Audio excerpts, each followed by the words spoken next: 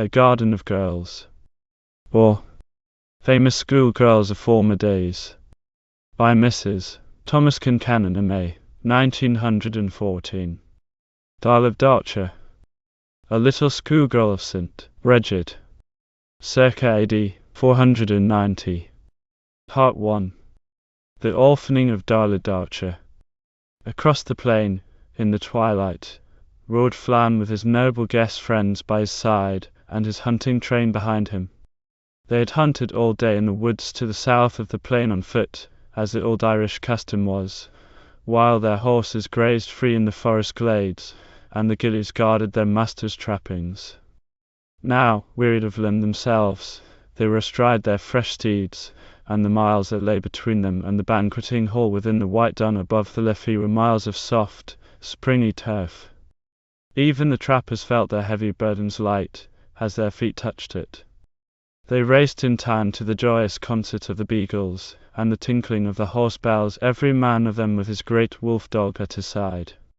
The red sunset filled the west, and, in the glow of it, splendid mantles purple and yellow, and green, and red were yet more splendid. Gleams of fire were struck from great jewelled brooches, from the gold on bits and bridles, from richly wrought horsecloths.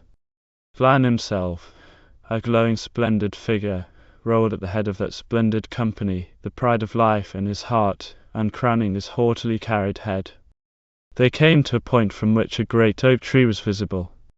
It seemed to Flan, all at once, as if another hand than his were laid on the bridle, and his horse were being urged out of its straight course for the home stable. He lifted his etchask, and with it tried to turn the horse's head back again. But in vain. One way only the horse would go, and that was towards the great oak tree, which spread a wide dark net against the red background of the sunset. "Let it thus be," said Flan, yielding. "Let us lay the wolf's head at the holy maiden's feet, that she may know how her cattle may henceforth graze in peace." He called out the word to his followers, and presently they were all horsemen, and runners, and dogs thundering across the turf due westward. They came to the door of the leos, which surrounded the cells of the holy maiden, Bridget, and her companions. "Knock loudly," cried Flan, and a gillie stooped and found the knocker in a niche by the door, and struck the wood heavily with it. The sound of the sliding bowl followed speedily. The door opened, and a white figure stood framed in the door porch. "Prince Flan," said a woman's clear voice, with a note of wonder in it. "a blessing on thee and on thy company." Is it aught of ill befallen Etain, thy wife, which brings thee so late to the door of Bridget's cell? Flan shouted a word back to the cutlery, and one of them came forward, a tall man in a rough, frieze mantle, and laid a dead wolf at the nun's feet. This is what brings us to Bridget's cell, so far out of our way, said Flan, pointing with jewelled etchask to the gaunt, stark figure stretched on the grass before the Endurus. "No." Latnata, may the flocks of Bridget, and you her sisters, graze in peace. He met the eyes of the little pale nun, and found them fixed on him with a strange compassion. The red of the sunset had suddenly faded from the sky, and a quick fear clutched his heart as the chill, grey shadows followed it. What word was that Blathnata had spoken of an ill that may have befallen Etain, his wife? His gaze went past the slim, white figure in the Endurus. Behind her he could see, over the darkling lawn, the pale glimmer of the little lime-washed wattle cells, where Bridget and her sisters dwelt. The oak tree was stirring with a queer moaning sound, and the voice of the brook that ran past it, and out under the leos into the plain, held a sob. Then suddenly the smell of wet grass and running water was lost in the acrid smell of blood. The spear wound in the wolf's heart was bleeding again. Prince Flan could feel beneath him how his horse was trembling in every limb. From behind came the nervous neighing of steeds, the soothing words of the riders, the frightened yelp of a dog, suddenly silenced. Then a burst of music came floating out from over the leos, and horses and dogs quieted. Flan looked again, and saw the windows of the little wooden church, where the holy virgins were gathered for the Vesper hymn, streaming with a faint but steady light. How was it that Flann could only hear in the Vesper music wherewith the church, the kind mother, soothes and comforts her tired and frightened children before the coming of the darkness, the echoes of the death song of Signor Sia Pale? How was it that the lights of the church burned before him like corpse candles? Not he alone of the splendid company felt the joy and pride of life yield to an eerie sense of inevitable death. Must we wait until her evening prayer is ended before we may speak with Bridget? Said Flann at last, mastering himself with a strong effort. It was too dark to see the expression of Blathnarter's face, but the tone of her voice made the fear that was clutching at Flann's heart take a tighter grip. A mother knew by what means I may not say that Etienne, thy wife, had need of her. Nafreich, the charioteer, drove her over the plain today to lie down by the Liffey, and there she yet bides. What a ride was that over the plain in the darkness when the sun had burned itself out of the sky, and the world was black with its ashes. Never a word had Flann spoken since he turned his horse away from the door of Bridget's Leos. Never once did he lift his head from his breast, until the neighing of his horse made him conscious of the scent of river water. Then he looked, as his habit was, for the lights of his dun, and saw them laid like a crown of jewels on the brow of the hill. But what lights were they? Small need to ask that question when the wailing of women came to him already over the glimmering white palisade, towards which he and his company were climbing. He was off his horse before a gillie could come to him. He had no thought of his guests as he hurried past the banqueting hall, where their shields hung in order above the spread tables. Their feet had hardly touched the ground, when he had climbed the outer staircase which led to the Gribanon and saw what it held for him. In the centre of it, on a rich couch of beaten bronze, lay the white form of a girl. The little golden head was pressed deep into the thick deerskin cushion. On the breast, beneath the delicate white hands joined for the supreme prayer, the fold of the embroidered coverlet was ominously still. The light of tall wax candles, grouped around the couch, fell on the chiseled beauty of a high-bred white, young face. Around the circular, tapestry-covered walls women were seated, making lament for the passing away of so much beauty, and love, and youth. It is low your yellow head lies tonight, O Etienne of the golden locks, ye that were wont to hold it high at the feastings of kings and heroes, when poets sang the high deeds of Flann, O Lord.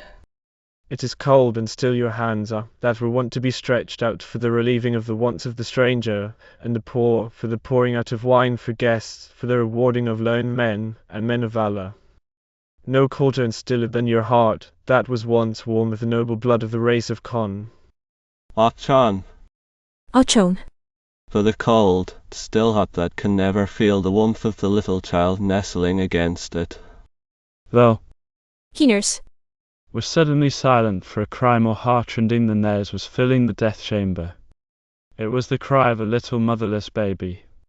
A tall woman, dressed from head to foot in spotless white, with a white veil thrown over her long, dark hair, had entered the room, and, coming straight to where Flann knelt by the couch of his dead wife, she stooped and tried to lay in his empty arms what she was carrying in the shelter of her white mantle. See Prince Flann, She said, What Etienne, thy wife, has left thee for thy consolation until the day comes when she may stretch out her hands to thee again and welcome thee home for ever. but Flann would not lift his face. Take it away, thou. Bridget, He said, and let me not look on that which has cost me the loss of my one treasure. Let the God you serve keep the child, and give me back Etienne, my wife. There was a moment's silence, for Bridget had the child anew in the folds of her mantle, and its cries had ceased. Then there came a deep groan, followed by a sudden, horrified cry from the women. Bridget knelt down quickly, the child in her arms, and lifted one of the hands, which Flann had flung in his passion of despair across the dead body of his wife. Heavy as lead it dropped from her grasp. It was the hand of a dead man. She rose then, the sorrow of the world darkening her grey eyes. Methinks the wish of Flann has been fulfilled. She said, Now he stands with Etienne, his wife and their little child shall be consecrated to God. Part 2. The fostering of Darla Darcher. So in the folds of Bridget's white mantle, the little orphan maiden, Darla Darcher, found shelter, and the first home she knew was the whitewashed hut of wattles and clay in the shadow of the great oak tree of the plain of Kildare. Very warm was the nest they made for her, the holy maidens, who were Bridget's companions. Dear gentle Derrida, the blind nun, wore the cradle of osiers, and Blathnata filled a deer skin with downy feathers to lay in it. Kinner spun fine linen for it, and Bridget, herself, took the wool of the whitest lamb in her flock, and spun and wove it into warm, soft coverlets. When the sisters were gathered with spindle, and distaff, and needle on the lawn, the little cradle stood in the midst of them, protected from the damp grass by the wolf skin, which had been Flan's last offering. But it was so contrived that it could be hung, also, from a branch of the tree. So, as the little green leaves began to peep out on the oak tree, they found among their green company something that they might well have taken for a beautiful, rosy blossom. And it was the little child in her cradle. At night the cradle was hung from the face-eye in Bridget's cell, a dim lamp swaying from the opposite end. And when the dawn came, and Bridget set wide the door to let it in, there was always standing by the threshold her own snow-white pet doe, waiting to give her milk to feed her tiny nursling. The months passed quickly, and at last the little maiden had climbed out of the cradle, and was learning to take her fast, faltering steps. Blind Daria, with her deft hands, had fashioned the quaintest garments for her. They were of undyed lamb's wool, and made in the same fashion that the holy maidens themselves had chosen. There was a white mantle, too, and on the curly, baby head was set a snow-white veil. But not in dress alone was Darla Darcher a little nun. Very early, like all healthy little girls, she insisted on taking an active part in the life she saw around her. There was one beautiful night when Bridget and her companions were gathered in the church for the second nocturne. The lamps were swaying from the ridge-pole, and in the dim light of them the nuns were singing from psalters of their own, copying their appointed psalms. All but blind Daria, who needed no psalter and no lamplight. All at once the blind nun's quick ear caught a sound at the barred door. Very softly she stole from her place and set it open. There was Darla Darcher, with her white tunic all stained with mud, her rosy face all stained with tears, and her baby hands all hurt with beating at the door. Sightless Daria could see these things as she stooped and gathered the fallen little figure into her arms. Presently she was back in her place again, with Darla Darcher's head on her shoulder, and Darla Darcher singing her own version of the psalms after her, in the sweetest baby voice. But, long before the office was ended, Darla Darcher was sound asleep. After that night, Derrida would always slip into the abbess' hut before she took her own place in the church, and, if the child seemed restless, she would wrap her up warmly in her own mantle and carry her with her. So Darla Darcher early took her part in the magnum opus, and the earliest words her tongue uttered were the praises of God. The music of the psaltery was her most frequent lullaby. She was welcome everywhere, and in no place whithersoever her little pattering feet led her did she find her help, however embarrassing to the recipient, disdained. Even when there were guests in the guest-house, and Blathnata, the cook, was very busy in the kitchen, Darla Darcher could enter that domain fearlessly, and, as Blathnata soon found out, could make herself astonishingly useful. The kitchen was a little round hut, which stood by itself behind the other cells. A fire of wood burned in the middle of it, the smoke escaping through a hole in the roof. It was always a joy to Darla Darcher when Blathnata swung the beautiful shining cauldron over the flames, and the cheerful simmering of the meat within filled the little hut with sound. She was very proud of herself when she was, at last, permitted to go near enough to the fire to turn the fish, or joints, that were roasting on spits of pointed hazel rods round the fire, and proudest of all, when Blathnata showed her how to baste them with honey. She was very young, indeed, when she cooked her first dish of crabe hacken, chopping the meat fine, and flavouring it with leeks, and kale, and rowan berries. Nathfrach, the charioteer, won her heart by making for her a tiny kneading trough, and a sieve with a whalebone bottom, and he secured it forever by manfully eating to the last crumb the first cake she baked with these utensils. Kinnear said, as she and Blathnata were carrying water one day from the covered well in the dairy to the kitchen, and Darla Darcher was trotting along by their side, her hand on one of the handles of the pail, as if she had the whole weight of it herself, that, for her part, she would rather eat a woman's ration than a man's ration of Darla Darcher's baking. But when she saw Darla Darcher, presently, with one of Blathnata's cooking aprons on her so as to save her white tunic, scrubbing away very busily at Blathnata's wooden vessels, the little woman looked so sweet that Kinnear told herself she would eat a whole cake, if it were necessary, to please her. There was never such a busy little girl. When work was slack in the kitchen, there was the dairy to keep her in occupation. Bridget herself loved the dairy, and, mindful of her own young days, gave Darla Darcher the freedom of it early. In the delicious dawn hour, when the sisters, one and all, went out to the milking, there was never a happier young thing, whether among the lambs, or the birds, or the flowers, than the tiny white maiden who trotted between Bridget and Daria, with each hand in one of theirs, laughing back at Kinnear and Blathnata, who carried the wooden milking vessels between them. She knew each of the cows by name, as she would call them out in her clear voice the moment she passed out of the door of the Leos, and came in sight of the Badan. Bournlet cow fort, into which the cattle were driven each night for safety. And when the gate of the Badhan was reached, there they were waiting for her Baynard and Brigade, and Esgid and Rupak, and all the others, lowing in answer. And the sound of their bells put the birds on the tops of the apple trees of the Leos to shame. It happened, however, one morning, that when Darla Darcher got to the gate of the Badhan, she found among the waiting, lone herd, no Baynard, the little white cow with the red ears, which was her special pet. It seemed that 2 lepers had come to Bridget the day before, and the sight of their miserable condition so prevailed with the compassionate abbess that she promised to give them the best cow in her byre, leaving the choice to them. Of course, it naturally fell on Baynard. Darla Darcher's soft little heart was torn by 2 emotions when she heard the explanation of Baynard's absence. She was dreadfully sorry, to be sure, for the poor lepers, whom she had learned to pray for night and morning. But, I fear me, she was far more sorry for Baynard, driven away from her nice, juicy pasturage, and the fragrant breath, and the lone of her companions, and the warm shelter of the Badhan, and the stroking of a little girl's soft hand. It was the turn of Bridget herself, that day, to drive the cows, after milking, from the Badhan, and herd them in the Curragh.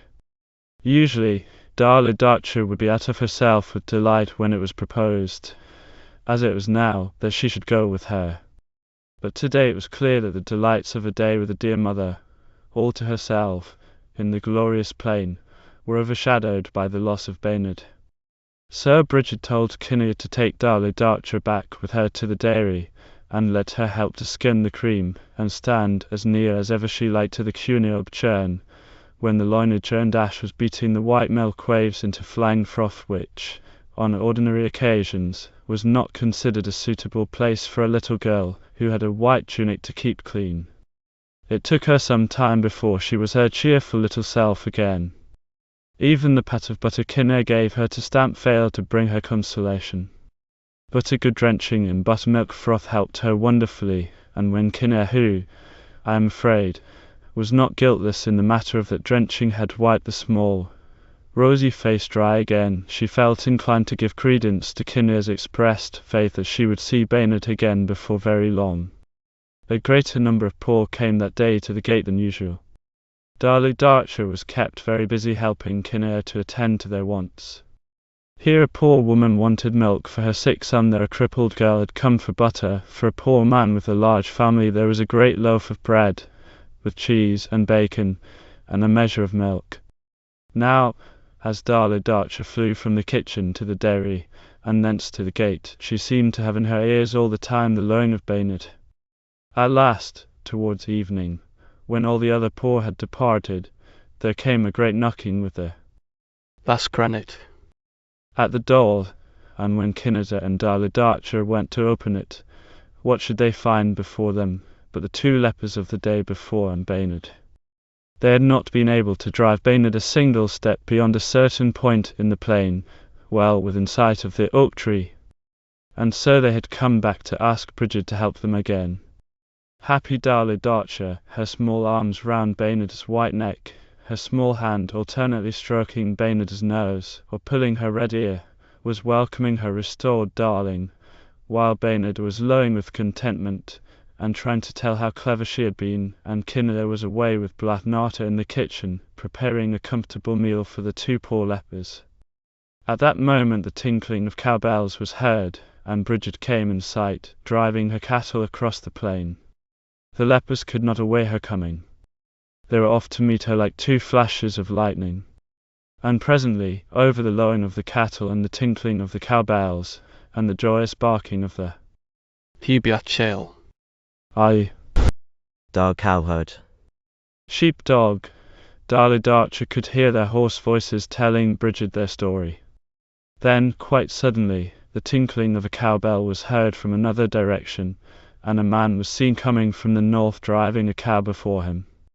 Darlidarcha left off stroking Baynard for a moment, and waited to see what would happen. Bridget and the lepers and her cows came up with a stranger and his cow just at the Leo's gate. My master has sent this cow to thee as a gift, said the man, and put an end of the halter that was round the cow's neck in Bridget's hand. With that he was off again.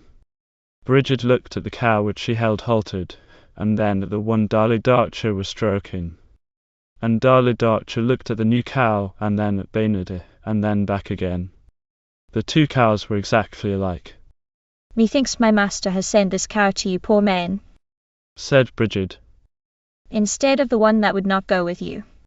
She put the halter into the hands of the two lepers, and when Kinnada and Blathnata had given them food, they drove off their new cow contentedly.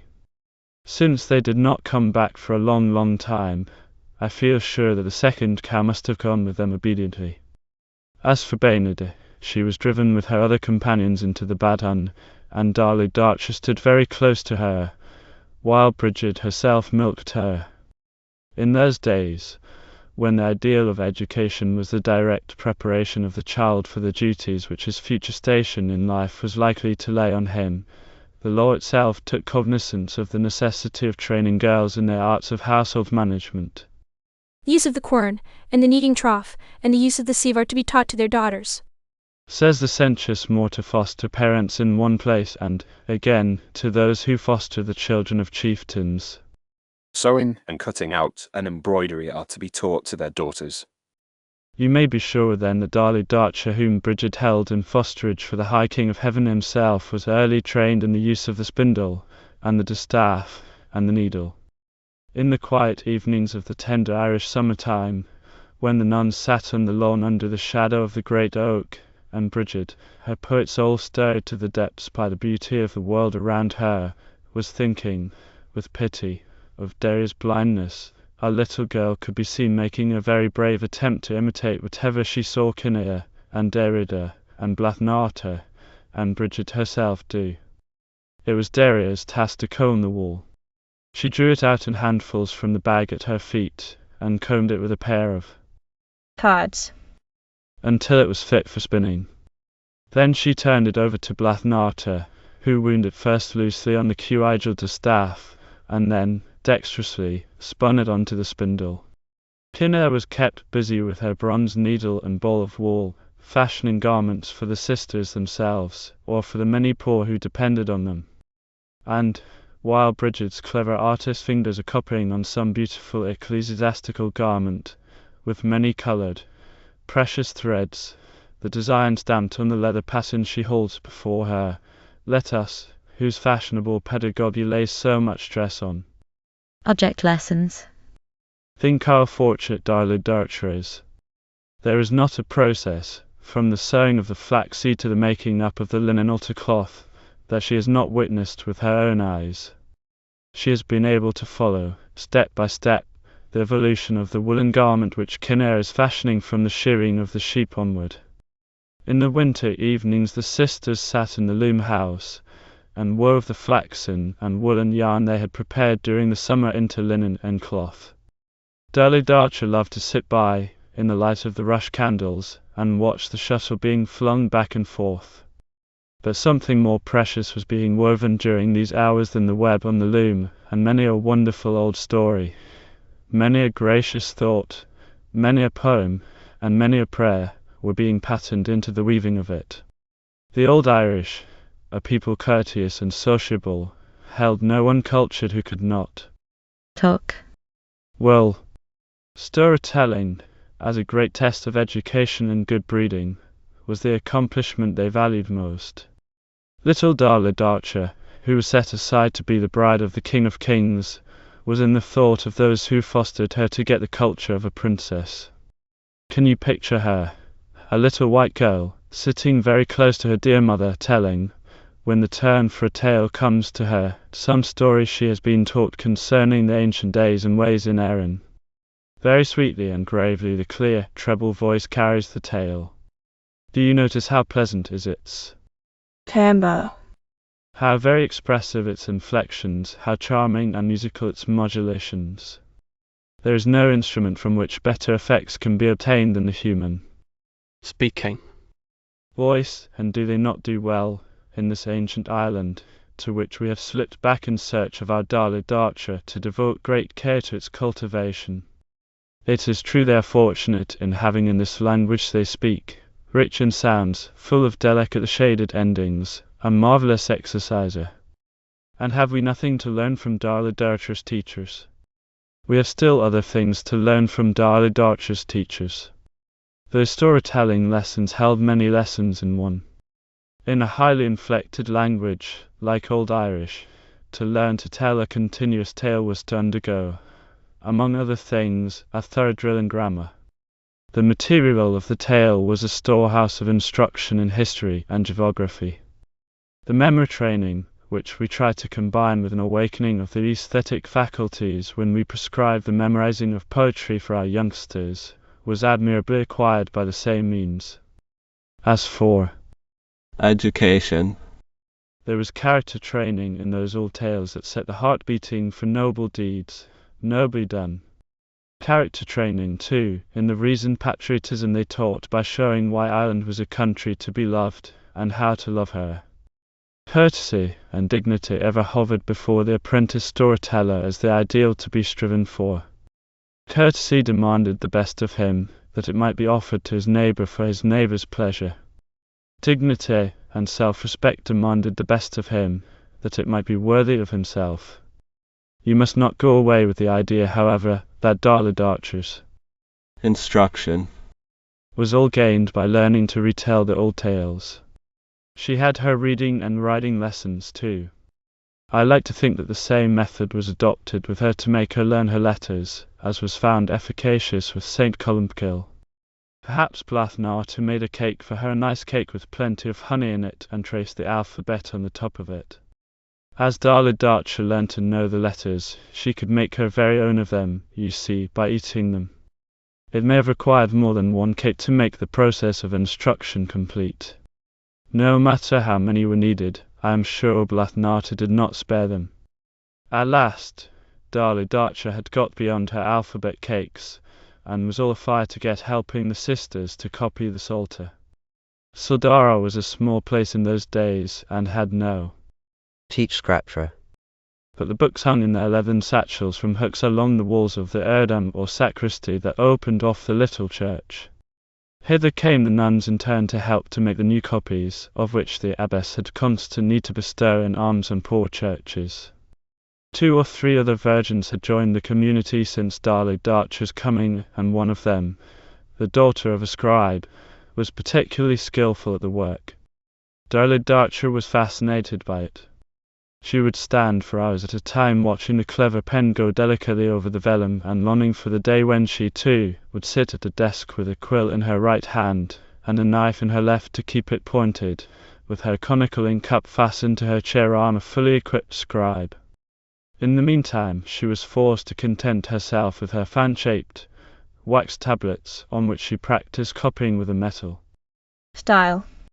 When the wax surface was used up, she rubbed it smooth, and began over again. Thus the little hands grew sure and steady, and, at last, one day, on an old piece of vellum, they tried their skill with the pen. Down across the ages, from those exquisite days, fresh and beautiful as the summer dawn, there has come to us a poem of Bridget's. It sets us in the midst of the preparations for a great church festival, where the guest of honor was to be one who, indeed, was never absent from the midst of the white band of women whom the oak tree sheltered. For, was not every act of theirs a prayer? And were they not gathered together in his name? And hath he not made a promise? Nevertheless, it is fitting that, at Easter time his resurrection be honored, and the poor and the afflicted, his chosen representatives, be made joyful. So as the paschal moon gets nearer and nearer to its white perfecting in the east, the little hive beneath the oak tree grows busier. There is ale to be brewed for the faithful who shall attend the celebration of the Passion in the neighbouring churches. There is corn to be ground in the querns, to be ready for baking into paschal cakes, or dealt out to the needy.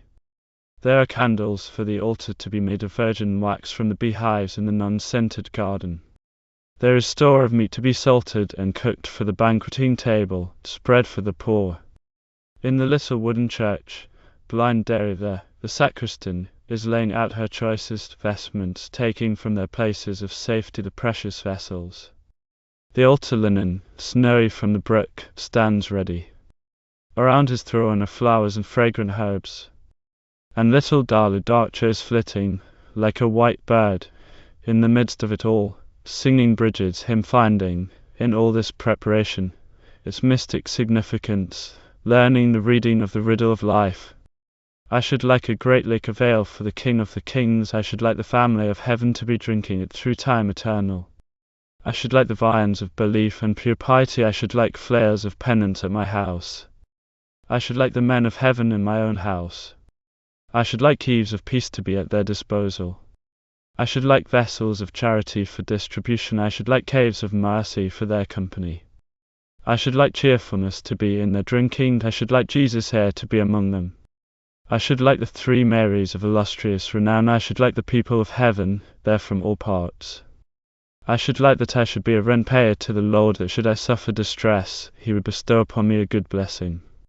Saint Elizabeth, a little German schoolgirl of the Middle Ages. Part 1. A Star in the East. Has not Herr Walther, good-humouredly turning the laugh against himself, advised all those who suffer from earache to stay away from the court of Thuringia? For my part, one can never read his. Sprach. Swoon den aan such van en jesset see. Without feeling a most realistic discomfort at the din, made even in the poetry and at 700 years' distance, by the alternating trains of coming and parting guests, for whom Landgraf Hermann's undiscriminating hospitality had equal welcome and speeding, and without endorsing Herr Wolfram's regret that Noke, the boorish seneschal of King Arthur's court, held office in the Wartburg, to keep the good and bad in their respective places. How intolerable the ceaseless din could be, even to one who was born in the midst of it. A little boy was dolorously feeling on a certain summer's evening of the year 1211. The noise seemed worse than usual from the impression he had, which nobody took the slightest trouble, alas, to remove, that he was hopelessly out of it, when, raving the dragon which kept terrible guard over King Altnet, murdered in his sleep a warning, in high relief over the tower gate, to watchmen too fond of sleep. He had climbed the rough spiral staircase to the keep. He had found no welcome from the warder, intent on scanning the horizon for an eagerly expected messenger. Shouts, that sounded not all too sober, from the house of the muleteers, warned him off their premises. As for the kitchen, with the roaring of fires, and the creaking of spits, and the cursing of cooks and scullions, and the wailing of imprisoned fowl, awaiting execution under the huge table, that was inferno. As the little boy passed the great stone steps that led to the entrance of the parlours, he put his hands in his ears, for the door of the saal stood open, and amidst the gambols of gleemen, and the notes of every musical instrument known to the period flageolet, guitar, organistrum, bagpipe, psaltery, tabor, lute, sackbut, rebec and G. Landgraf Hermann was reminding guests who needed small reminder that, if ever there was an excuse for emptying flagons, it was today, when the little Hungarian princess, the betrothed of his son and heir, Hermann, was due to arrive at her German home. In the armourer's house our little boy had been frankly snubbed, and big brother, Hermann, whom he found in it made much of as the hero of the day, being measured, if you please, for a suit of armour which he supposed he would need very soon now, had given him the brutal advice to go back to Agnes, and Heinrich, and Conrad in the nursery, and not be forcing his company on his elders. And then, suddenly, things had changed. As he turned out of the armourer's smithy, with Hermann's mocking laugh in his ears, he heard his own name called once or twice. His mother had sent one of her women in search of him, and he was to come at once to the women's apartments. It certainly was a comfort to be wanted somewhere, and young Ludwig made about 2 steps of the staircase which led to the long open gallery on the side of the great courtyard. He lingered a little, though, on the gallery, for the sense of beauty and comfort which one had to starve somewhat in medieval castles found satisfaction here. Sweet-scented flowers grew in boxes in the spaces between the charming double columns, which even today are the Wartburg's chief architectural beauty. In gilded cages beneath the open arches were the little songbirds his mother loved. On the inside wall were painted tender domestic scenes from the Bible. He had a dim but very pleasant consciousness, as he passed them by, that the figures were smiling out on him the welcome of old friends. And as he paused for a moment at the door of his mother's room, and looked back along the gallery, he noticed that the last rays of the sun were filling it, and the birds were singing, and some of the flowers, that had gone to sleep, had wakened up again. But all this did not prepare him for what he found when he pushed open the door, and stood on the threshold of the great vaulted chamber, where his mother awaited him. A feast of colour and light. Instead of the golden evening rays, here was the soft radiance of hundreds of waxen tapers. The hinged wooden shutters had been let down over the unglazed window spaces, and night was summoned hither before her time. From the quartered arches of the painted roof hung chandeliers of enamelled bronze, of the admirable workmanship of the period, and each of them was leaden with lights. In long rows between the columns on which the roof rested stood tall candlesticks with great pink candles burning in them. On the hearth flamed a fire of scented wood, and the light of candles and leaping fire made wonderful play with the glowing colours of the painted ceilings and the splendid tapestry on the walls. Come hither, fair son. Young Ludwig came over the flower-strewn floor, between columns of coloured marble and pink candles, his handsome, fair head held high. In his page dress of crimson he fitted in well with the rest of the scene. So did his mother, standing in the midst of her maidens, stately and beautiful in her mantle, with its shimmering embroideries, its long train, and breast fastening of regal pearls. She held out her little white hand to him, and he kissed it, kneeling on one knee. Then, with a sudden impulse, as if the mother claimed her rights as well as the princess, she stooped down to him, moved aside her wimple, and laid his firm young cheek against her own. She left her hand in his, while he rose from his knees, and led him with it to the top of the chamber. Look, fair son, and tell me what you see. For a moment Ludwig was so astonished at what he saw that he could not speak. Then he turned to his mother with a question. Who worked the tapestry? And how do I come to be standing in the Landgraf's roads, high on the Wartburg, with the valley and the town of Eisenach far beneath me, and a great star hanging low from the sky above my head? His mother answered one part of his question. The wise nun in thy father's convent of Eisenach has wrought it, she said, and then stopped suddenly, and led him to the lateral wall. This too hath the wise nun wrought? He asked in growing astonishment. For the tapestry on this wall depicted a scene which had occurred in the Wartburg 4 years previously, with a fidelity which seemed impossible to anyone but an eyewitness. It was the celebrated War of the Poets. On the Wartburg, the Wartburg Krieg. the memory of which is as fresh today as when young Ludwig looked on the wise nuns tapestry and saw it pictured in glowing colours and wealth of detail on the canvas. There on the minstrel's gallery were the seats of Duke Hermann and Duchess Sophia. The Landgräfin had risen from hers, and with the folds of her mantle was covering a terror-stricken suppliant. In the minstrel's hall, a step or two beneath the gallery, were the other contestants. Ludwig recognizes each of the angry faces that are turned towards the fugitive Wolfram von Eschenbach, Walther von der Vogelweide, Heinrich von Zwetten, and Heinrich Schreiber. A man, with the instrument of the executioner in his hand to label him for the spectator, is starting forward, but the quick movement is arrested by someone he sees in the opening door, a white-haired, venerable man with a long beard. It is Klingsor, the wise man from Hungary, who has come just in time to save the life of Heinrich von Ofterdingen, says Ludwig, while his mother nodded confirmation. Young Ludwig passed on. Here was the white-haired man again in a garden, this time before one of the little tables which have been in German in gardens since first such things were, and will be, until they are no more. He has risen from the table and is scanning the skies, and, behold, very low in them is hanging the star which shines about Ludwig's own head in the piece of tapestry opposite. From the other tables, men in the knightly garb of peace have risen likewise, neglecting their chess, and draughts, and dice, and drinking flagons to follow the direction of the old man's pointing arm.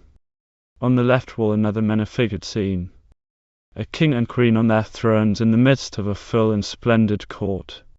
Between them the wonderful star is poised, and at their feet are kneeling ambassadors, whom Ludwig recognizes as those sent from his father's court to ask the hand of the little Hungarian princess whose birth had been announced to him by Klingsor for his elder son Hermann. How wonderful it is, said Ludwig. But why did the wise nun, so exact in all else, make the mistake of clothing me in the Landgraf's robes instead of Hermann? Nobody answered, for a peal from the Birchfried, that rang through every corner of the huge enclosure on the Wartburg, made its way into the women's apartments, and told those who waited there that they need wait no more. The serving women were busy with their lady's mantle, and presently the hum of a merry little song, and the ring of a martial and not quite steady step was heard along the gallery, and Duke Hermann, somewhat flushed from his mighty potations, but excellently humoured, came into the Kemenate. Art ready to meet thy daughter-in-law, Frau Landgräfin? He said jocularly.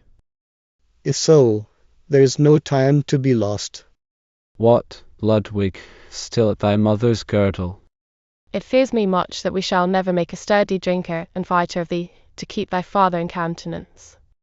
Over Duchess Sophia's fine face a shadow fell. She loved this passionate lord of hers, with all his faults and all his weaknesses.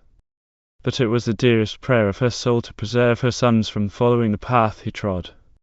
As much as lay in her power, she strove to keep them away from the motley company which held revel in the hall of the main building. But Hermann had speedily emancipated himself. The lust of the eyes, the delight of the flesh, and the pride of life had put their fascination on him as soon as he had got clear of the women's apartments. Ludwig was different. A certain asceticism, answering her own, had early revealed itself in his character. A strength of purpose, a force of self-restraint, a natural attitude of noble aloofness from all that seemed unworthy, made her build high hopes on Ludwig. And as for Hermann, who knew what blessings might be brought him by this child bride from Hungary, whose birth had been accompanied by such wonders, who had already won the gladness of peace for her own land. Joyfully, then, she went forth to meet her. Outside on the gallery torches burned. The great courtyard was full of light and movement, the stamping of horses, the shouting of orders, snatches of laughter and song.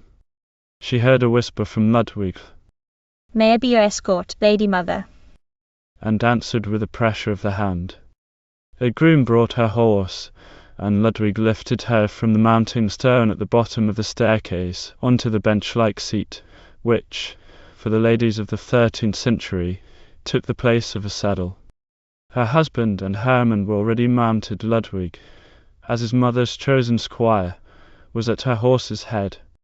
So they rode, with a long train of knights and ladies and squires and pages behind them, out of the great court into the Vorburg, and then through the triple gates of the entrance tower, out over the low drawbridge, and so to the narrow and dangerous path which led to the plain below. So narrow was the path that they could but ride in single file, with a torch-bearer beside each rider to light the way for them. In the depths below them, Eisenach lay, a great blazing jewel in the dark valley. All sorts of summer night scents came to them from the sloping woods on either side. There was no darkness in the sky, only a deep blue, cut by exquisite staff forms. In the west was a thin curve of a very young moon. Landgraf Hermann began to hum a Lied. of Walther's the Praise of summer. Zwei wohl der Heid or manic valtio varwe stat. How well the painted heath becomes its wealth of summer bloom. And presently a boy's soprano took it up, and to wood, and heath, and meadow were being revealed their own sweet loveliness, under the tender light of a poet's longing, wistful yet passionless, like that of the thin young moon herself. So those rode down from the Wartburg, who went forth from it to meet the king's daughter. The gates of Eisenach opened to their trumpeter, and through the torch-lit streets they rode to the inn beside St. George's Gate, where Michael Helgraf had Klingsor to guest, what time he saw the star hang low in the mystic east. On their way they passed groups of burghers and their dames, all in their Sunday best, sitting on benches under the overhanging stories of their gabled, wooden houses, who left off gossiping to cheer their sovereigns and the handsome young bridegroom. Under the linden on the green, country lads and lasses, in the fine clothes which raised Neathout's bile, were dancing a merry spring dance, to the infinite delight of the court pages and the dainty scorn of the court ladies. They shouted their Heil as the ducal pair passed, but never lost a step. The market-place was almost impassable, so dense were the throngs that crowded round the roasting ox and the fountain that played wine. There were two people in the ducal procession who were not sorry to leave the uproar of the streets and seek the quiet of Master Helgraf's garden. These were the Landgräfin and her second son. As for the Landgraf and Hermann, they and the knights and squires and pages were out in the street again directly, and the ladies showed so evident a desire to follow them and see all the gay doings, that the Landgräfin summoned back the squires and put her ladies in their charge, and sent them forth. But Ludwig and his mother had their own joy, sitting in the scented, dark garden, into which the gay noises of the streets came, robbed of their harshness, with the stars shining down on them, and the young moon over the woods, while they waited for the trumpet to sound at the gate.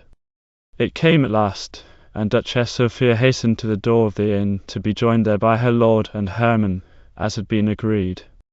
As the ducal tableau arranged itself, there was a moment's silence, as if a whole people were holding its breath in expectation. It was broken by the noise of wheels, and a carriage passed through the towered gate, and stopped before the Helgraf Inn.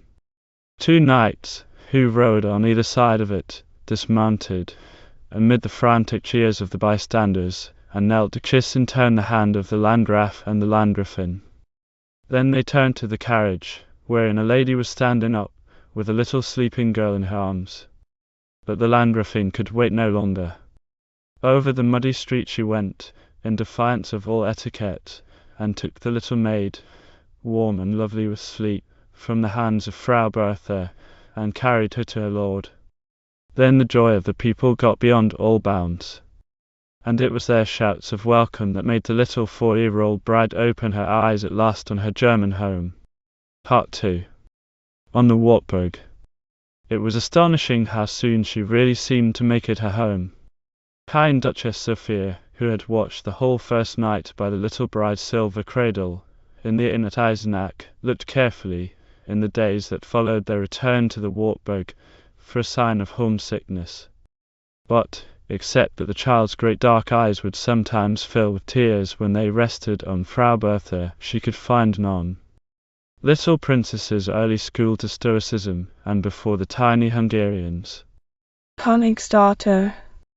Left her father and mother, she had received lessons which, young as she was not too young to understand. So, after a time, she became, to all intents and purposes, a little German girl, as much one of the family as Agnes, or Heinrich, or Konrad, who shared the Kinderstube with her. She was more in awe of Hermann than anybody else, for Hermann had realized that, instead of its adding to his manliness, it made him rather ridiculous to be the Bottigam of a mere baby like that, and his behavior showed it. For Ludwig, on the contrary, she developed a shy friendship, which went straight to the boy's chivalrous heart, and made her, in a manner, dearer to him than his blood sister Agnes. For the rest, the little maid did not often see either Hermann or Ludwig, who were most of the day with their governor serving the first grade of their apprenticeship to the great profession of knighthood. A medieval nursery was a merry place, and medieval children had nothing to envy their modern brothers and sisters, whether in the matter of toys or games. A lover of the romantic Middle Ages, single, in his wanderings through the Marchenwald of Middle High German poetry, or over the more prosaic lands ploughed by the Middle High German moralists and Didakrike, Thomasin von Zerkley, Freidenk, Hugo von Tremberg, and others, has found many a happy group of children, and gathered themselves and their games into a very charming book. Das Deutsche Kinderspiel in Mittelalter. With the aid of it, we can easily reconstruct the life led by little Elizabeth in her nursery at the end of the Terminate.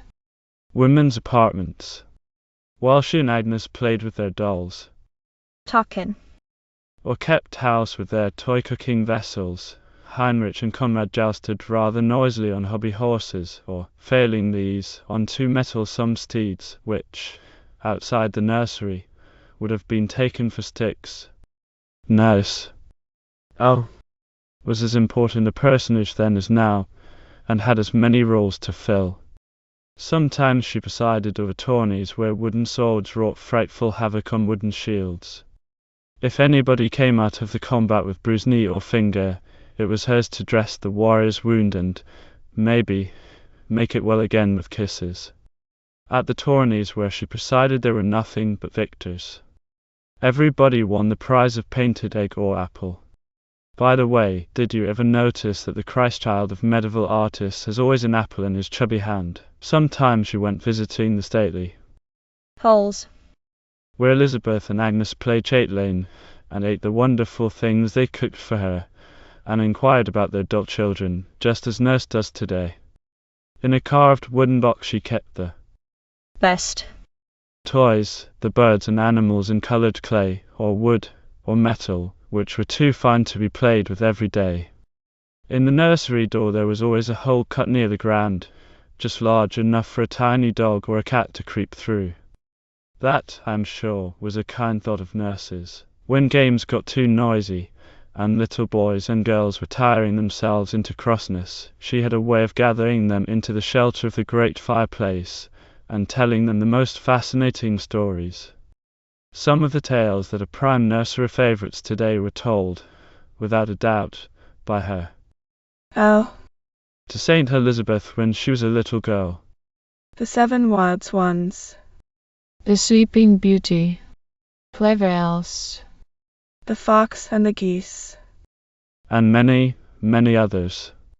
Some other Lügemutchen, were the kind definitely associated in later years with the name of the immortal Munchausen go back equally far. Nobody knows, for instance, how old is the legend of Shire-Fenland, The Land of Cockaigne, of which our Middle Irish Vision of Mac King Link is an interesting variant. Young wits were sharpened by guessing riddles. Here are some 13th century ones, which Saint Elizabeth may have tried to guess. The fill of the valley, the fill of the land, but never the fill of a little girl's hand. The answer to that must often have lain before her, making her feel, as she stood in her high window niche in the Kinderstube of the Wartburg, as if she were looking out from a tall ship on a great sea, beneath which towns, and fields, and woods lay buried and unseen. for it was the mist above which the Wartburg, on its high crag, stood upraised. Here is another which helped little boys and girls who would presently be studying there. Compot. To remember the divisions of time. In my father's garden stands a tree the year. Upon it 12 fine branches see. The months. 30 birds on every bough the days. Eggs enough for each I trow the hours. 24 in each nest. Hurry up and guess the rest. Little stammerers and lispers had their tongues exercised in difficult sound combinations, like our 3 grey geese in a green field grazing. This one is very old, though I give it in a modern form. Maina mutter map me main must mit maina mutter male. The ceremony of being put to bed was not very different in medieval nurseries from what it is today. Medieval children, like their modern counterparts, probably got cross with sleep, and were naughty, and would not say their prayers or go to bed.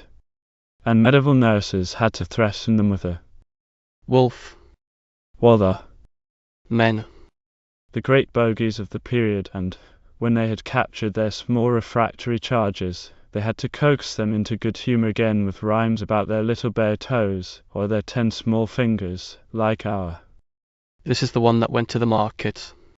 One comes across these rhymes in grave books of German erudition with the oddest effect. Before the child went to sleep, of course, he or she had his or her prayers to say. Even the smallest child had to repeat the Our Father, and the Apostles' Creed, the Hail Mary, was learned later.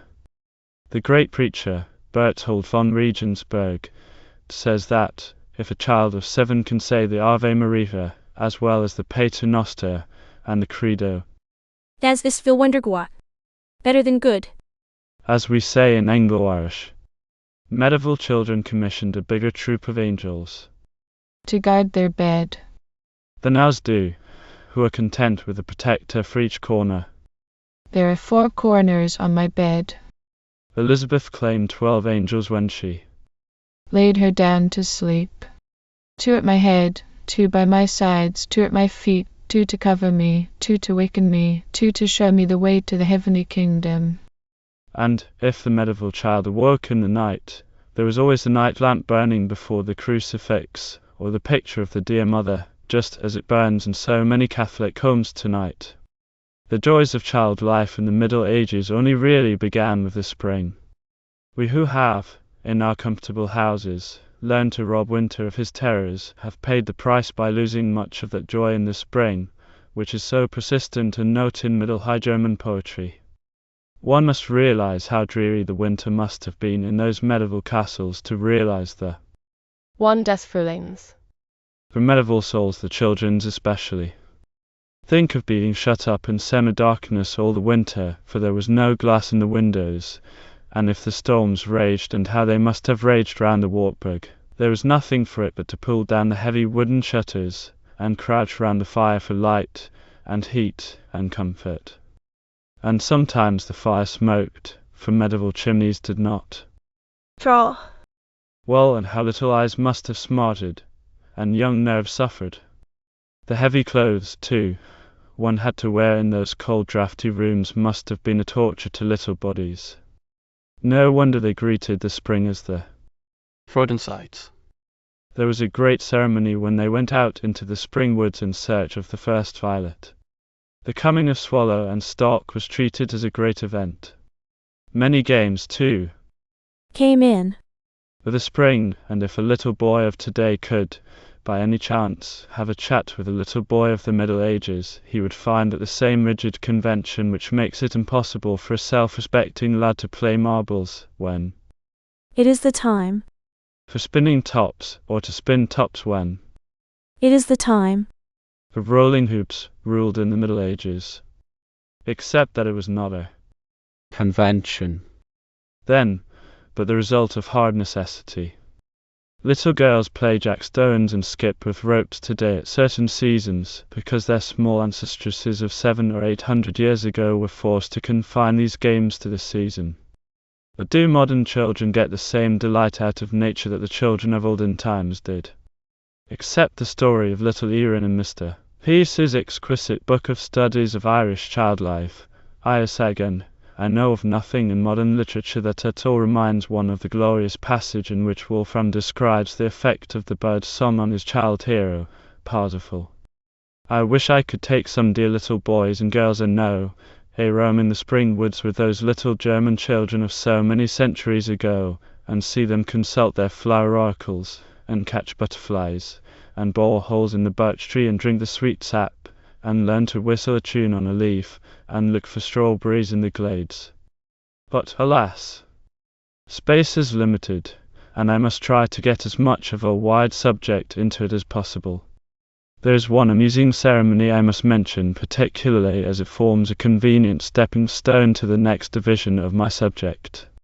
It was a ceremony which lasted quite to the end of the Middle Ages, and fittingly belonged to a period when grammar, the first of the 7 liberal arts, was always represented with a rod. On a certain day in the early summer, medieval children went out to the woods to cut the rods, which were afterwards to be used with such effect on their own sturdy little persons. The medieval schoolmaster had no need of a proverb to convince him that to spare the rod was to spoil the child, and even when Waller protests against the abuse of the Girt. he by no means desires its abolition. At the age of 7 the boys passed out of the women's apartments and were given into the hands of a governor. The girls stayed behind with a Meisterin. And it was the custom at princely courts to receive the daughters of the vassals to share the lessons of the princesses. Thus we know that, among the companions who studied with Elizabeth was her faithful friend of the bitter years to come, Jutta. Though girls and boys were educated separately, it is impossible to separate the ideals of education in the case of the two sexes. In order, indeed, to arrive at any comprehension of the ideals towards which the educators of girls in the Catholic Middle Ages trained, we must strive to realize the medieval conception of the very perfect gentle knight. For if ever it needed a certain type of woman to help to produce a certain type of man, it was during the age of chivalry. Moreover, the Catholic Church, the one great pedagogic authority of the Middle Ages, has always held that education must concern itself with the soul as well as the body of man. Well, there is no sex in soul. To side with Bishop Spalding against Francis Thompson. The educational ideals held up by the Church before those who set themselves to train her sons were for those who trained her daughters too. The knightly virtues. Petite. Maze. Steadfastness and moderation were womanly virtues too. The pillars of chivalry. Fumuat. Demut, humility, and true fidelity are the pillars of all true womanhood. Something of the spirit of the education of the period may be gathered from the definition of the word Zucht in the Middle High German vocabulary. That lofty culture of the mind, which is a fruit of education, and which expresses itself in outward modesty, inward chastity, self-restraint and self-denial, and in the externals of good breeding. The chivalrous education aimed at cultivating self-knowledge, self-reverence and self-control. In a man or woman whose corporal form had been developed to something as nearly approaching the ideal of perfection as possible. And it sought perfection in all things because of him who is infinite perfection. While the boys were undergoing that thorough course of physical training, and practicing the 7 Rumachadam, which correspond in the education of the future knight to the 7 liberal arts in the education of the future cleric, riding, swimming, running, jumping, wrestling, shooting with bow and arrow, and hunting, the girls had also their physical exercises, carefully designed to develop the grace of the body. Much attention was paid to deportment. To walk with great strides, to swing one's arms, to sit with one's legs crossed, to take the initiative in addressing a strange man, to look at him boldly, to speak loud, to laugh noisily, were all great offences against Salt. A girl was drilled to walk gracefully, with downcast eyes, to hold her mantle on her breast with a certain gesture, to lift her train with another. She had, moreover, to learn to ride, to tame falcons, and to acquire the ritual and language of the chase. Book learning for a woman was held of more importance than for a man. Little Elizabeth must have been stirred to great efforts in this direction by her eagerness to read the beautiful Psalter which she loved to open in her frequent visits to the chapel. The old chaplain who taught her had no difficulty with her. When she had learned to read, she had a whole new world open to her, which, alas, is closed to us now. For which of us can natural history have the same appeal, for instance, as for one who studied it in the fascinating pages of the Physiologus? The Middle Ages did not lay a very great stress on the schoolroom as a factor of education. A great part of the training of boys and girls was got by what I might call the system of direct apprenticeship to life. Elizabeth and Agnes were being trained for the noble profession of wife and mother, Christian chatelaine and great lady. They were early set to acquire the womanly arts and crafts, spinning and tapestry and embroidery. In the garden, where sweet-scented flowers and herbs were cultivated, they gathered simples, and made them, under skilled guidance, into unguents and potions. They took their places in the hall, and had the privilege of hearing the best poetry the period produced. They followed the direction of the great world currents of the century from the talk of the travellers who claimed the Wartburg hospitality, returned crusaders and pilgrims, or wandering scholars from some of the universities which were just then springing up. And once upon a time 2 men came to the Wartburg, 2 men in grey habits, with bare feet and a cord around their waist. And the story they had to tell was of the poor little man, of Assisi, their master. Oh, story to be remembered by Elizabeth through all her life. It was never the custom of Duchess Sophia to keep her girls shut up in the women's apartments. We are constantly meeting her and them, making the long descent from the Wartburg to the town of Eisenach.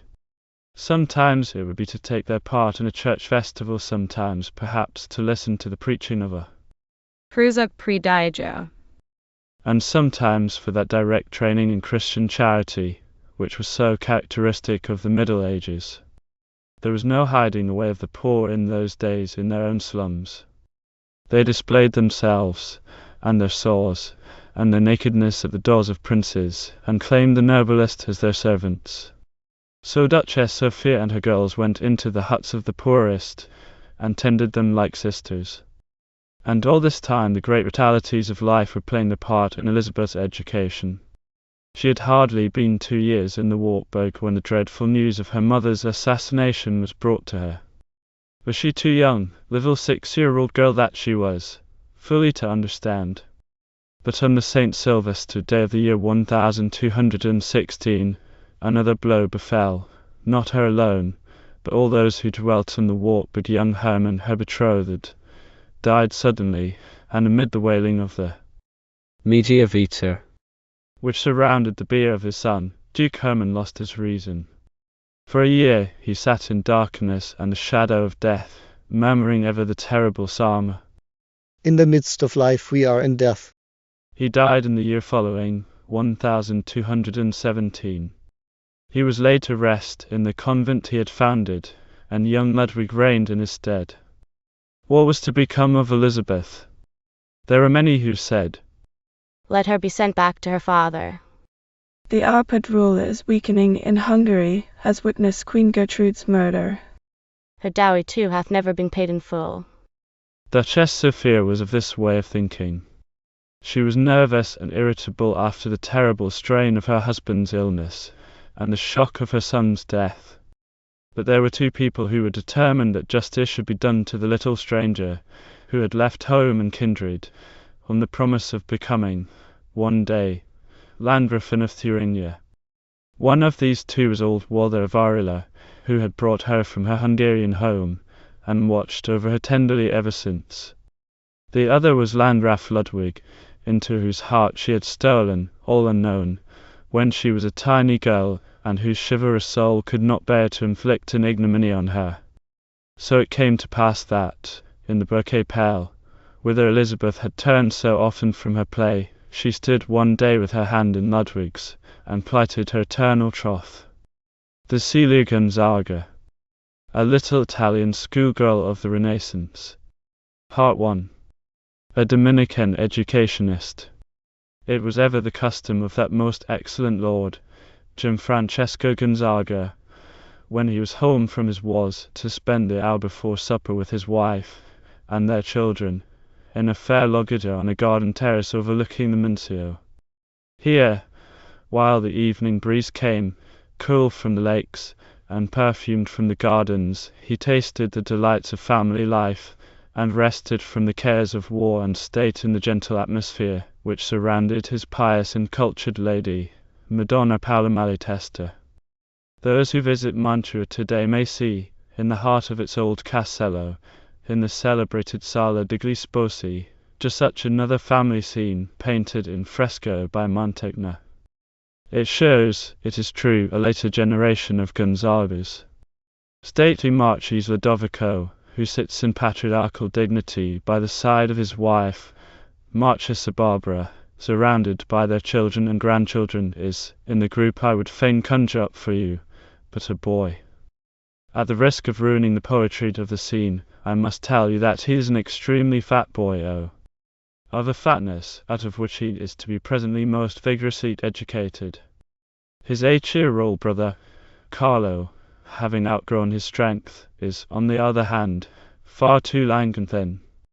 But for the others, you are at liberty to call up the images of the dearest youngsters of your acquaintance.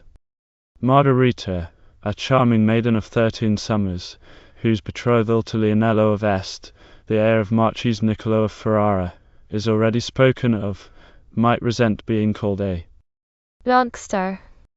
But Lucido and Alessandro are tiny children, and golden-haired Cecilia, the flower of the flock, has reached the mature age of 3. This was the scene which met the eye of that most distinguished educationist, Vittorino da Feltre, who had come at the invitation of the Capitano of Mantua to undertake the education of these children, and as his eye fell upon it, he may well have felt all the doubts that had ridden with him through all the long miles from Venice suddenly depart. Indeed, he had done well to come. Surely it was a task well worthy of a man's noblest energies to train up these fair children, and to make of them the men and women in whom the Christian humanist sees his ideals realized. Who had been responsible for bringing Vittorino da Feltre to Mantua?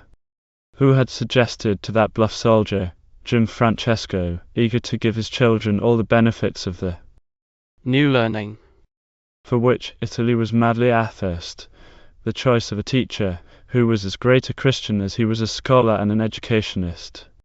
The accepted story is that Guerino, the great Greek scholar, being unable to accept the Gonzaga's offer himself, passed it on to his friend, Vittorino da Feltre.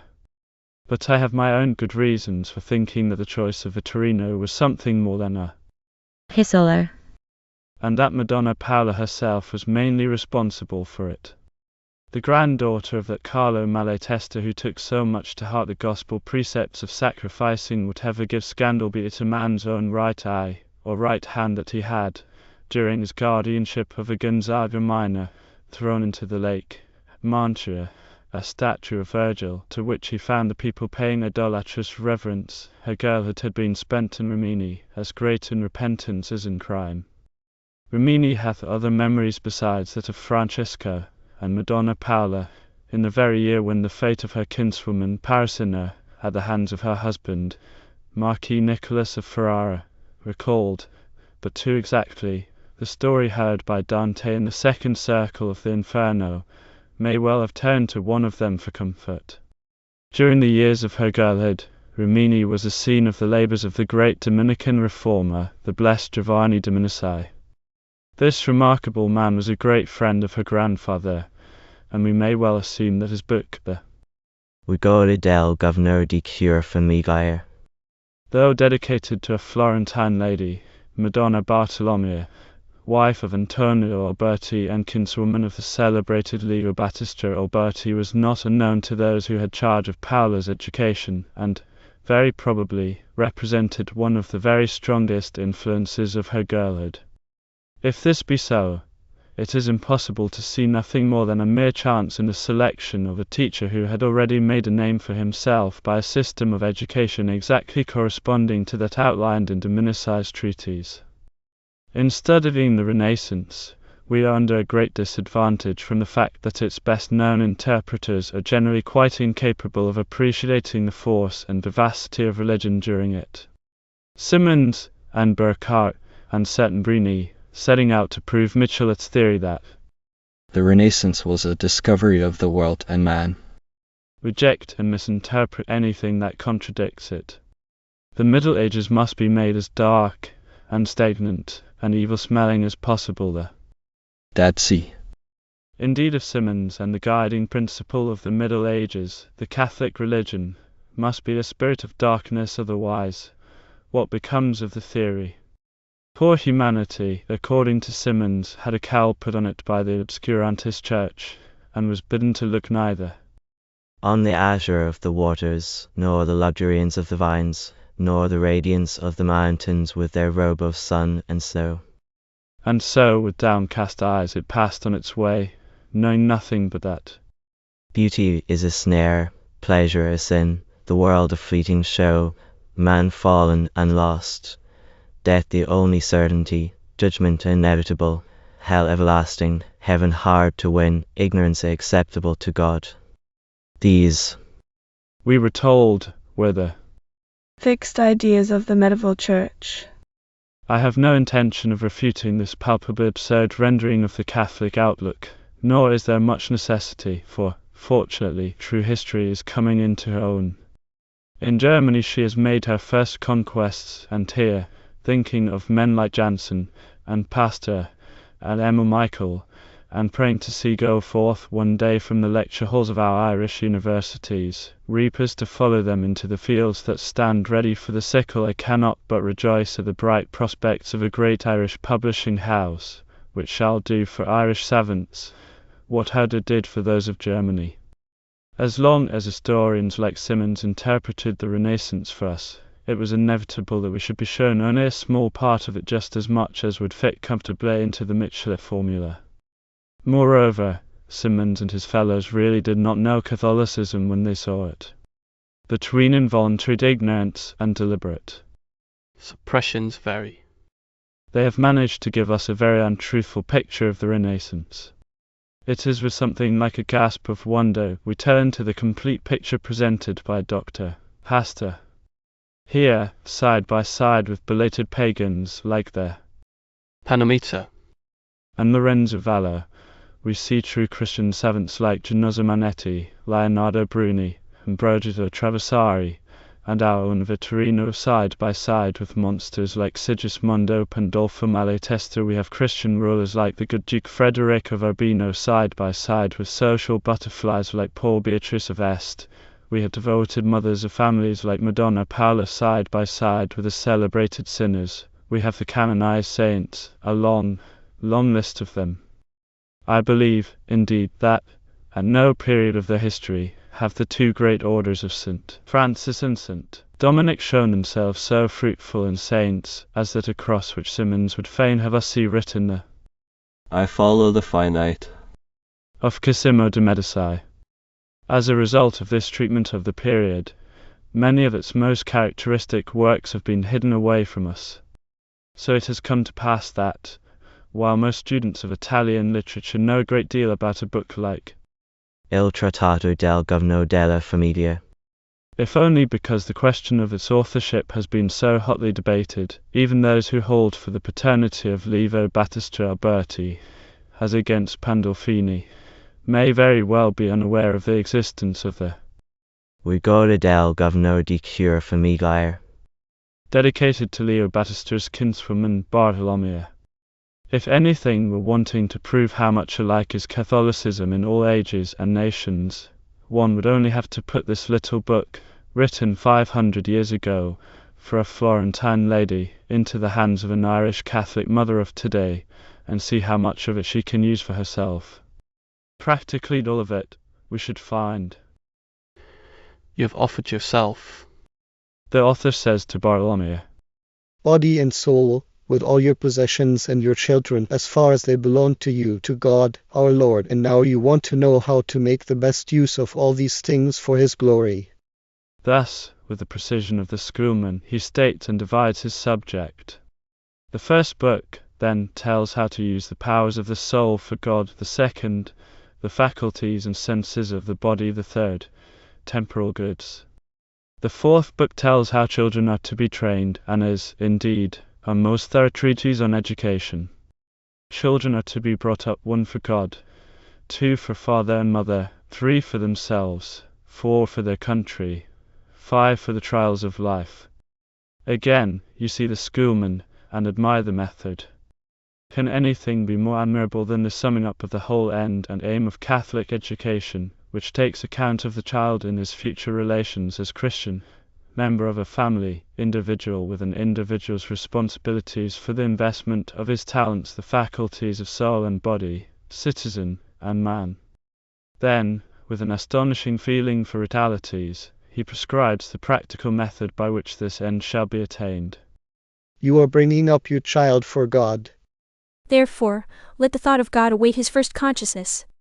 For such as him, God became a little child. Show him that little child have his image and that of St. John in your homes, and let your baby make a playmate of Jessica. Does that not make one think a little of Iasagan playing with the children along the stone ditches of the Connemara roads? For the girl have pictures of the girl Saints Agnes with her lamb, Elizabeth and Cecilia with their roses, and Catherine with her wheel. But if you cannot afford to have these pictures in your homes, for those were not the days of color printing and lithography, be sure to bring the little ones often to the church, and let them see them there. I like to think that a great master, painting in those years, had a thought of dear, little, chubby, dark-eyed boys and girls being taken, one of the days soon to follow, into the church, when the masterpiece should be hanging in its place, and making friends with his. Bambino. Not by sight alone shall you teach your little ones to know God. While they lie against your breast, and you feed them with your own substance, feed their souls with the sweetness of the love of Jesus, that wells first from your own heart. Let the first words they utter be Jesus, Ave Maria, Deo gratias, Pater noster quies in cielo. Have a little altar for the children. The author counsels. And teach them the different colours and the different vestments for the several festivals. Let them ring their hours with their own small bell. Nor were it ill done to let them preach to you, to the which preaching do you listen with all due attention and reverence. So shall they learn more easily and more exactly their Christian doctrine, and you will have an opportunity of judging what progress they are really making in it. Dominicus loves to see the young things gambol about. As for games, he says, let them run and jump and gambol and play, but never so as to scare away the little playmate Jessica. He throws in a word of warning about the choice of their companions among the neighbours' children. Dominicus is not in favour of sending children to the schools, as things then were. It must be remembered that he was engaged in a work of reform among those responsible for those schools. He advises the mother to teach the children as much as she can at home herself. Here the question of what they should study meets him. Is it safe to let their young and innocent minds come into contact with pagan morality? He strongly regrets the old days and the old ways. Our ancestors were wiser. First they taught the Psalter and sacred doctrine. Then, if the child was to go further, the morality of Cato, the fictions of Aesop, the profitable wisdom of Prospero I certain. Sentences taken from the works of Saint Augustine in the Fide Confessor of Bethius, the philosophy of the Eva Colonello, though Chesleo Naturis, and to help them to memorize the sacred story, the poem Ethiopian Terrace. He was writing this book for a woman who had known much trouble, who had seen her husband's family driven into exile by the Medici. It behoves her then to rear up her children in the possession of that liberty of which no Cosimo can dispossess them, the liberty which is in the heart of every true man who has emancipated his will from the thraldom of his passions. Again and again he returns to this point: train their will. Teach them to know good from evil, and to choose good. No man can be free who is not free from these three things: free from sin, free from vengeance, free from debt. Nor can a man be free whose soul is in bondage to the appetites of his body. Rear your children hardily, so shall they have no fear of future evil fortune. Again he goes into detail. Teach them to eat bitter things, lest too great daintiness be their undoing. And again, if they are sick, do not show them too much compassion, for so shall you take from them the opportunity of practicing patience. Be careful with whom your children associate. None of the things entrusted to you are so precious as your children. Their souls are worth more in God's eyes than heaven and earth, and the whole of the irrational creation, and you do him a greater service in bringing up your children well than if you possessed the whole world, and gave all away to the poor. When treating of the relation of the child to his parents, the minister lays great stress on the observance of those outward forms, which express the reverence due from him to them. In the presence of parents, children shall not sit down unless desired to do so, and they must stand in a respectful attitude, humbly bow the head when any command is addressed to them, and uncover when they meet their father or mother. Twice a day at least shall they kneel and beg your blessing. The child must say, Benedicite, and you shall answer, May God bless thee with an everlasting blessing, or may the blessing of God be always with thee. And let the child, kneeling to ask a blessing from you, remind you to ask a blessing from your Father who is in heaven, not twice a day only, but as often as you change your occupation. Very noble are the precepts he gives Madonna Bartolomea, to whom Florence had shown herself, indeed, but an unkind stepmother. You are your child to your country. Therefore teach him the duties of a good citizen, and morning and evening let him pray for the patria. Those are precepts we in Ireland might follow with profit. I have lingered a little on the educational theories of the great Dominican, because many of them were put in practice in the school which Vittorino da Feltre founded at Mantua, under the protection of the Gonzagas, that it is almost unthinkable that Vittorino and Madonna Paola were not directly influenced by it. We shall now see these theories in practice. Part 2. La Casa Giacosa. On the banks of the Mincio, the Gonzagas, very splendid even in their condottiere days, had built a stately pleasure house, which for reasons on which it pleases certain historians yet to dispute they called the Casa Giacosa. the Joyous house. If you care to translate it thus. When Vittorino da Feltre came to Mantua, it would seem that the two elder of the Gonzaga boys were already being educated in this house. The court school, where the sons of the reigning house and of the gentlemen in their service were educated, was an old European institution.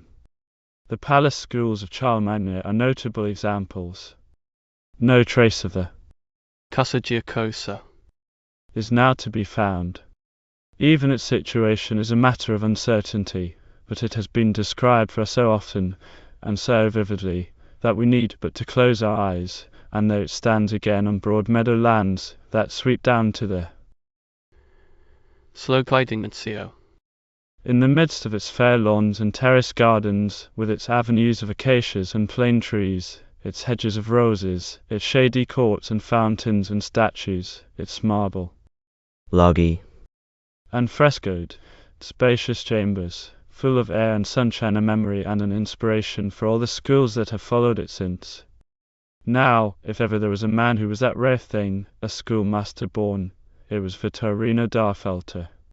He had discovered his vocation in his student days at the University of Padua, where he had kept body and soul together by teaching backward students and helping them to keep up with their classes. He had developed it at Venice, where he had shared the management of a school with the great Greek scholar Tirino.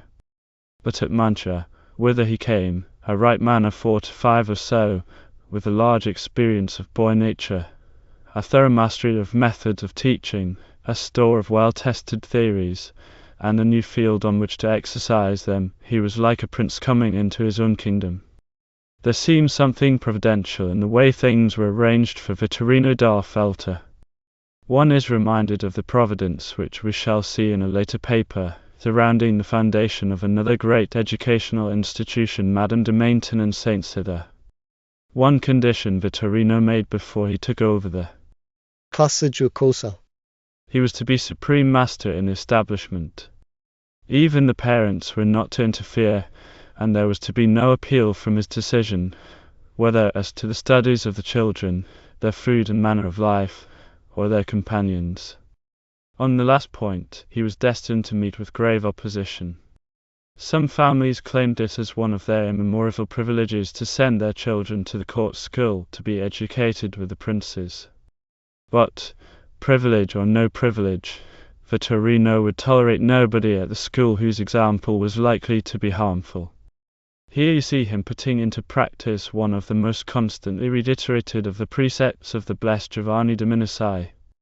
Be careful of your children's companions. Not alone of the companions of the princes was he careful, but of the servants. It would seem that when Vittorino took over the Casa Giocosa, he found a whole troop of liveried menials ready to minister to the slightest wish of the young princes. His first care was to send them all off, replacing them by a few trustworthy attendants, not numerous enough to make discipline difficult. He put porters at the gate, on whom he could rely, wishing to secure for his school the atmosphere of quiet, and work, and prayer, and order, and wholesome austerity in which the young souls confided to him might grow to their full perfection. The vicinity of a splendid court made his precautions all the more necessary. With the troops of servants disappeared the soft carpets and luxurious couches, the gold and silver plate, and, above all, the rich foods which were playing such havoc with poor Ludovico's figure, not to speak of anything else. Everything was to be plain and wholesome and abundant, but there was to be no luxury. Had not the blessed Giovanni warned Madonna Bartolomeo against rearing her children too softly? Rear them heartily, had been his advice. Teach them to eat bitter food and things unpleasant. So shall they be able to say. We care not. When life is hard with them in the years to come.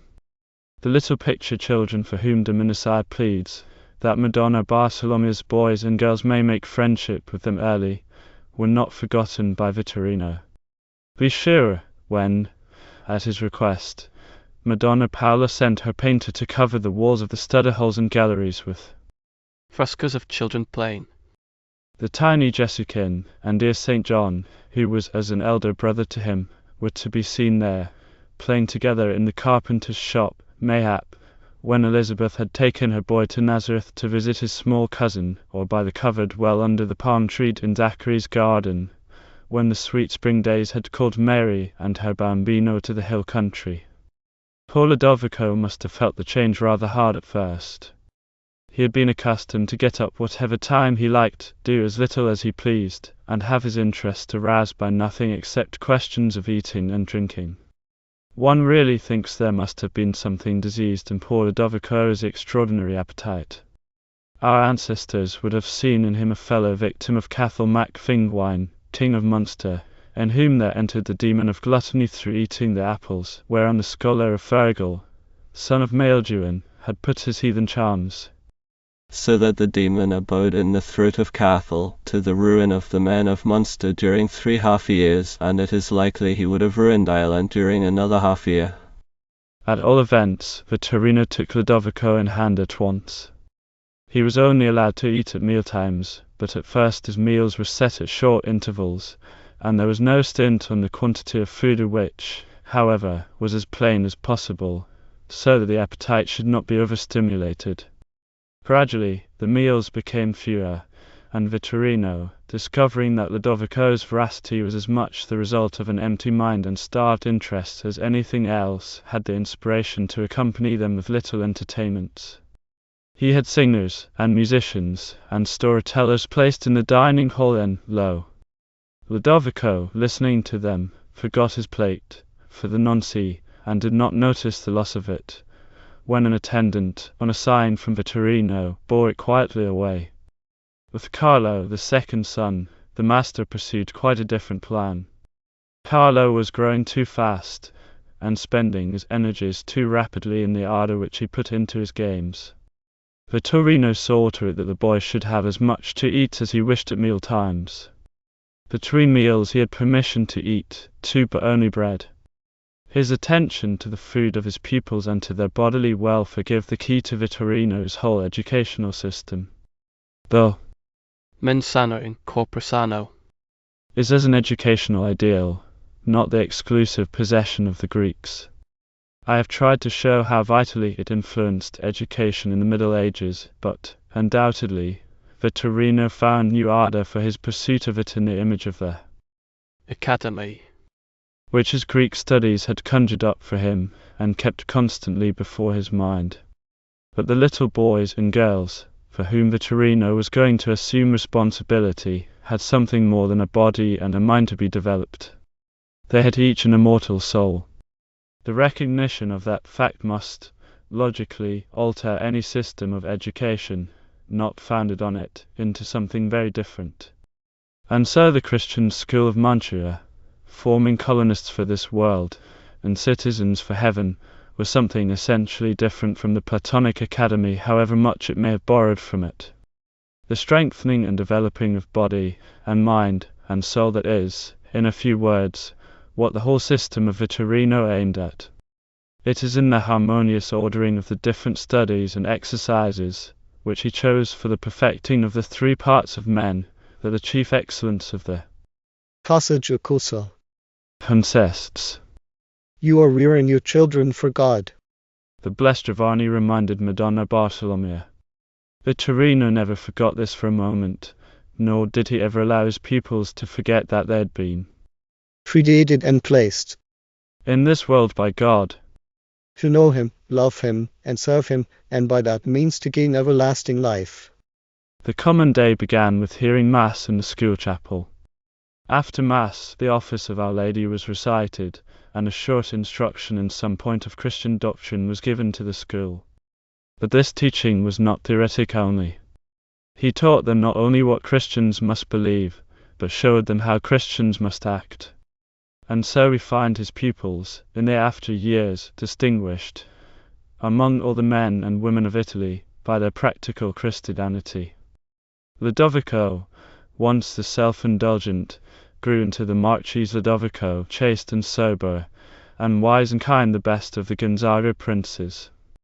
Little Frederick Montefeltro, sent as a hostage to the Mantuan court, rejoiced, in the years when men spoke of him as the good Duke of Urbino, that the chances of war had brought him such good fortune as to make him the pupil of such a master.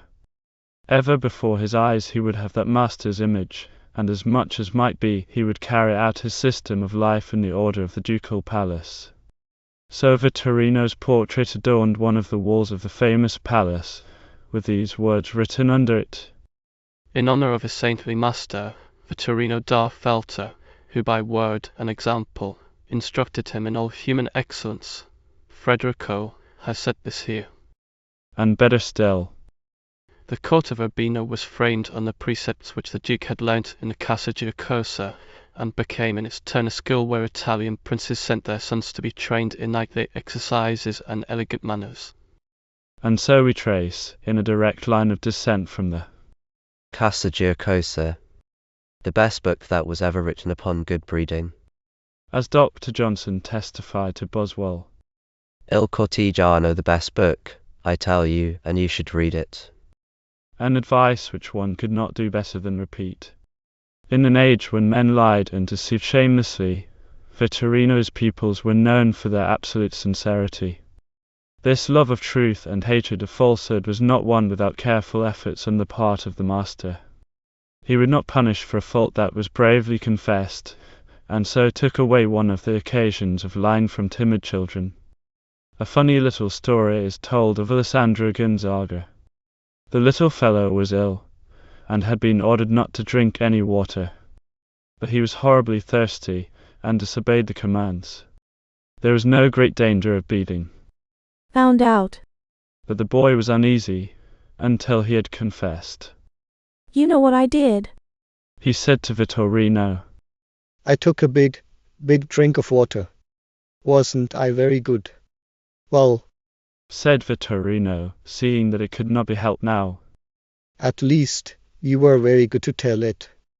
He never allowed his pupils to utter a profane word. When Carlo was quite grown up, he swore a soldier's oath in his master's presence.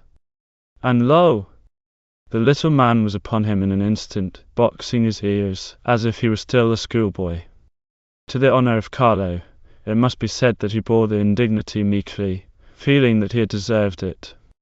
Like Domenici, Vittorino loved to see the children run about, and laugh, and leap, and play.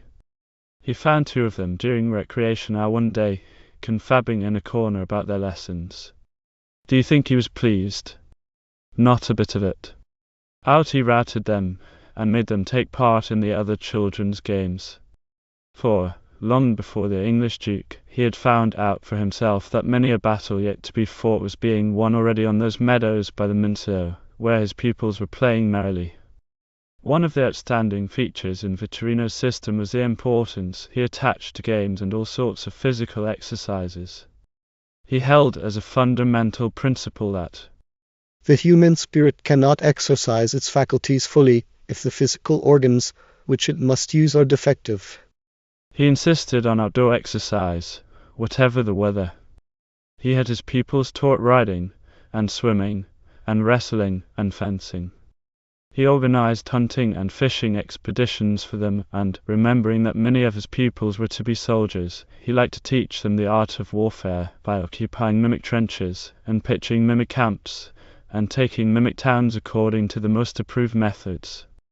These rougher plays were not for the girls, though they, in general, shared the lessons of the boys. For them there were dancing lessons, where every movement of their body was trained to an exquisite grace. They had riding lessons, too, and hunted and played. Palo. Or tennis. No game was tolerated for them which would tend to make them ungraceful, as so many of the games our girls play today really seem to do. Plenty of fresh air and exercise, plenty of good, simple food, to which they brought the source of a healthy hunger, sound and dreamless sleep, soon made the youngsters of the Casa Giacosa a healthy, happy band, whom it was a delight to see at their lessons. He had the supreme gift of the good teacher, our Vittorino, that of knowing how to interest his pupils in their work.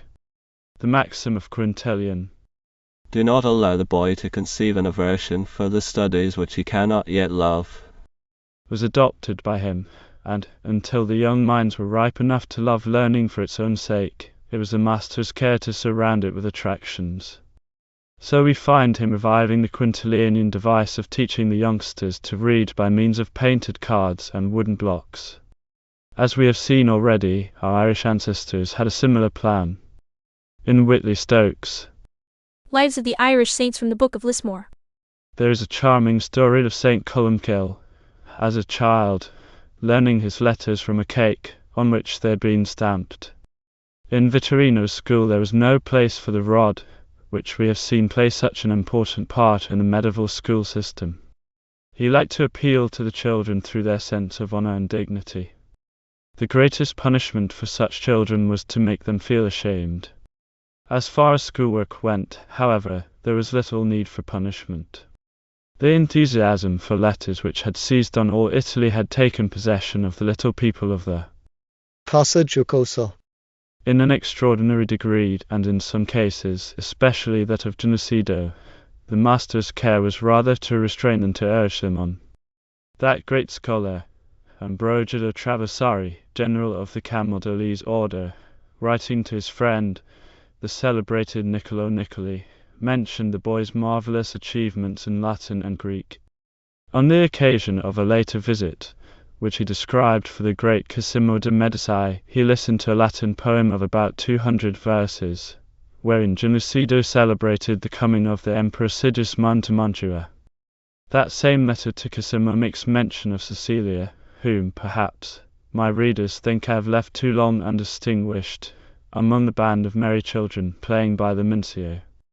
There is also a daughter of the Marquis at the school, writes Ambrogio, who, though only 10 years old, writes Greek with such elegance that, I am ashamed to acknowledge, scarcely any of my own pupils can approach it. This tribute, indeed, hardly does full credit to Cecilia's astonishing attainments. At 8 years old, We are told she read the works of St. John Chrysostom and wrote elegant Latin verses. She had begun the study of Greek at the mature age of 6. Nor did she excel less in the feminine arts, on which her master's educational system laid such stress. Those little, high-born Italian girls learned to dance almost as soon as they learned to walk, and a suggestion of the music which accompanied their early dancing lessons lingered in every graceful movement. Music, too, was as general as speech, and the child learned it as naturally. But general as it was never cheapened by being wedded to unworthy words. When a little girl learned to sing, there was food for her intellect in the lesson, too, for, in those days, men set sonnets of Petrarch and passages from Virgil to music, and the lute made a charming accompaniment. Though Speaking, voice was even more carefully trained in the singing, voice. To quote from the delightful Life of Vittorino da Felter. In the St. Nicholas series, the greatest trouble was taken with the cultivation of the voice, the manner of breathing, pronunciation, and all the other details which go to make up an easy and elegant delivery. Like the ancient Romans, the master attached to this exercise a certain hygienic value.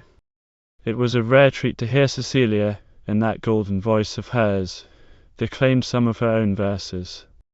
It is worth while to examine, in some detail, the system which led to such astonishing results.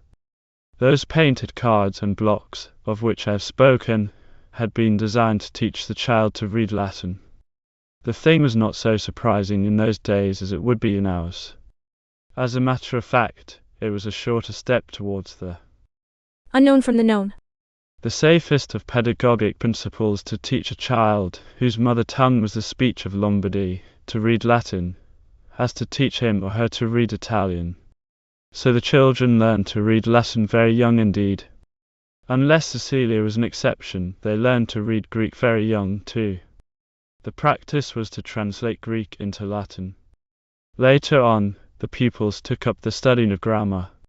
The rules of Latin grammar were deduced from a careful study of the works of Virgil and Cicero, while those of Greek were formulated while the pupils studied Homer and Demosthenes. The barbarous system, from which we are just emerging, which made the study of grammatical rules precede all else, was the unfortunate discovery of the century following Vittorino's. History was studied in the pages of Sallust, Valerius Maximus, and Livy. Vittorino's practice was to make his pupils read aloud, insisting on good pronunciation and artistic delivery. He made them learn off by heart, too, the best passages of the poets, orators, and philosophers. And so the children had faultless models to hand, when it was time for them to address themselves to original composition. To balance any tendency this practice might have had to make his pupils adopt other people's thoughts ready-made, he put them through a very thorough course of mental gymnastics. He aimed, with these exercises, to win for his pupils rather strength and vigor of mentality than subtlety. I want to teach them to think, and not to split hairs. Expresses a pedagogic maxim of his, of which all his biographers have taken note. He made the youngsters propose difficulties to him, or raise them himself for them, and help them to solve them. The mathematical training given in the Casa Giocosa was the best in all Italy. At none of the universities were mathematics taught in a manner so profitable, or their educative value so fully realized. When the children were a little older they took part in certain rhetorical exercises, the idea of which the master had borrowed from the schools of rhetoric of antiquity. Many of these boys would, in the years to come, be employed in diplomatic missions, and nothing could more fittingly prepare them for such work than these disputations. Such, in broadest outline, was the education which made of Cecilia Gonzaga, at the age of 16, one of the most charming and accomplished ladies in all Italy. Many a princely suitor came riding over the long bridge of San Giorgio to lay his hand and heart at the feet of the Marchese's golden-haired girl, whose beauty and attainment had set their poet singing. One, in particular, found favour with her father Antonio of Montefeltro, elder brother of that Federico who had been Cecilia's fellow pupil there. Casa Giacosa. Odd Antonio saw Cecilia, for the first time, on the occasion of Margherita's marriage with Leonello of Este, fell in love with her immediately, and formally asked for her hand 6 weeks later. The alliance proposed was one that offered immense political advantages to the house of Gonzaga, and the Marquis eagerly accepted it, though the reputation of his prospective son-in-law was none of the best. In the offhand way fathers had in those days, when it was a question of arranging their daughters' matrimonial affairs, the Marquis sent for Cecilia one day, and told her to hold herself ready to be married. But another lover than Odd Antonio had won Cecilia for himself.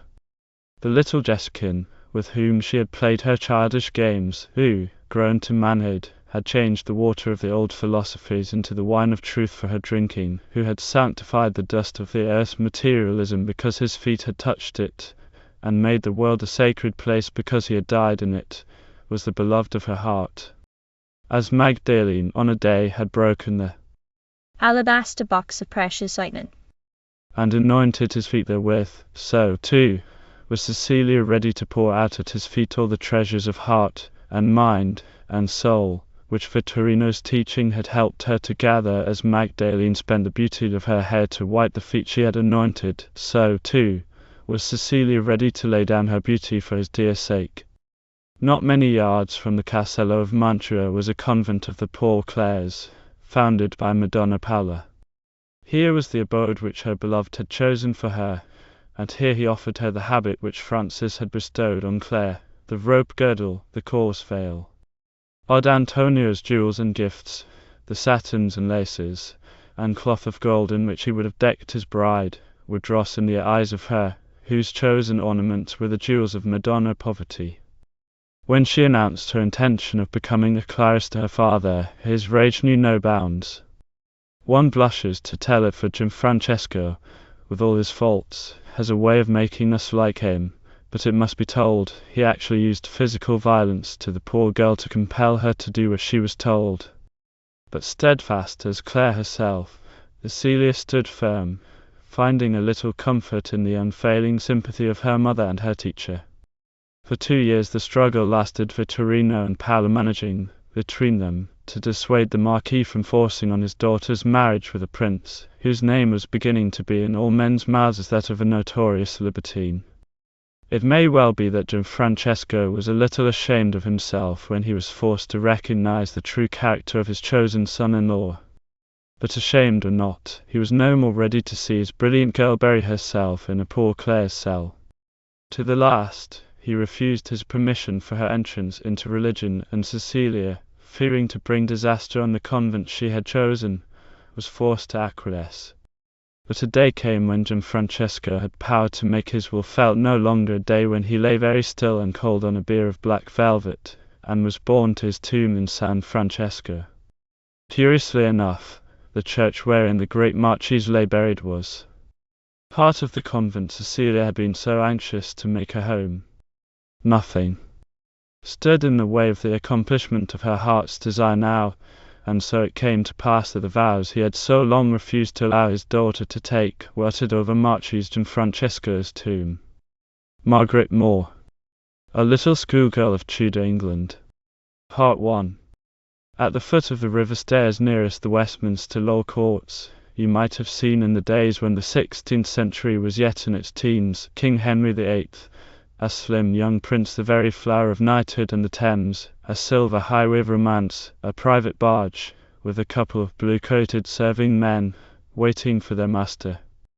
And presently down the steps would come a man with brown hair a little tumbled, and dress a little awry, after a long, hard day's work in the courts. Something in the gait a little defect, one shoulder somewhat higher than the other, might strike your attention, and you would turn to a water bailiff near you with a question. Is this Master Moore?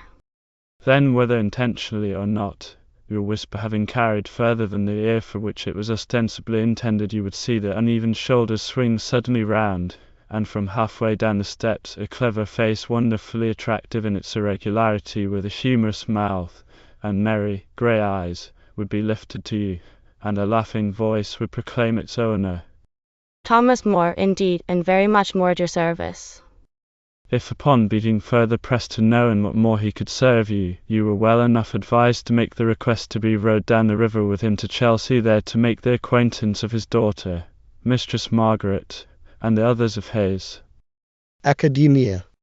not to mention his second wife, Dame Alice, for whose solid, if somewhat Philistine, qualities you have the highest regard, and Master Gunnell, and John Harris, and Henry Patterson, with all of whom you already seem to yourself familiar. From Erasmus, his letters, you would find yourself comfortably seated in the stern of the barge before you had time to enlarge on the reasons which had emboldened you to make your request, and being borne on your pleasant way down the pleasant, shining Thames. Oh, a very pleasant way, in good sooth. The river covered with barges that carry bright colours, and music and laughter, and its banks covered with gardens that let the evening breeze rifle them for sweetness, the wooded hills that fill in the distance, rave in their new summer greenery, and the kindly sun, the giver of all these good gifts, so loth to leave the sight of them that he sinks but slowly, slowly to his bed in the west. And yet methinks the most pleasant part of all would be yet to come. It would be waiting for you at a certain steps towards which you might have seen your host, long since, strain his eyes. A group of young things are standing at the top, waving their scarves. Two of them, a little boy and a girl, so near a size that you take them for twins, are in such haste to get to the barge that they are in danger of tumbling right down the steps into the river. You can hear a girl's voice call at them anxiously, Cissy? Jack? and when the barge is fastened to its moorings, and you are mounting the steps, leisurely enough to give your host a good start of you, you look up and see those two troublesome little monkeys held fast by the hands of a tall girl of 15 or so, and you know by the way her father turns to her, first of all, that this is Margaret. In the meantime your host is being pulled, very affectionately, from one to the other. Margaret's restraining hand is not strong enough to keep Jack and Cecily in check any longer, and with those two rifling his pockets for bars of sugar, and Bess and Daisy hanging out of his arms, one on each side, and Margaret gigged a little in the background, and young Will Roper, and Jack Dancy, and Rupert Aylington dancing around, one understands why he cares not to be over-careful of his clothes. Going up the garden path to the great house you will meet a stately lady stepping sedately down from it.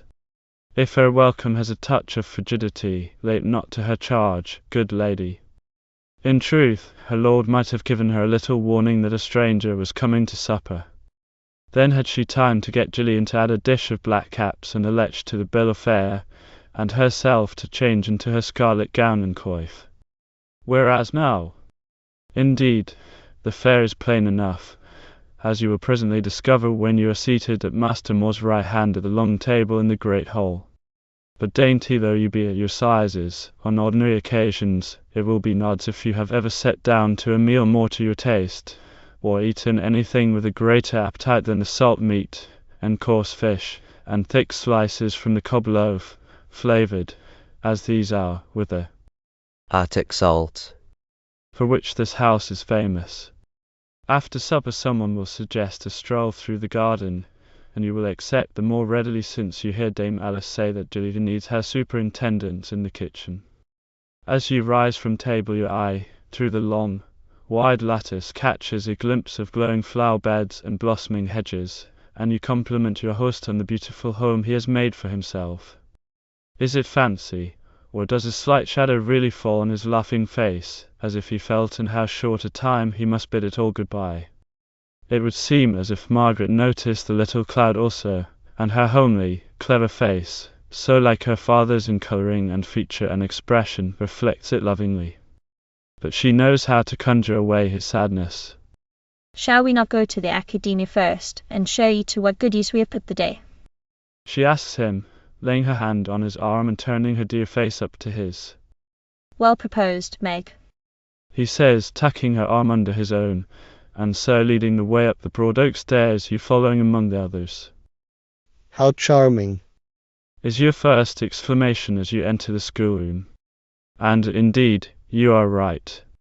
No more delightful room can be imagined than this panelled oak chamber, with deep, low, roomy window seats, and classic tapestry, flapping in the cool breeze from the river.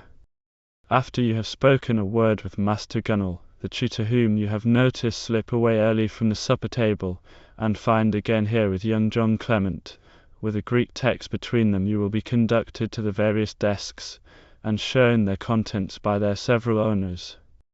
On Bess's you will find a Livy, most probably on Daisy Middleton's a Salaster, and on Margaret's a St. Augustine, with her father's marks.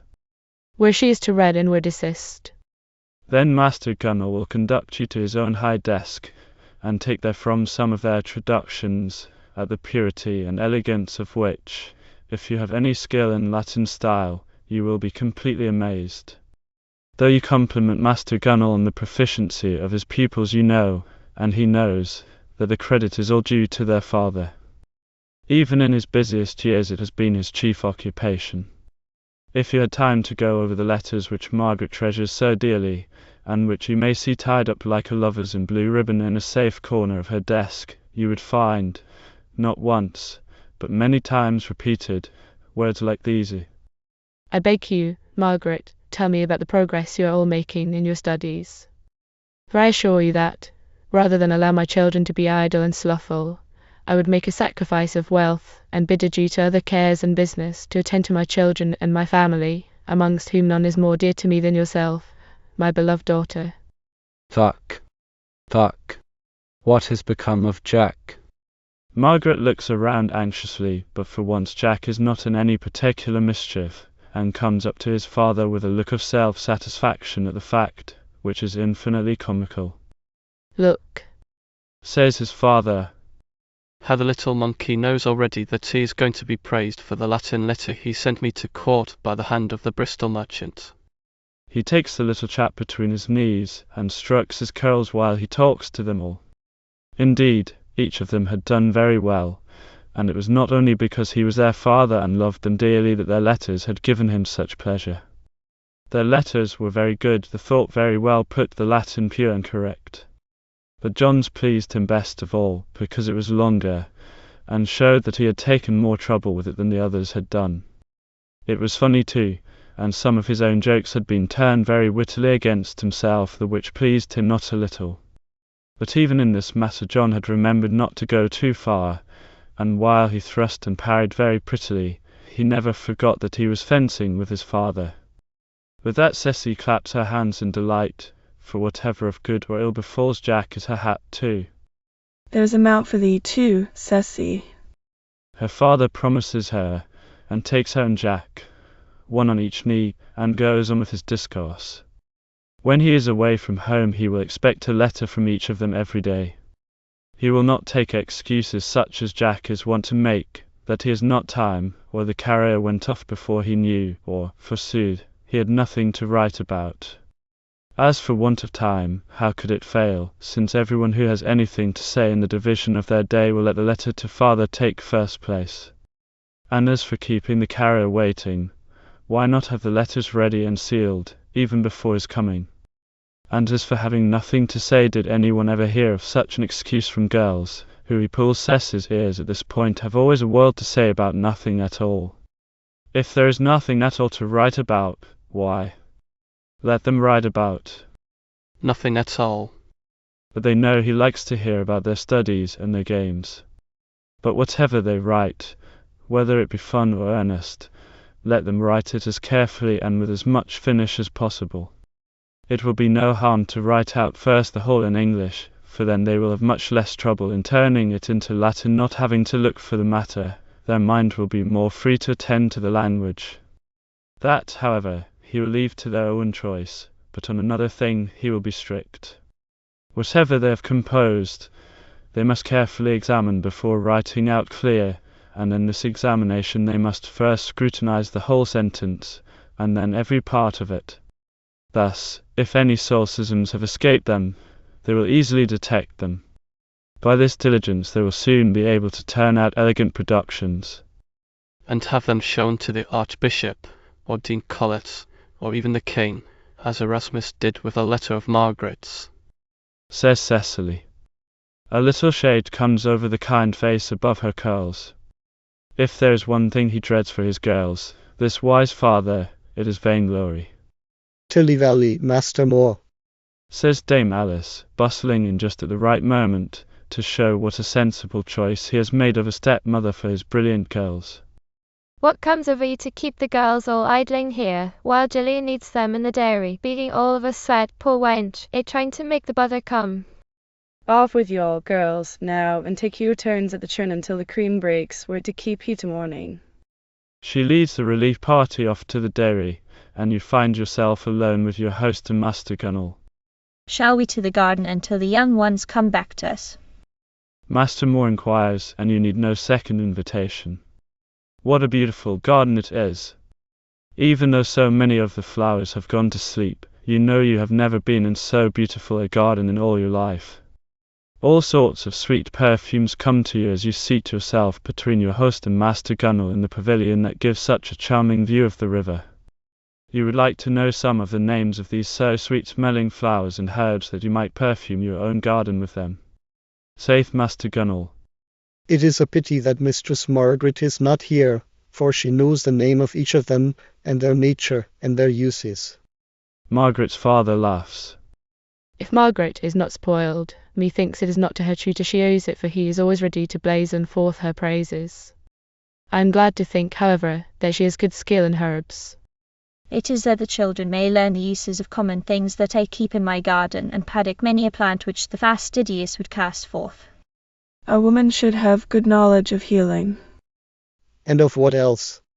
Inquires Master Gunnell innocently. A merry laugh from your host. Look what artifices he useth, this good Gunnell, to get me to mount my favourite hobby. You must e'en take the consequences, if it rides off with me. And with that he is off in good earnest, and you are minded to lose no word of what he says about the way girls should be educated. In your country, he says, turning to you, which would have been mine, too, had not one of my ancestors left Ireland for England. I have heard it said that embroiderers ever kept before them, stamped in a piece of leather, the pattern of that design which they wished to imitate on church robes and vestments. Now, even such a pattern, stamped on the imperishable leather of Holy Writ, lies to our hands, and I know that good Master Gunnell here, of whose work one may speak in a manner not all too fanciful, as resembling that of the embroiderer, puts in never a stitch without looking carefully at the model. Is it not so, Master Gunnell? For answer, Master Gunnell begins to quote the glorious words. Who shall find a valiant woman? Far and from the uttermost coast is the price of her. The heart of a husband trusteth in her, and he shall have no need of spoils. And so on till the picture is complete, and the valiant woman stands out before you, strong and wise and chaste and kind and sweet, in all her imperishable beauty. The hour is exquisite. Sweeter and sweeter grows the garden, as the dew distills new perfumes. The paling river is pricked here and there by a rare star, but in the sky itself, from where you sit, you can only see one, and that is Venus. In the faint light your host's face, raised to it, shows very soft and dreamy. Is he thinking of the wife of his youth, the dead mother of his girls? Presently he begins to talk again. If I were a preacher or a moralist, or anything but a lawyer, trained only to look for the flaws in all things, I could show you how in that one passage of Holy Writ is contained a whole treatise on the education of women. But Master Gunnell shall do it for me. Right willingly, declares Master Gunnell. If you will but show me how. I would have you in the first place note that the mens sana and corpus sano hath never been more clearly indicated than in that picture. For the healthy body, you shall see it mentioned not once but many times, and you shall guess at it, too, by the laughter and good humour which she carries down into her old age. She hath girded her loins with strength, and hath strengthened her arm, as if to show that the strength and suppleness of body, so admirable in a woman, were to be cultivated by suitable exercises, as to which, to speak sooth, none are so well adapted for the purpose as those she finds ready to hand in her household tasks, sweeping, kneading bread, churning, spinning. At all of which she was proficient, this valiant woman. Puts a Master Gunnel. She hath looked well to the paths of her house, and hath not eaten her bread idle, and again she hath sought wool and flax, and hath wrought by the counsel of her hands. Her fingers have taken hold of the spindle. As for her good humour, Continues your host, laughing a little. I would ask your opinion whether it is better shown in anything than the excellent terms she always managed to maintain with her husband. Of a truth, Saith Master Gunnel demurely, the fact proveth that she suffered not from megrims, to which effect I, for one who believe in the healthfulness of the morning hours, consider her early rising much contributed. Ah, Master Gunnel, says Moore, standing up. you will be able to write that treatise without any help from me. Here you put in a word, and entreat Master Moore to develop the matter further. And you will. He promises you. But let us climb to the roof of the new building, where I have promised to have the young ones, and question them on their knowledge of the stars. Under the great dome of the starry sky the conversation takes another tone, deeper and more serious. He holds, you gather from what you hear him say, that those who trained the mind and soul of that woman were not afraid to feed them with the food of strong thoughts. He discovers a strength and sureness about all her dealings, a big and generous way of regarding things that show a well-nourished, well-balanced mentality. That little touch about her concern for the well-being of her household, that they be generously fed, and warmly and comfortably clad, seems to him to indicate a wider outlook than the prejudice which confines woman's studies to the petty things of life would tend to foster. Be sure of this, Saith he, She is not one of those who are penny-wise and pound-foolish, saving a candle's end and spoiling a velvet gown. Yet she was well read. Says Master Gunnel, Is not without warranty. Now, how may that be? You inquire, and Master Gunnel instances her clever and sensible conversation, which, he holds reasonably enough, was not acquired without reading, and study, and listening to the conversation of learned men. I take it, He says, turning to Moore, that we can interpret this. What is further said of her, she had opened her mouth to wisdom, and the law of clemency is on her tongue. But here there comes a sound of laughter thrilling through the garden, and a scamper of light feet up the steps that lead to the flat roof of the new building, and the whole academia, with the exception of Jack and Ceci, who have been attacked by Johnny nods. and carried off to their respective beds, are here to tell all the frolic they had in the dairy, and how long it has taken for the butter to come. Part 2. When you found yourself last night in the oak bedchamber, which Dame Alice had assigned to you as the pleasantest in the house, you felt strangely disinclined for slumber. So you set the wax candle which had been borne before you very ceremoniously, to light you to your quarters in a place secure from the night breeze, and, unbolting the heavy wooden shutter as noiselessly as possible, you opened your lattice, and stepped out into the balcony, out into the night that was sweet with flowers and starlight. Then, as you sought among the stars for those with which you had made friendship when you formed one of the little group of stargazers on the roof of the new building, you seemed to hear again the voice of your host. How droll he had been as he pulled Daisy's pink ear, and praised her for that she was able, on occasion, to tell the sun from the moon. But, presently, the laughter and bantering had died away, and you found yourself listening in a delicious hushed expectancy for a whisper of the music of the spheres, as your host's words made you think of them as moving harmoniously, carrying each its appointed luminary like a blazing jewel set in a crystal circlet.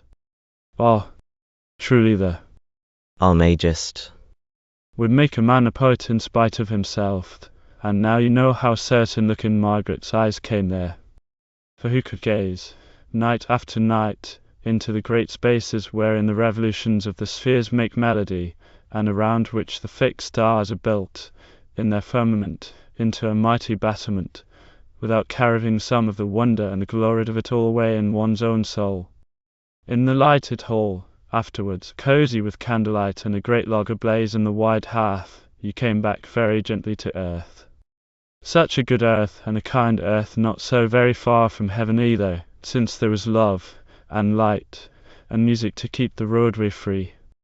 Here Dame Alice, taking her capable part in the concert of instrumental music which she learned is a nightly event in this household, relaxed a little from her attitude of housewifely over-carefulness, and showed you a pleasanter part of her nature.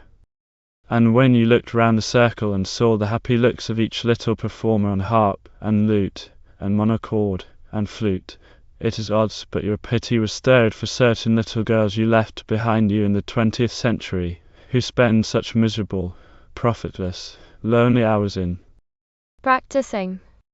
Iftar. Practice hour.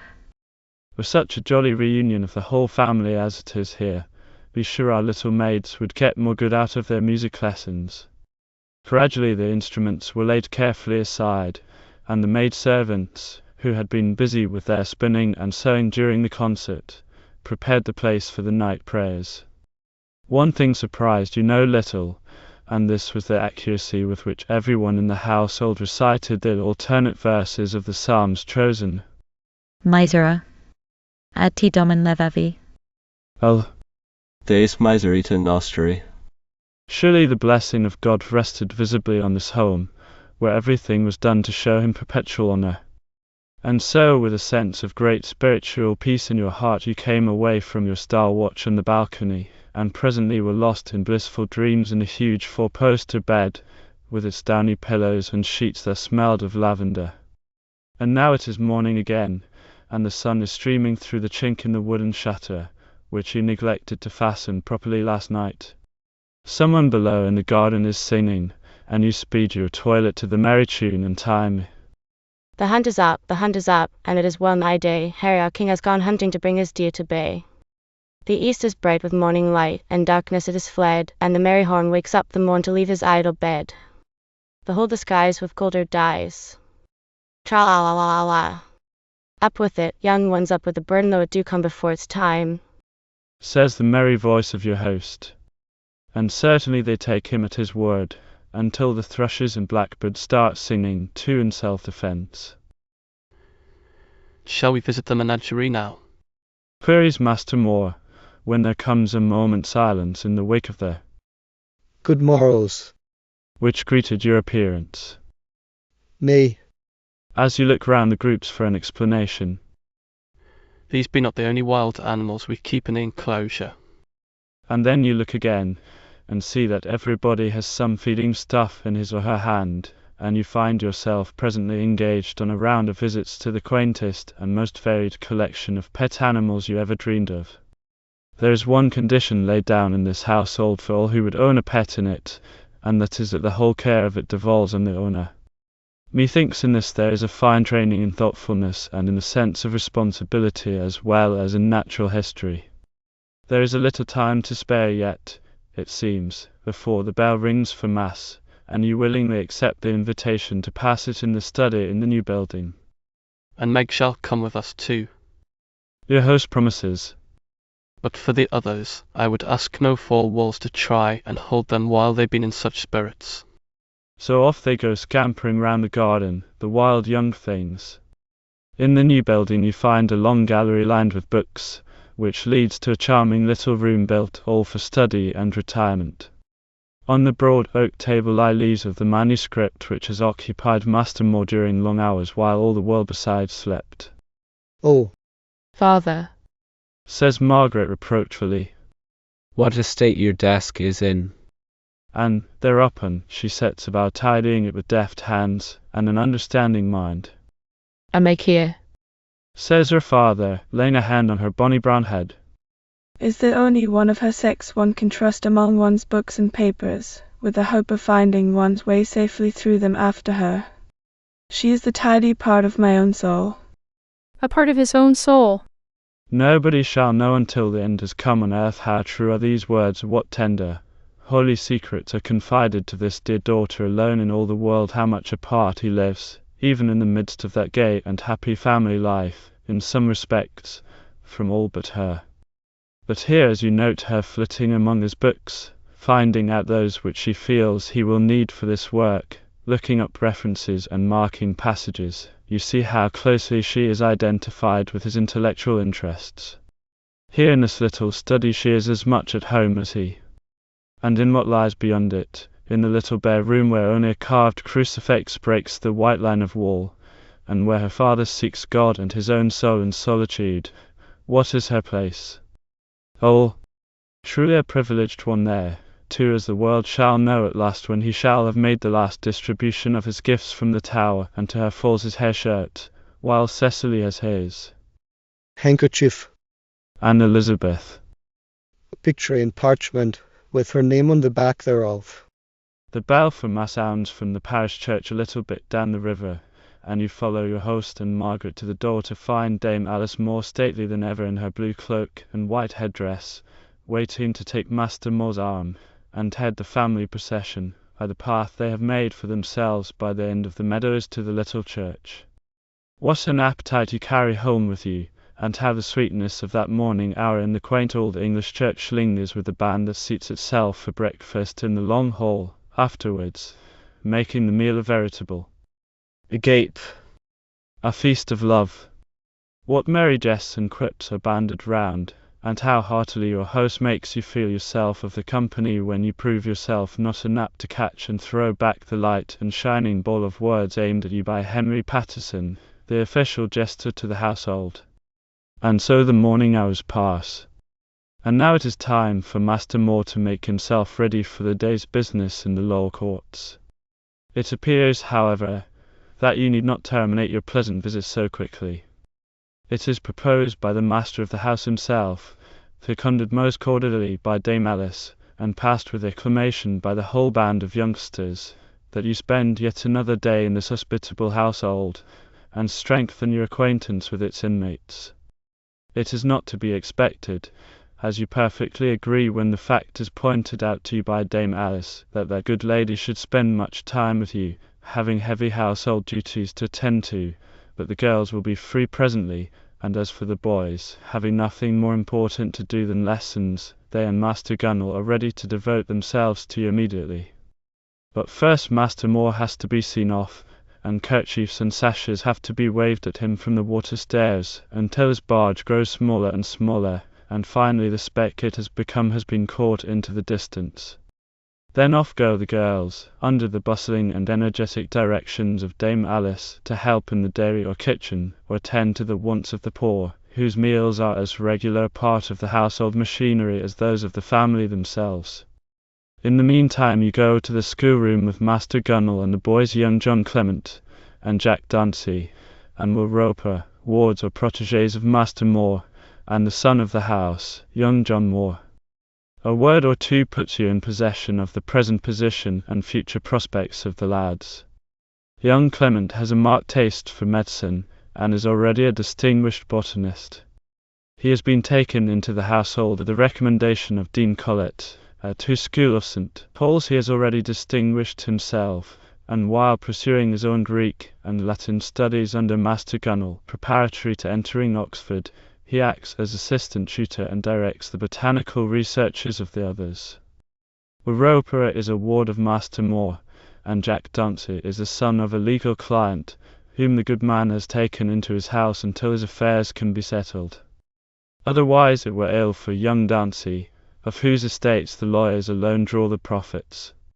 To balance matters, Dancy, very wisely, proposes to become a lawyer himself.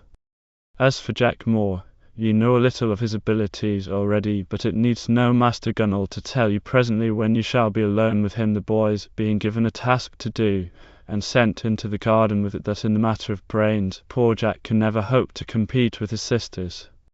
You venture to remark that it is a pity, but you do not find Master Gunnell over ready to agree with you. For my part, he says, I hold with Master More that the harvest will not be much affected whether it is a man or a woman who sows the field. In truth, it is a matter on which he hath done me the honour to put his views in writing, at some length. If you care to see his letter, I have it at hand. Indeed, you care very much, and presently you are seated in a comfortable window seat, with a treasured letter spread out on your knees. To your shame, be it spoken, you read the Latin with less ease than Ceci or Jack would show, noting which, Master Gunnell unostentatiously begins to read in English some of the more important passages. Listen to this. He counsels you, pointing to a marked passage, and thereupon begins. Nor do I think that the harvest will be much affected whether it is a man or a woman who sows the field. They both have the same human nature, which reason differentiates from that of beasts. Both, therefore, are equally suited for those studies by which reason is perfectioned and becomes fruitful like a ploughed land on which the seed of good lessons has been sown. If it be true that the soil of woman's brain be bad, and apter to bear bracken than corn, by which saying many keep women from study, I think, on the contrary, that a woman's wit is, on that account, all the more diligently to be cultivated, that nature's defect may be redressed by industry. This was the opinion of the ancients, of those who were most prudent as well as most holy. Not to speak of the rest, St. Jerome and St. Augustine not only exhorted excellent matrons and most noble virgins to study, but also, in order to assist them, diligently explained the abstruse meanings of Holy Scripture, and wrote for tender girls letters replete with so much erudition, that nowadays old men, who call themselves professors of sacred science, can scarcely read them correctly, much less understand them. Do you, my learned Gunnel, have the kindness to see that my daughters thoroughly learn these works of those holy men? So that is the explanation of the Saint Augustine we found on Margaret's desk yesterday evening. Master Gunnel nods confirmation, but he is much occupied in finding the next suitable passage in the letter, and does not speak immediately. Then, with his thumb on the paragraph selected, he looks up for a moment out of kind, rather nearsighted eyes. Do you remember last night when he spoke of the valiant woman, and showed how all those who have girls to educate can find in her an imperishable model? For his own daughters he hath borne in mind, that, of all the virtues of the valiant woman, it is her fear of the Lord that alone giveth substance and value to the others. Many daughters have gathered together riches, thou hast surpassed them all. Favour is deceitful, and beauty is vain. The woman that feareth the Lord, she shall be praised. Hark, how he drives home the point. He hath been praising Elizabeth for her good conduct in her mother's absence. Let her understand that such conduct delights me more than all possible letters I could receive from anyone. Though I prefer learning joined with virtue to all the treasures of kings, yet renowned for learning, when it is not united with a good life, is nothing else than splendid and notorious infamy. This would be specially the case in a woman. Since erudition in women is a new thing, and a reproach to the sloth of men, many will gladly assail it, and impute to literature what is really the fault of nature, thinking from the vices of the learned to get their own ignorance esteemed as virtue. On the other hand, if a woman, and this I desire and hope with you as their teacher for all my daughters to eminent virtue, should add an outwork of even moderate skill in literature, I think she will have more real profit than if she had obtained the riches of Csus and the beauty of Helen. I do not say this because of the glory which will be hers, though glory follows virtue as a shadow follows a body, but because the reward of wisdom is too solid to be lost like riches or to decay like beauty, since it depends on the intimate conscience of what is right, not on the talk of men, than which nothing is more foolish or mischievous. It belongs to a good man, no doubt, to avoid infamy, but to lay himself out for renown is the conduct of a man who is not only proud, but ridiculous and miserable. A soul must be without peace, which is ever fluctuating between elation and disappointment from the opinions of men. Among all the benefits that learning bestows on men, there is none more excellent than this, that by the study of books we are taught in that very study to seek not praise, but utility. Such has been the teaching of the most learned men, especially of philosophers, who are the guides of human life, although some may have abused learning, like other good things, simply to court glory and popular renown. Master Gunnel interrupts himself a moment with a reminiscent smile. It may well have been that I was in danger of turning Margaret's attention to the wrong things, but, if this were so, I was soon made to discover the mistake.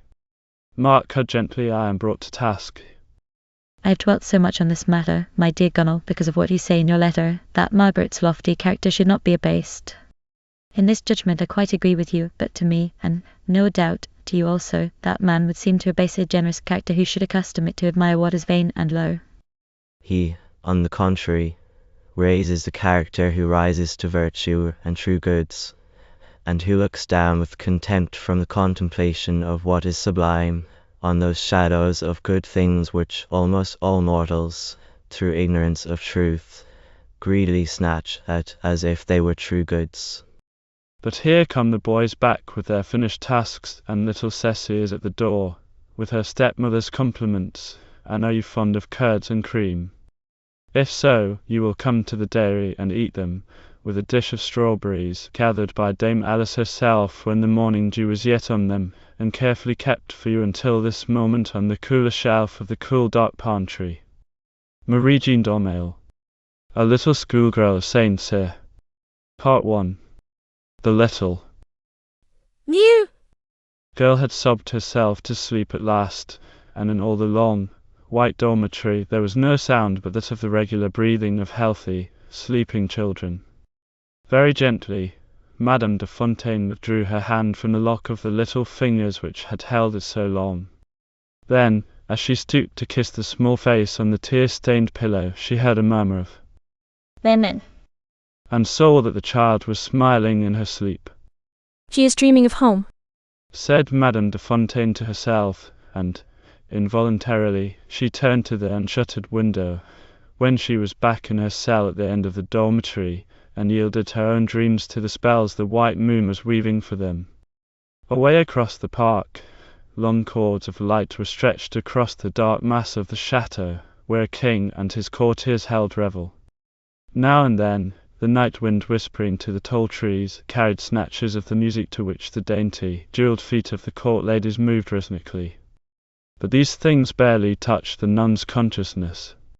Beyond the boundaries of the stately park, far away from the echoes of courtly music, or the light of a king's presence, her dreams were following where those of little Marie Jean Dormail had led to an old, gentle hometaire, in the heart of the provinces, very shabby, and tumbled down, and dilapidated, but where a little girl could be very happy, because she called it home.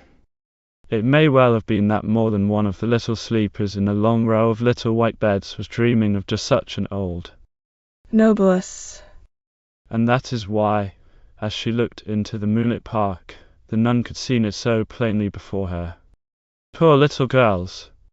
2 titles had procured for them the right of entrance into St. Cyr, nobility of birth and poverty, and one was more clearly written across the tumble-down walls, the grass-grown courtyard, the empty byres and stables of their old provincial, gentle hometaires, than the other on the coat of arms carved above the dilapidated doorway.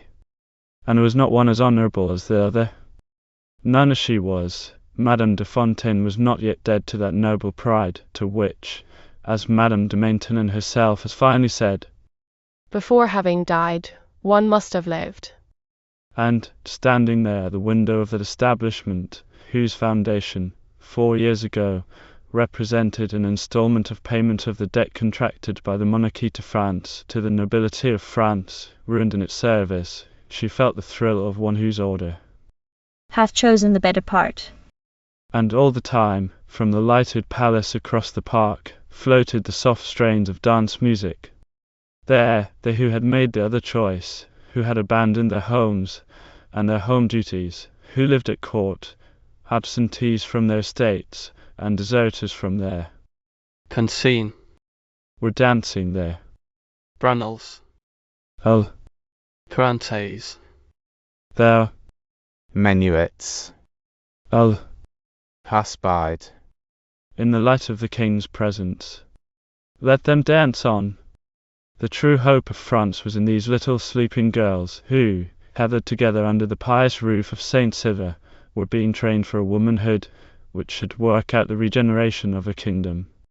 Never has a more splendid tribute been paid to women than in the foundation of Saint Cyr, and one runs the risk of failing to realize its importance, both in the history of feminism and in the history of education, if one neglects to consider it as much in the light of the statesmanship of Louis Roman XIV, as in that of the charity of Madame de Maintenon.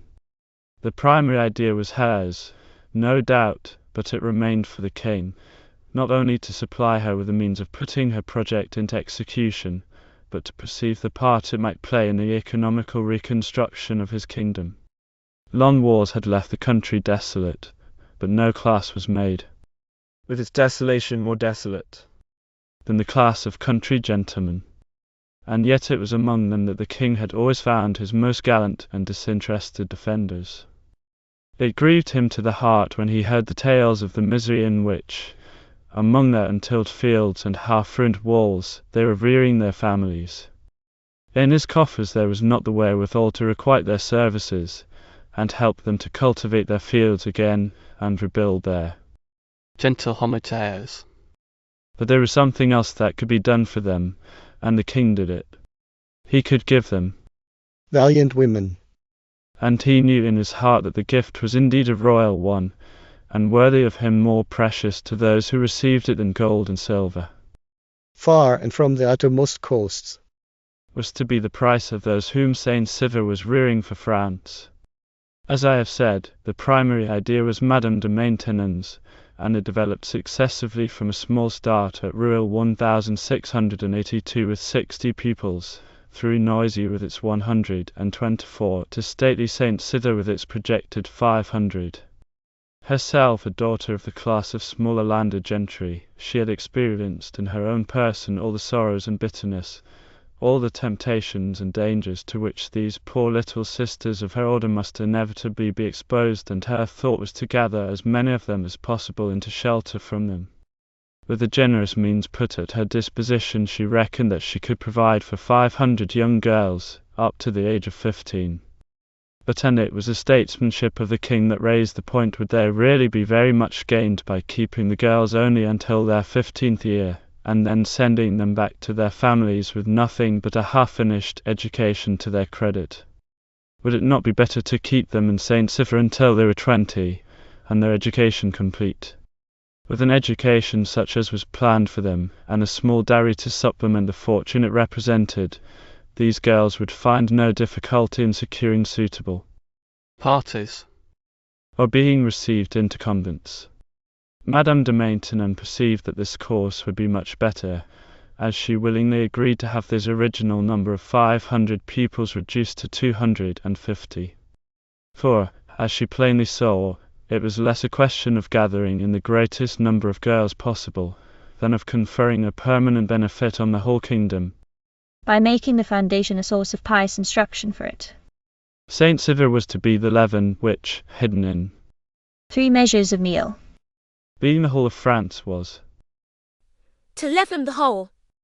Every girl who left Saint Sivert, after her 13 years' training in all Christian and womanly virtues and accomplishments, was to be a centre of education and enlightenment for all those with whom she should come in contact. In her was to come to life that picture of the Christian gentlewoman which Fenelon has painted in immortal colours, and which M. Altive Griard has hung in its true place in his Gallery of Women. As for me, he says, in his admirable introduction to the Education des Filles, I love to picture to myself a young woman, educated by Fenelon, as he has painted her, in the setting of a provincial gentilhomme he has chosen for her. Up with the dawn, lest laziness or self-indulgence should gain any hold on her, carefully planning the employment of her own day, and that of her servants, and apportioning its various tasks among them with gentle authority, devoting to her children all the time that is necessary to learn to know their characters, and to train them in right principles, her clever hands always busy with some useful piece of needlework, interesting herself in the business of the farm and the estate, and missing no opportunity of learning even from the humblest of those engaged on them, thoughtful for the comforts and wants of her dependents, founding little schools for poor children, and interesting her friends in the care of the destitute sick, leading amid solid and useful occupations, such as these, a full if uneventful existence, and animating everything about her with the same sentiment of life. No one who knows intimately the Catholic women of France can fail to recognize the type, and in its persistence which really inspires a belief in the resurrection of France must see in an overwhelming justification of the statesmanship of Louis Roman XIV. What France needs, says Père Lachaise, and he spoke for his royal penitent too. is not good nuns, we have enough of them, but good mothers of families.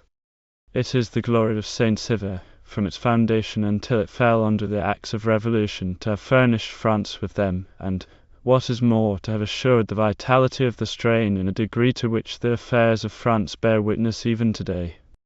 When at a recent reunion of the Ligue des Femmes Françaises, the Catholic Women's League of France, we saw the portrait of the ideal Femme Française, drawn by the Marquis de l'Espinay, and recognized, in every gracious detail, its identity with the ideal which Fenelon formulated, and Saint Cythera realized, did it not seem, indeed, that Madame de Maintenon's prayer had been heard.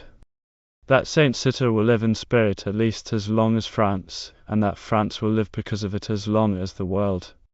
5. Saint Cythera. Puis dit-il dur autant que la France, et la France autant que le monde. She was accustomed to early hours at home, was our little Marie Jean, being a busy young person whose usefulness in minding turkeys and similar offices was never questioned in the Dormel household. Accordingly, she was quite wide awake when, very early next morning, the shutters were opened, and somebody passed down the dormitory, pausing at each little white bed to pass the holy water to its small occupant, and elicit Dio gratiaces. of varying degrees of drowsiness in answer to a very brisk Benedicum est Domino. some other. Dio gratiaces. Were very, very sleepy, but certainly not Marie Jean's. Has absolutely vibrated with energy, and the emphatic bump with which she immediately transferred her small person from bed to floor was but its fitting sequel. The dear little one, Said a voice, and Marie Jean, interrupting her toilet, looked up to see a very tall and beautiful lady pass the asperges to the nun, who had put her lonely little self to sleep last night, and come and take her in her arms. Shall I send one of the blues to help her to dress, madam? Inquired the nun. But the beautiful lady shook her head. I will help her myself. She told the sister. But indeed I think she will not need much helping. She was quite right. Everything that a little girl could reasonably be expected to do for herself, Marie Jean Dormel did. But, as she explained afterwards, naturally, for she rightly gathered conversation was not allowed in the dormitory, the uniform of Saint Cythera, which she donned this morning for the first time, was not at all like the style of garment she had been accustomed to wear at home, and one had to learn the ways of the fastenings. It was a very pretty uniform, she decided, when she was fully dressed and ready to survey herself. It consisted of a neat brown frock, with a cape and apron to match. The apron was bound, in Marie Jean's case, with a smart red ribbon, which showed, as she presently learned, that she belonged to the Ruse. the division comprising the youngest in the school, the children between 7 and 10. The Wirtz. whose apron ribbon was green came next in order of age, being girls between 11 and 13. Then came the Johns. with their yellow ribbon girls between 14 and 16. The Blues. were the big girls of the school, and showed their standing by the blue ribbon which bordered their apron. Little or big, they all wore pretty white muslin caps on their heads, and soft white muslin collars round their necks, of the fashion we call Puritan. They were encouraged to do their hair, if modestly, as becomingly as possible, and a dainty bit of ribbon was supplied occasionally to help in its adornment. It would appear from an Intration, with a Wirtz. in the year 1703, that Madame de Maintenon and the dames de Saint Louis had occasionally a little trouble with her Demoiselles. about the way they wore their caps, which they persisted in putting too far back on their heads, showing too much hair. You may be sure that Marie Jean's cap was properly put on for, as you have probably guessed already, it was no less a person than Madame de Maintenon herself who helped her to dress on her first morning at Saint Cythera. As we know, she very often came to the house before the children got up, and was present at their toilet, and had an eye to the way in which they discharged the household tasks that were assigned to them. And now that Marie Jean is dressed, and we have sufficiently admired her uniform, I have to ask you whether you would wish to spend the rest of the day with her and the other. Ruth. Here at St. Cyr. If you do, and I can imagine no experience more profitable for anyone interested in little girls and their education, I shall allow Madame de Maintenon herself to do the honours. In an instruction to the Clash Rouge.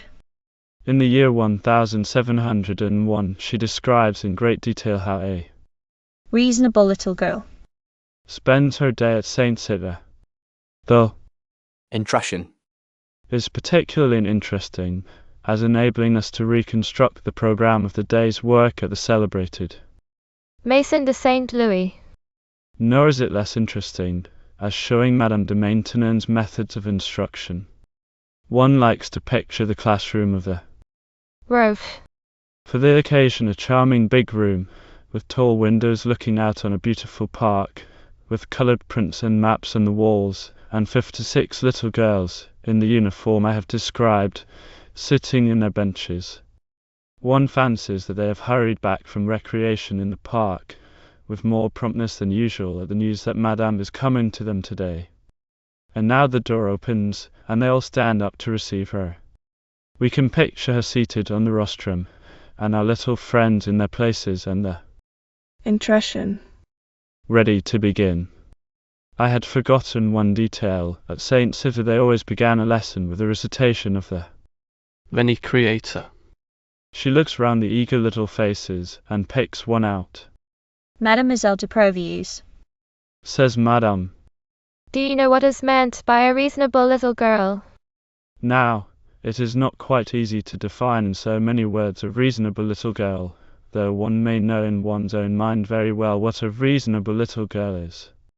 So Mademoiselle de Provuse hesitates, and Madame comes to the rescue. It appears that A reasonable person is simply A person who is always doing the right thing at the right time. That sounds simple, and every little girl present is interested immediately. It seems then that to be reasonable.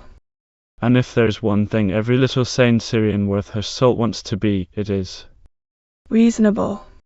One has nothing to do, but to do as well as one possibly can whatever one is supposed to be doing at any particular time. Let us see how that works out. The first thing our Reasonable little girl does when she awakes in the morning is to make her morning offering, and that she does with all her heart.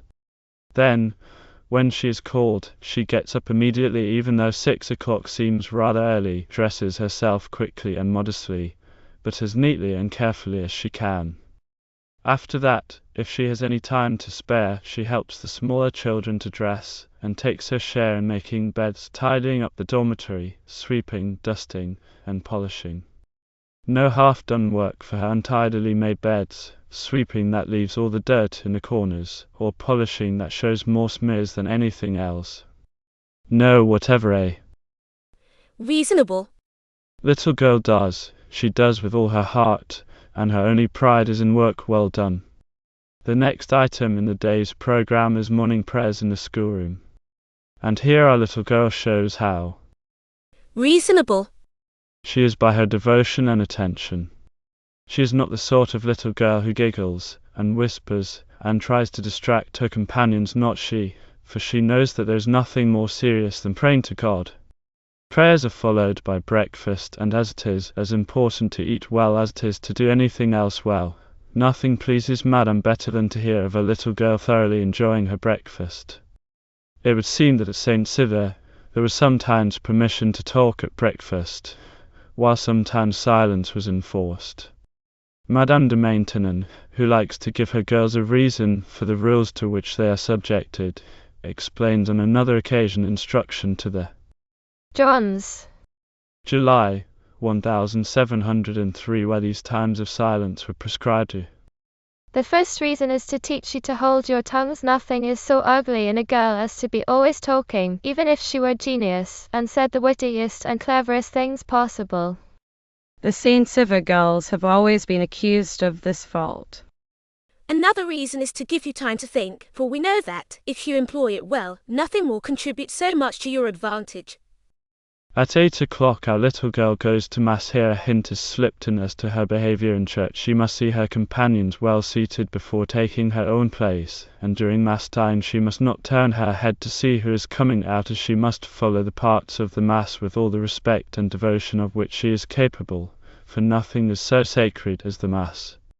Classes occupy the time from 8:30 until 12, and I know you will be interested to know what our little friend learns at them.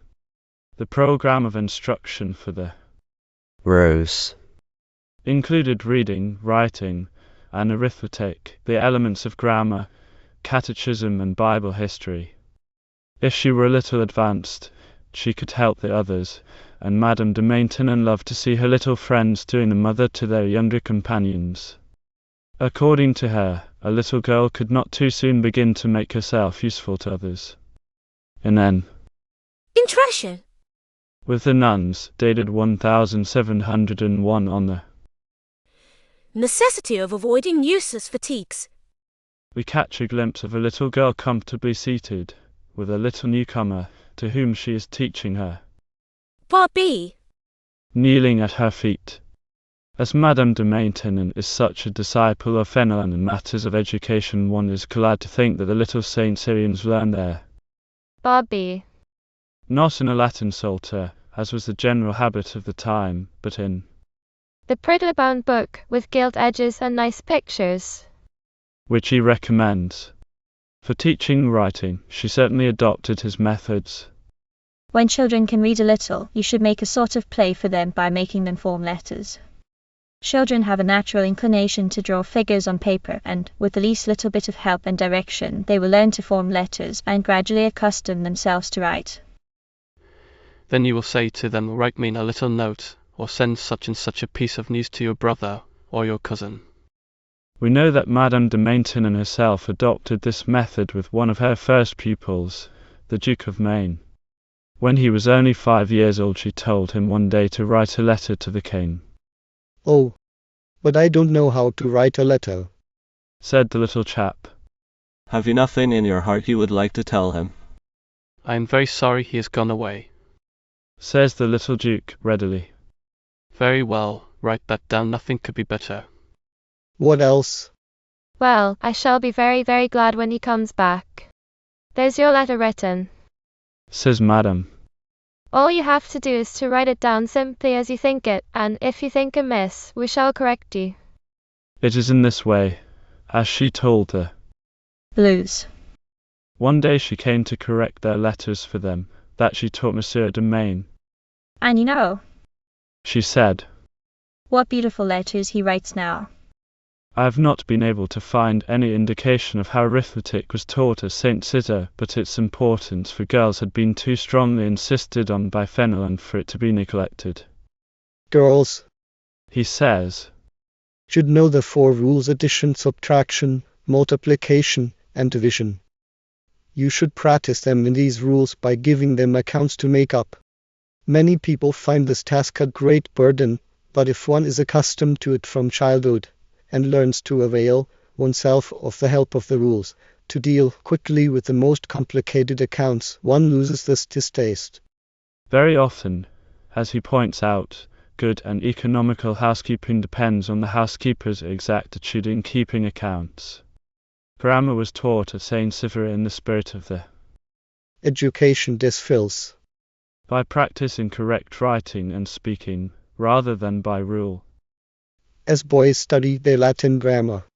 Again and again the importance of speaking Good French. is insisted upon, and we all know the models that were given them.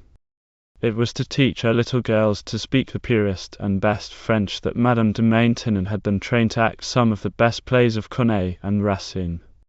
There came a day when these young people played Andromaque so well that they would never play it again, neither it, nor any other of your pieces.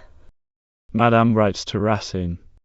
She did not keep her word, fortunately for us, for they were destined to play. Esther. Part 2. If our visit to St. Cyr had been paid in the year 1689, we might have been in time for rehearsal of Esther. Or even thrilling thought for the famous Fifth performance, where Madame de Sévigné sat between Madame de Bagnales and the Maître de Bellefonds in, the second bench behind the duchesses, and showed her appreciation by an absorbed attention and certains wanges sourds et by en places, which had their reward. For the king was so gratified that he actually came and spoke to her. Madame, I am told you like it. Sire, what I feel is beyond expression. Said His Majesty to me, Racine is very clever. Said I to him, indeed, sire, he is very clever, but these young people are very clever too. And off she goes for the torchlight drive to Paris, thinking less, one suspects, of Racine and the very clever young people, who acted his piece, than of her own clever self, and the triumph she had scored over her friends, who were merely fashionable or pretty. Os. Dates are stubborn things, and the date of Marie-Jean's arrival at St. Cyr 1690 precludes all possibility of her having been, for instance, the youngest of the Israelites. On this occasion, and peeping out from behind the curtains to see that brilliant audience, there were many people in France who, if they had been questioned about the matter, would have said it was just as well for herself. For it was not the sturdy good sense of the cure of Versailles alone that was now awake to the danger of turning the heads of the young actresses. Almost everybody who gave any thought to the matter saw how much justice there was in his blunt criticism that this was a way to train up theatrical stars, not novices. The fact that St. Cyr did not primarily set itself to train up novices, but rather good wives and mothers, lessened in no way the force of Hebert's strictures. And Madame de Maintenon was not slow to perceive her mistake, and to repair it energetically. It happened, accordingly, that it was into a very quiet St. Cyr, a very dull St. Cyr, according to the girls, who had lived through the excitement of the Esther performances of the year before, that Marie-Jean found herself. Now, one day was exactly like another, and anybody who knew the timetables could tell exactly what every little girl in the place was doing at a given hour. That makes it all the easier for us, who have left Marie-Jean and her companions, the Rouges, at their morning lessons, and must now come back to finish the day with them. The classes are nearly ended now, and there is a general, and not unpleasant feeling that it is getting near dinner time. But before going to dine there is something to be done. A little girl must examine her conscience, to see in what she may have offended God during the morning, to ask His pardon, and to form the resolution of doing better, with His help, during the rest of the day. The work she has offered to Him, when she awoke in the morning, is now examined by her, before she hands it in, so to speak, and the faults and blemishes are, if not repaired, at least apologized for. Most particularly does she examine herself to see if she has fallen into the principal fault from which she has undertaken to rid herself. At St. Cyr, nobody is considered too young to be allowed to forget the responsibility she has, as between her own soul and God. Dinner hour is 12 o'clock, and again, as at breakfast, a little girl is expected to really enjoy her food, and every care is taken to have it both appetizing and abundant. It is instructive, in this regard, to find Madame de Maintenon taking the superior to task when an occasional retrenchment is attempted. In 1696, she wrote to Madame du Perron, Madam, I have always forgotten to ask you why you continue to give rye bread to the children at a time when wheat is not dear. It is well for them to learn by their own experience the ups and downs of life, and they ought to take their share in the nation's reverses. But they must go back to their ordinary regime when there is nothing to prevent it. The tendency of communities is to retrench in the matter of food rather than in things that show. Again speaking to Madame de Glapion, she returns to the subject, giving her a lesson in true economy, which not nuns alone, but all housewives, might read with profit. It would appear that the nuns had not only been pushing their spirit of saving in what concerned the girls to the extreme, but that the work mistresses had allowed a certain spirit of commercialism to creep into their direction of the needlework classes. Are your girls seamstresses? she asks angrily. Is it for that the king has entrusted them to you? It is far better for them to learn to turn their hand to all kinds of sewing and mending, family sewing one might call it, than to be expert mantua makers. She protests against the economy, which savours of meanness and stupidity. Indeed, Marceau, when the big girls have worn their dresses more than a year, it is too much to expect the same dresses to last as long again with the little ones. The same remark applies to ever so many other things, where economy has been pushed to such an extreme that I don't know where you get material for mending. This is what it comes to. You keep mending and darning and patching continually, without reflecting that if, on the one hand, you save something, you waste so much silk and thread and time, on the other, that there is really nothing gained. With these liberal sentiments on the part of his foundress, we may expect to find the table at St. Cyver abundant and excellent. It is true it had not a great name for hospitality to strangers. Be sure to take your dinner before you go, said Madame de Maintenon's brother one day to Berdelone, who was to preach at St. Cyr. St. Cyr is, in very truth, a house of God. One eats not, neither does one drink. It is true, said Madame de Maintenon gaily. Our fort is education, and our fable is hospitality.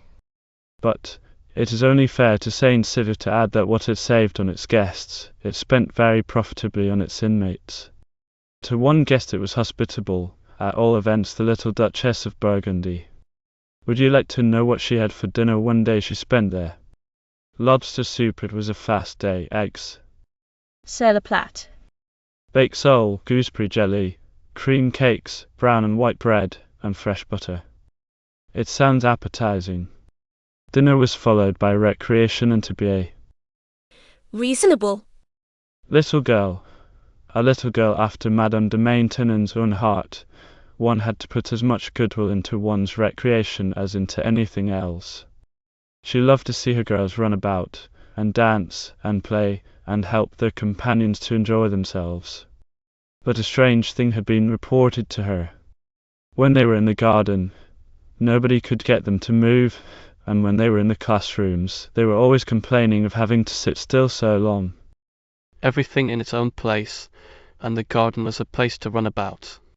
Such a charming garden and park as St. Cyr possessed, designed by the great Mansard, and with the king himself as sponsor for its poetically named groves and alleys, allées de réflexions, allées solitaires, allées du cœur, cabinet de recueillement, and cabinet solitaire. If it were not the Comte de Horse and Vales from whom I draw this curious piece of information, I should have inevitably credited Mademoiselle de Scudéry with the choice of these names. They seem so utterly unlike what we would expect from Louis Roman XIV. One fancies Madame de Maintenon must have only accepted them with a sort of resigned amusement. Certainly she had no intention of allowing the names to justify themselves, for, instead of the sentimental meditation which they seemed to suggest, she was all for filling these groves and alleys with the gay laughter and games of healthy and happy little girls. In her system of education, recreation played a very important part, in the first place for its hygienic value. Let the children run about in the open air as much as possible.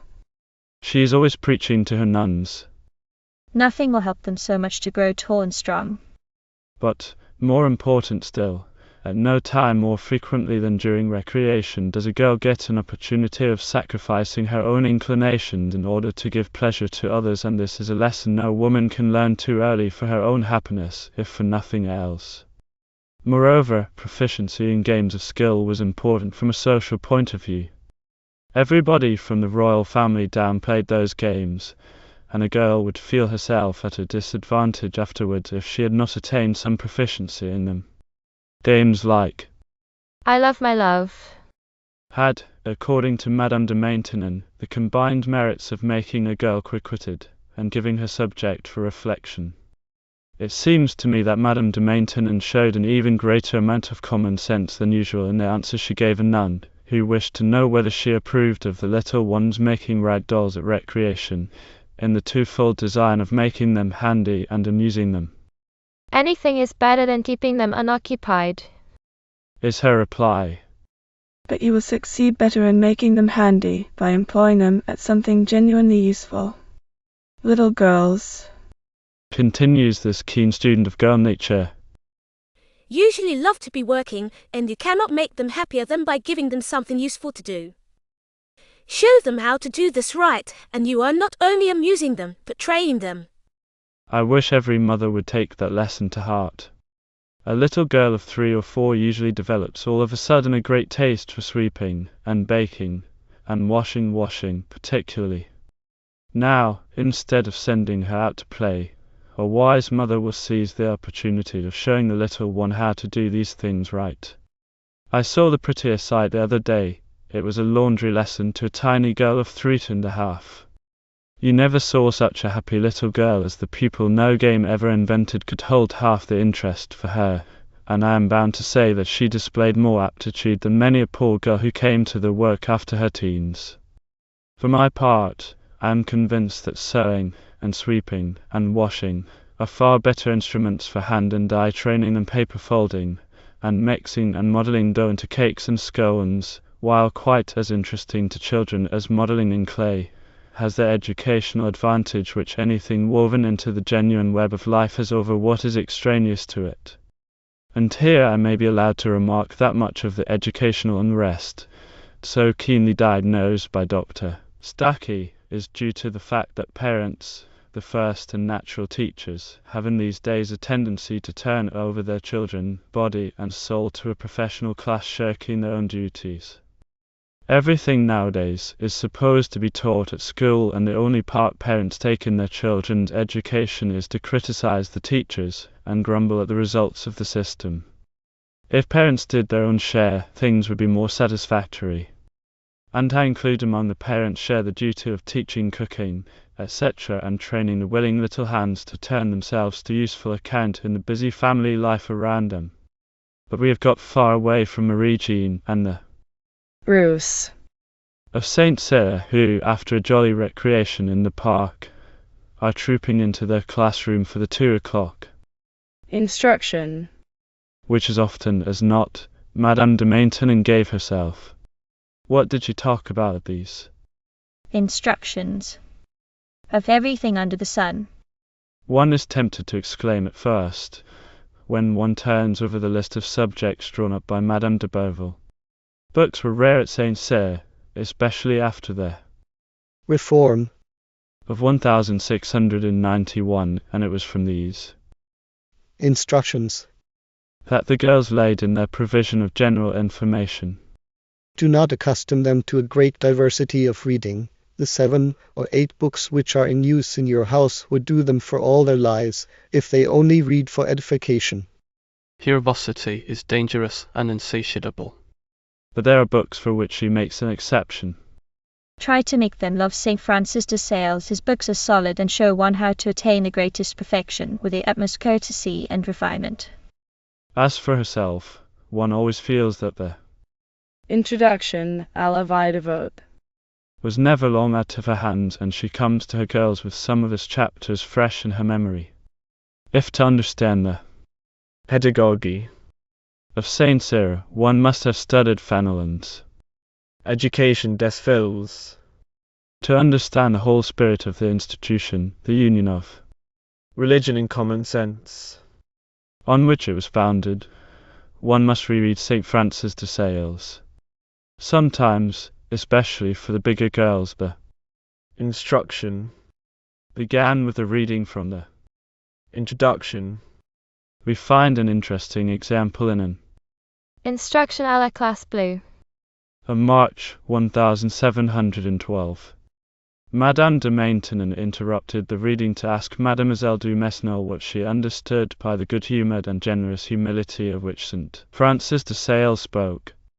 I believe, said the young lady, that, in this case, the good humour would consist in not allowing oneself to be discouraged by the faults of which one's humility forced one to convict oneself, and the generosity in setting oneself, with all the courage and goodwill possible, to correct them.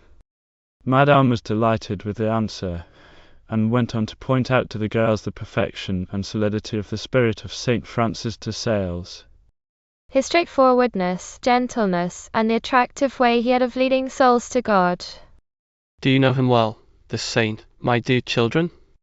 It appears they did, and Mademoiselle de Conflans proceeds to show her knowledge and a fine literary taste, too, it seems to me, in the quotation she chooses from him, at Madame de Maintenon's request. It is from that admirable chapter on The manner of practicing true poverty in the midst of riches. Part 3, Chapter Roman 15, and Mademoiselle de Conflans quotes it almost literally. Tell me, are not the gardeners of great princes more concerned to cultivate and beautify the gardens they have in charge than if they were their own? And why is that? Because, doubtless, they look on those gardens as belonging to the kings and princes with whom they wish to gain favor by their services. My Philithea, the possessions we have are not ours. At this point, Mademoiselle de Conflans ceases to quote, but paraphrases admirably. They are given to us by God, to be managed for his glory, for our salvation, and for the good of our neighbour. As long as these ends are kept in view, we please God by looking well after our wealthy possessions. Suppose, Mademoiselle, Continues Madame, then that you were married, she taught them, as we shall see presently, not to be afraid to mention the word marriage at Saint Cyther, and that you had plenty of money, what would you do? I should feed and clothe my children well, says Mademoiselle, who had not studied her Francis de Sales for nothing. I should pay my debts, I should help my poor neighbors, I should take care of people who were ashamed to ask assistance, and I should visit and assist the sick poor in the hospitals. All that is excellent. Comments Madame, approvingly. But among all these different kinds of charity, preference is to be given to that exercised towards your own poor tenants and poor relations. But if you met with some financial reverses, would it be right to borrow money to keep up your charities? Mademoiselle de Tronic gives it as her opinion that it would. If you really think it would be right to borrow money to keep up one's charities, you are very much mistaken. One's first duty is towards one's own children and servants. That is good sense and justice, and the religion that was taught in Saint Cyther was never separated from one or the other. Make them see that true piety consists in the fulfillment of one's duties. Let them learn those of a wife and of a mother, their obligations towards their servants, their edification they owe to their neighbors, and what sort of a life they can and ought to lead in the world. She was never tired, when talking to the girls, of contrasting true devotion with wrong-headed Botanism. She defined the latter by its manifestations: leaving the Blessed Sacrament to go to pray before a statue, leaving one's class to say extra prayers, putting one's head against the wall, for fear of allowing one's devotion to evaporate, and being quite annoyed if one is interrupted, for something quite necessary, waiting an hour outside the confessional for Contrition. to fall from heaven, and then saying you don't feel like going to confession, for you have not the proper sorrow for your sins, spending a lot of money on ornaments for the chapel, and leaving your sisters in want, employing at prayer much more time than is marked out, and thereby neglecting the duties of your charge. True piety, devotion in the spirit of Saint Francois de Sales, As she calls it somewhere, is, on the contrary, solid, simple, good-humored, sweet, and free, consisting rather in innocence of life than in austerities and frequent retreats. When an educated woman misses vespers to stay with her sick husband, everybody will approve, or when she holds the principle that we must honor our father and mother, however bad they may be, nobody will laugh. When she maintains that it is better for a woman to rear her children well, and train her servants, than to pass the whole morning in her oratory, people will easily accommodate themselves to that religion, and she will make it loved and respected. to prepare her girls for that exact fulfillment of duties which, according to her and St. Francis, is the best sign of true piety, she adopted two great means. The first was to train them to an exact observance of present duties. She was always preaching to them the honour and glory of work well done. It is a matter of pride to be able to sweep, and dust, and mend well, and, far from being ashamed of doing these things, a girl ought to be proud to be seen by everybody at them. But what of a girl who does not care in the least how her work is done, provided she gets through it some way or other? Madame de Maintenon has an ugly name for such little girls, and she does not hesitate to apply it to coward. There is surely a terrible sting in the word, for girls of noble birth, with a long tradition of soldierly honour in their families. One fancies the lash of it made them turn to their sweeping and dusting and polishing with more zeal than the fear of punishment would have done. She likes her girls to remember they are noble, provided they show themselves worthy of their birth. In the world, nobility is recognized by its true politeness. It loves to give pleasure, to spare trouble, to relieve pain. If one of you were forced to take a position with some individual, and could not bring yourself to do it, preferring to spend the whole day working to earn the necessaries of life, I could not blame her. If another received a proposal of marriage from a man of low birth, as she answered me, I cannot overcome the disinclination I feel to it. I would pity her for refusing a match which might make her happy, but I should not find it strange, for these are inclinations common to the nobility. If I should hear a girl say, I would rather 1,000 times see my brother dead than hear that he had run away from the enemy, and is a coward and noble heart spoke there, and I feel the same as you. If some of you said, I would rather wear homespun all my life than receive presents, I should say, these are girls who feel their nobility and are true to it. In the meantime, they can prove their nobility in no way better than the care they take to fulfill their daily duties exactly. In interesting their sense of honour, Madame de Maintenon shows her knowledge of girl nature grafted on a good stock. For the future, she looks forward, picturing vividly the life that awaits them. What matter if the picture be not very gay?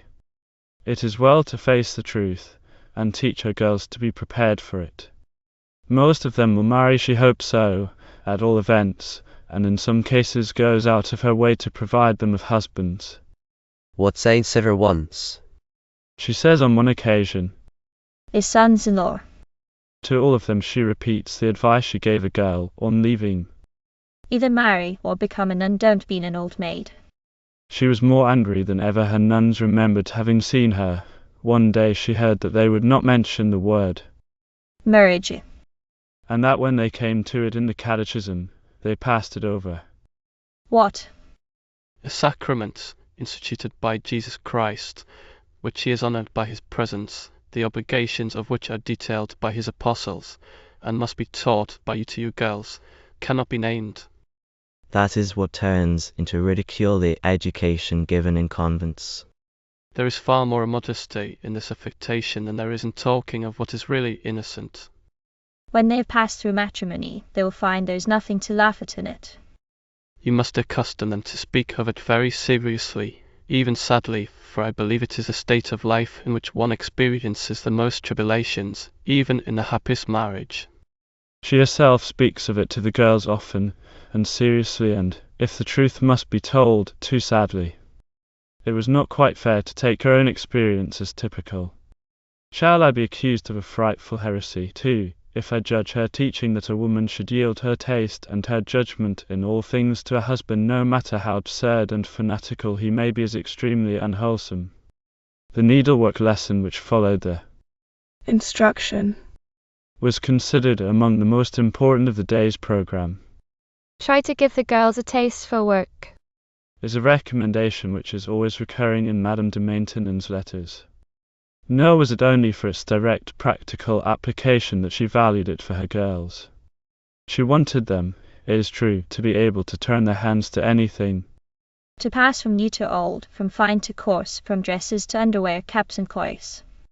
But she knew, long before Lady Henry Somerset, the extraordinary comfort there is in the use of the hands. In a wonderfully suggestive article by Maud Egerton King in the Vineyard, Lady Henry Somerset's discovery is recorded. Who has not heard of Lady Henry Somerset and the help she has discovered for poor women drunkards in the use of their hands? She tells us how domestic grief brings desire for forgetting, and how this is most easily bought in poisonous drink, poor substitute, indeed, for the keen interest of handwork, and the consolation found in its conquest of things. There was comfort in carding the wool, solace in the spinning wheel, decision in the exacting shuttle as it flew to escape the baton and reed. Madame de Maintenon had tasted in many hours of spirit weariness the solace of the busy hand. Nothing is more necessary for our sex than the love of work. It calms the passions, it occupies the mind, and filling up the time pleasantly, leaves one no leisure for evil thoughts. What is a woman to do who cannot bear to stay at home, or find pleasure in her household employments, or interest in a bit of needlework? What can she do but seek it at the theatre or the card table? No wonder that next to piety and reason she values needlework as an instrument of education. There is a singing lesson yet to be gone through, and a catechism lesson before the supper and recreation, night prayers and examination of conscience which end the day at St. Sida. Whether the girls have a voice or not, she likes them to join the singing class. Even if they cannot sing, they will know something about it and take pleasure in it. She tells the Berts on one occasion, and goes on to impress them with the necessity of letting slip no opportunity of learning anything likely to be useful. Look at me, She says, who found no talent so useful at court as to be able to do here well. at the catechism classes she likes the girls to question one another, but she had no patience with budding casuists, who made difficulties to show their own cleverness. Did she scold the little Duchess of Burgundy who, one day, doing catechist to the Blues, on being asked, where is the valley of Jehoshaphat? covered her own ignorance by the scorn she poured on the questioner. That's a sensible question, indeed, mademoiselle, and you have great need of knowing it in order to get to heaven. I do not think so. With Fenelon, whose precept in this particular was so much better than his practice, she held that women have not the brains for the subtleties of theology or philosophy. Women only know things by halves. Here she repeats Fenelon's very words. And the little they know renders them proud, disdainful, talkative, and disgusted with common things. I would much prefer to see your girl occupied with your house stewards accounts than with the disputes of the theologians. Fenelon had said, and Madame de Maintenon especially after the quietest troubles, when even the Rose, talked of nothing else but pure love, holy indifference, simplicity, and all the other jargon of Madame Guyon's letters took the lesson to heart. And now to conclude.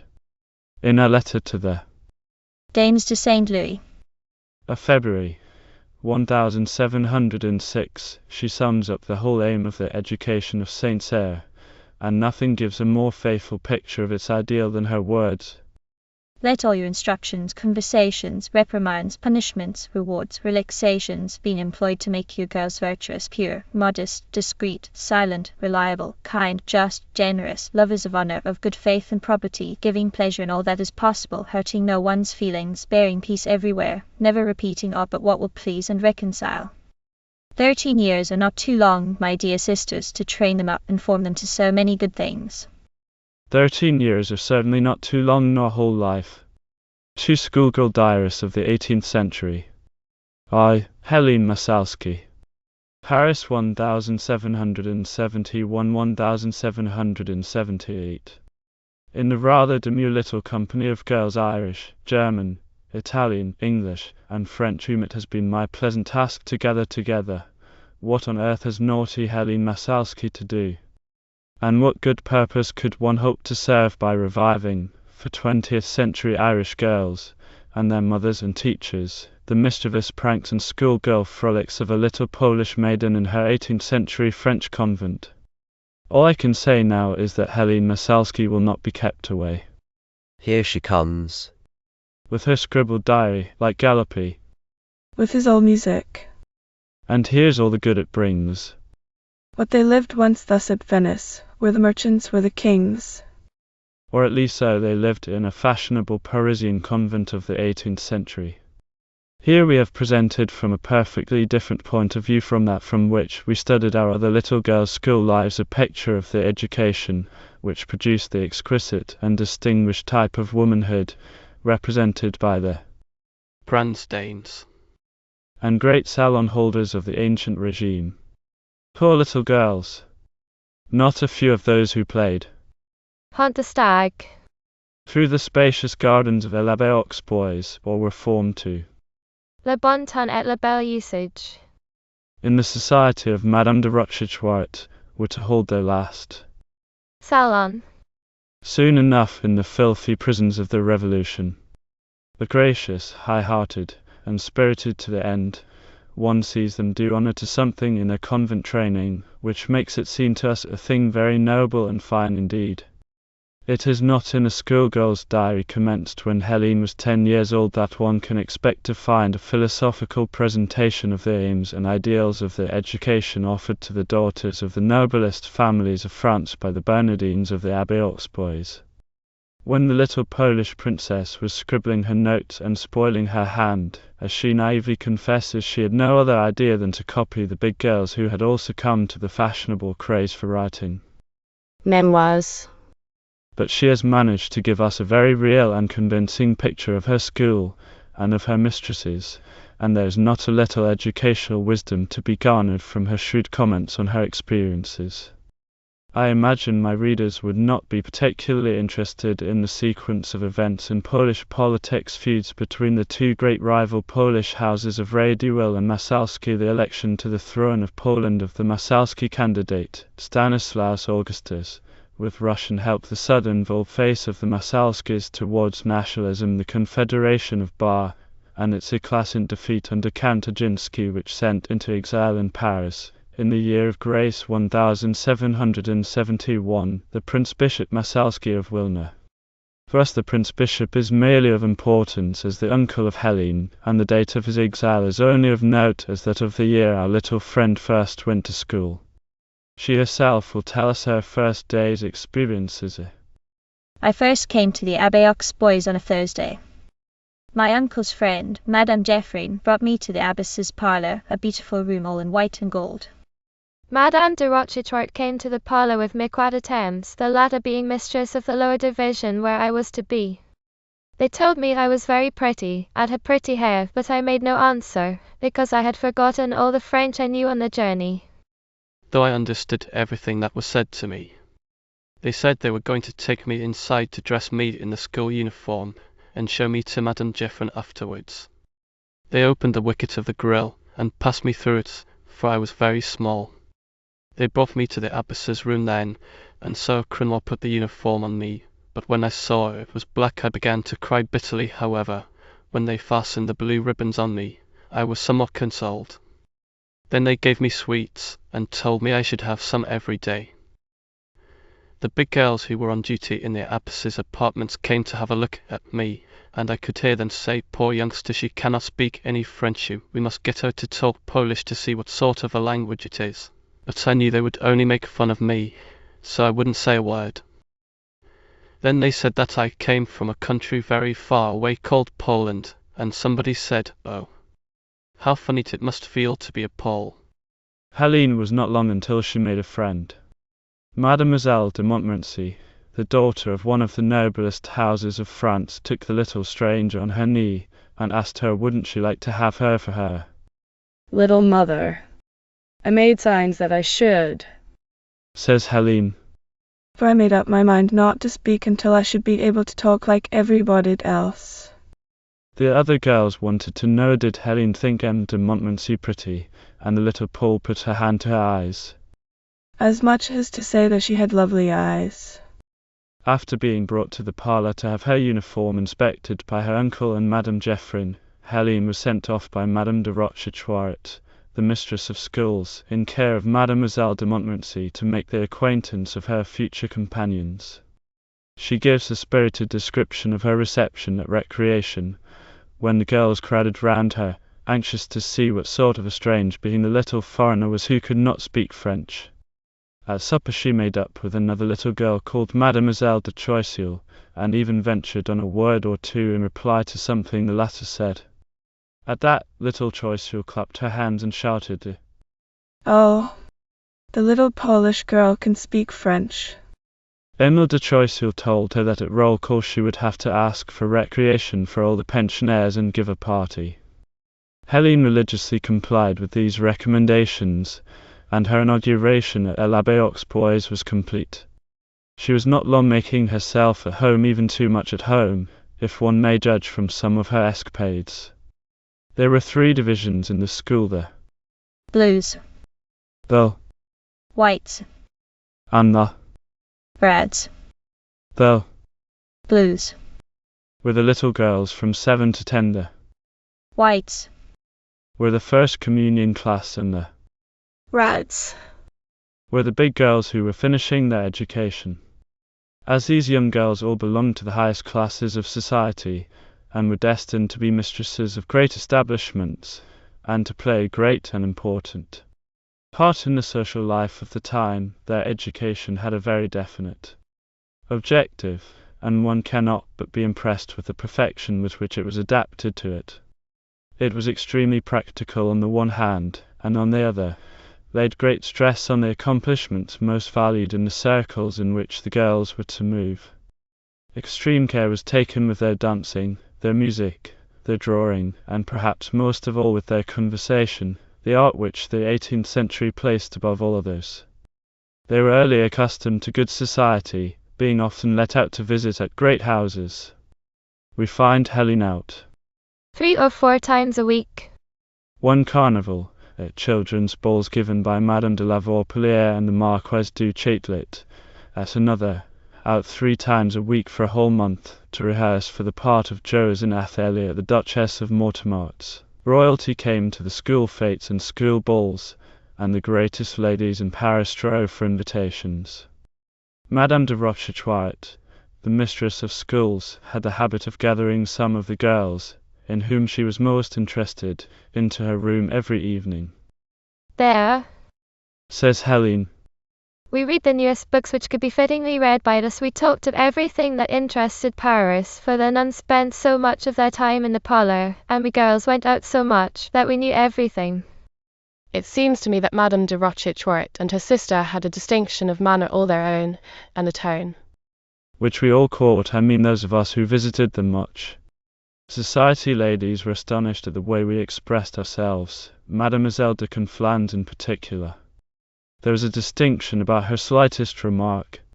So much for their social training. For their domestic training there was the admirable system of obediences.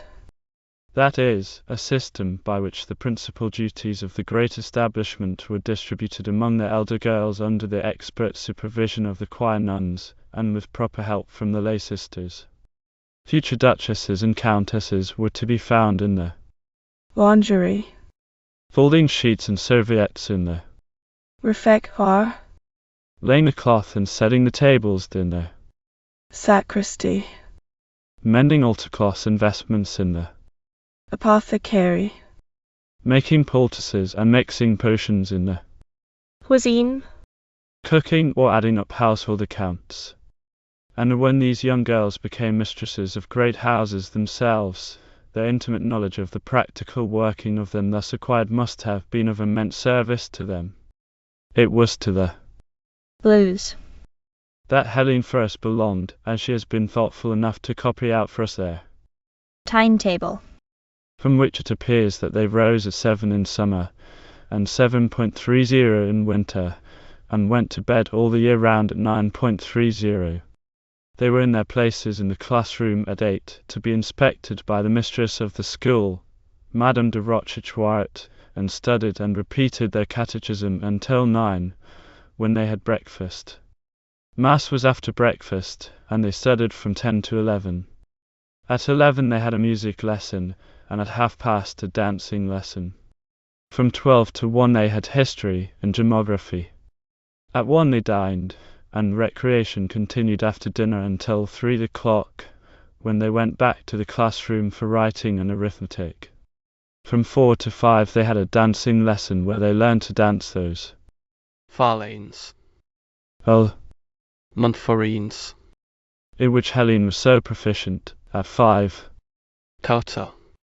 and recreation until 6.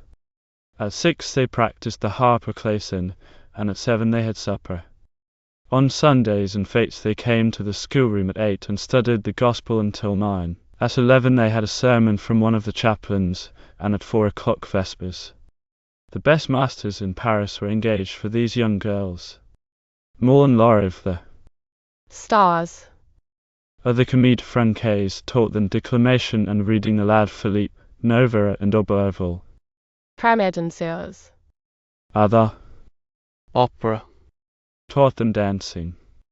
When they were ill, they had the king's own doctor called in to prescribe for them, and expense was never considered in the question of their education. Helene sketches in a most comic way the three mistresses of the blues. In her time, Madame de Montluc in religion make what attempts. Good-natured, quiet, careful, but far too fussy. Madame de Montbertremier Saint Macaire. Good-natured, stupid, very ugly, and dreadfully afraid of ghosts. Madame de Fresnes Mere Saint Barthilde. Ugly, good-natured, great at telling stories.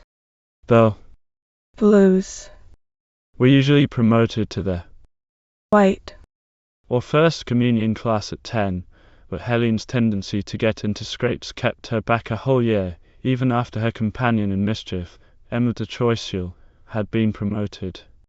Probably the nuns thought it better to separate these two choice spirits for a while, even though Helene knew at her fingertips everything that was to be known of the blues program. I knew my ancient history, the history of France, and my mythology very well. I knew by heart the whole poem of La Religion and La Fontaine's fables, 2 cantos of La Henriade, and the whole of the tragedy of Athalie, in which I had played Joas. At private theatricals given by the young Duchess of Mortemart, one carnival. I danced very well, I could sing at sight, and played the harp and the clavecin a little. But she continues plaintively, the continual scrapes I got into, owing a good deal to my friendship for Emma de Choiseul, kept me back. I was so fond of her that I would rather be in penance with her than see her punished alone. It was the same with her, and whenever she saw me punished, she would go away and do something so as to get into penance too. The day was not long enough for us to say to each other all we had to say, and at night, as her room opened into mine, she would come to me, or I would steal into her. And nice pranks they planned in these nocturnal visits. They found out that by putting a little oil on the hinges they could open a door without making any noise. Having opportunely unearthed a bottle of oil, they proceeded to make use of their discovery to make a round of the house in their dressing gowns, and see what mischief they could do. Once we took a bottle of ink and poured it into the holy water font, which is just inside the choir door. The nuns say matins at 2 o'clock every morning, and as they know them off by heart, there is no light but that of the sanctuary lamp which barely lights the holy water font. They took the holy water, and never noticed what they were doing to themselves. But daylight came before matins were ended, and when they saw each other all daubed with ink, they took a fit of laughing, and the office was interrupted. They suspected that this was a trick of some of the girls, and they set up an inquiry the next day, but it was never discovered who did it. The 2 young ladies were less fortunate on another occasion. The ropes of the bells, called the Gondi, because they were blessed by the Archbishop of Paris of the name, passed through a tribune behind the abbess's throne.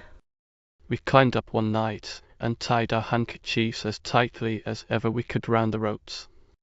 The novice, whose duty it was to ring for matins, began to pull, but the knots on the rope stopped them, and the bells did not move. She pulled and pulled, but it was all no use. Some of the nuns, noticing that it was after matins time, and hearing no bell, came down to see what was the matter. They saw the novice killing herself, pulling away at the ropes. Then they came to the conclusion that there must be something the matter with the bells, and climbing the tribune, they found the handkerchiefs. Unfortunately, our initials were on them, HM and JC. I imagine it did not require these initials for the mistress of schools, Madame de Rochechouart, to know who the culprits were. She was a woman of great wisdom and discernment, full of tact and knowledge of human nature, and exercised the happiest influence on her wild young charges. A look from her was enough for Helene, who was quite beyond the control of her other mistresses, as she tells a funny story of herself running back to the classroom on occasions, all in tears. Because Madame de Rochechouart looked at me with her big eyes. You silly child.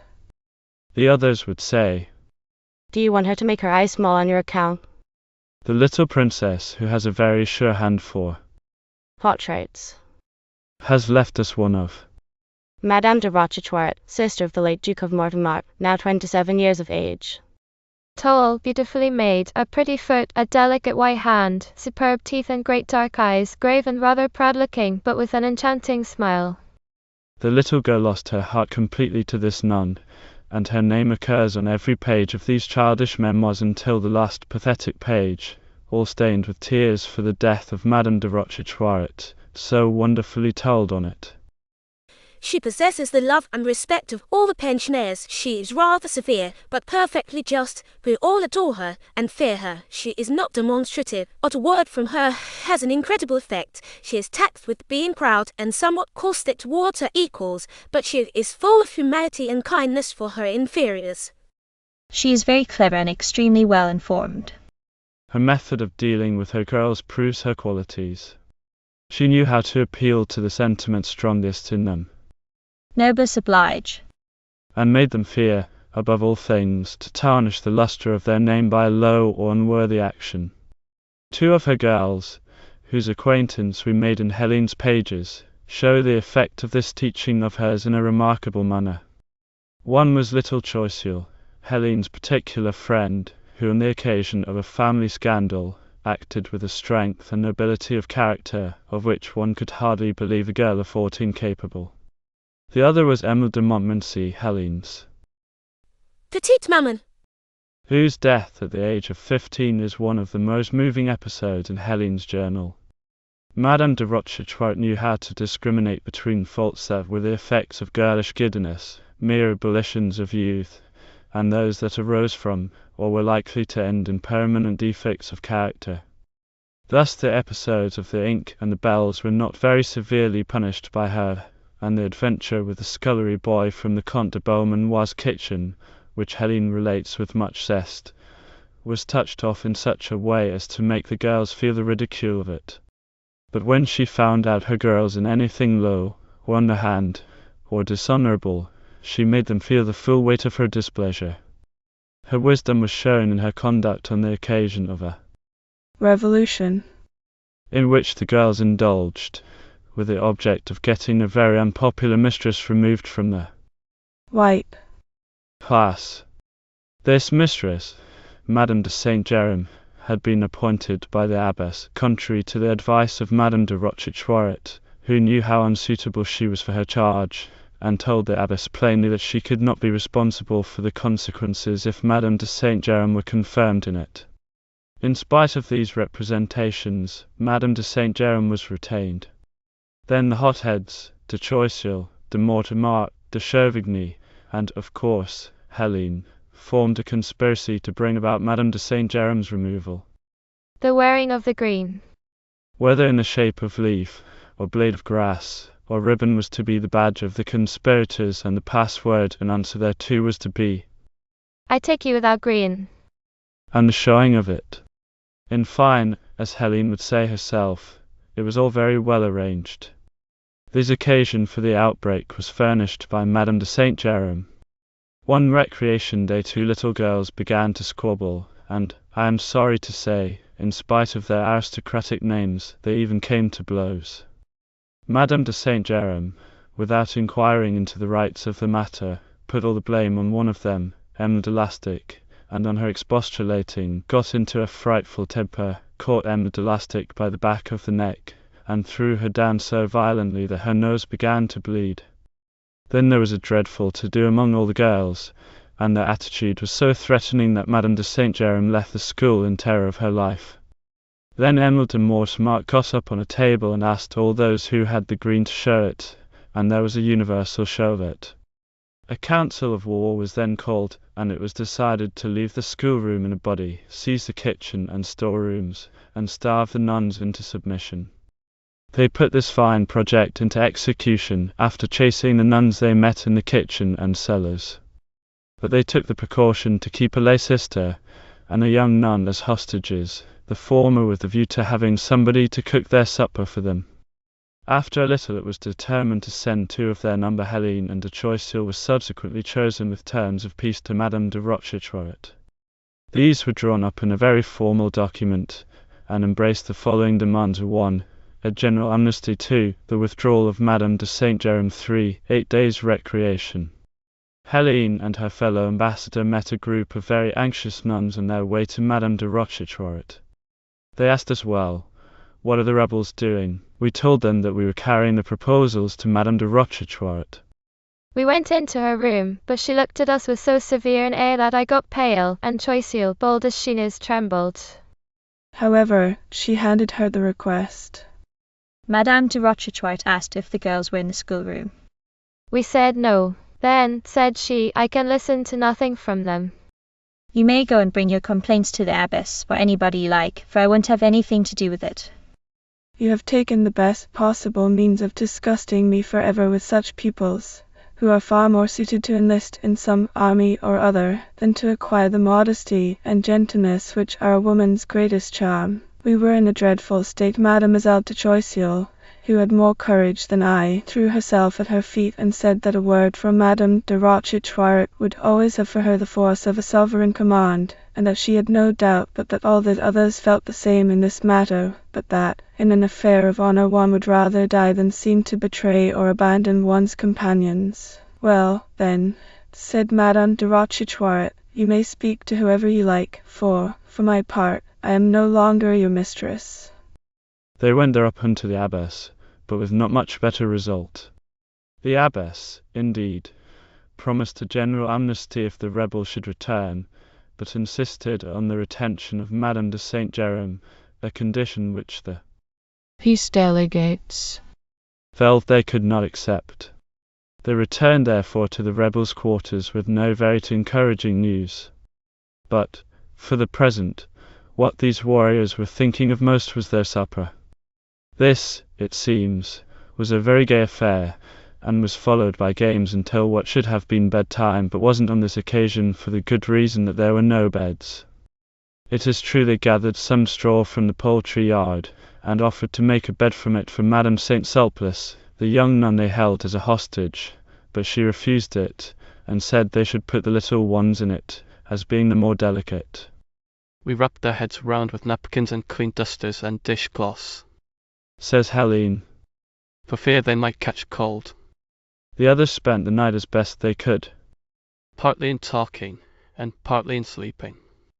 The next day ended it. The nuns, as the girls learned afterwards, were very much embarrassed, and to put an end to this intolerable state of things, some of them even advocated calling in the watch. But Madame de Rochechouart, with her usual good sense, pointed out that this would be the very means of creating a scandal, the thing which it was their best policy to avoid. She advocated sending for the mothers of the ringleaders, and accordingly the Duchesses de Chatelain and de Mortemart arrived on the scene together with the Marquise du Châtelet and some other ladies. They carried off their own daughters and nieces from the rebel citadel, and the rest of the troop, being thus left without leaders, soon capitulated on the terms of peace brought them presently by a lay sister. The message was the classes are open, it is 10 o'clock, and those who shall be back in their places before 12 shall have a general amnesty for the past. They kept Madame de Saint Jerome in her post a month longer, for the sake of the principle of the thing, and then quietly removed her. In spite of all the trouble Helene gave Mirecourt attempts, one is glad to find that they parted good friends when the time came for Helene to be promoted to the Whites. I went and asked pardon of Mirecourt attempts, she says prettily, for all the trouble I had caused her, and thanked her for her kindness. She told me she was really sorry not to have such intimate relations with me in future. She said, too, that although I had often driven her nearly wild, I had moments when I made up to her for all that. I kissed her. In effect, Helene had her moments of goodness, and in order that we may part with her on as good terms as Mirecourt attempts, I am going to show her in one of them. It was the night of her first confession. Sir Bichon had come to see my nurse, and while Mademoiselle Jadal, my maid, was undressing me, Sir Bichon said to me that she recommended herself to my prayers, for although I said them in common with the class downstairs, they made me say them again before putting me to bed. I said to Sir Bichon, what do you want me to ask God for you? She said, pray to him to make my soul as pure as yours is at this moment. I said then, aloud, at the end of my prayers, oh, my God, Grant to Sir Bichon that her soul may be as white as mine ought to be at my age, if I had profited by it all the good lessons that have been given me. My nurse was delighted with the way I had arranged this prayer, and hugged me, as did Sir Bichon and Mademoiselle Jetow. When I was in bed, I asked was it a sin to pray for Lagrise, a grey cat which, like Mirquat attempts, sometimes suffered from the attentions of Helene and little Choiseul, if one had only space to tell the tale. My nurse and Sir Bichon said it would be, and that I should not talk of Lagrise to the good God. Afterwards, as I was not sleepy, Sir Bichon came to my bed and said that if I died that night, I should go straight to paradise. I asked her what I should seat in paradise. And she said to me, "Picture to yourself, dearie, that paradise is a great big hall, all made of diamonds, rubies, emeralds, and other precious stones. The bon Dieu sitting on a throne. Jesus Christ is on his right hand, and the Blessed Virgin on his left. The Holy Ghost is leaning over his shoulder, and all the saints are passing up and down before him." While she was telling me this, I fell asleep.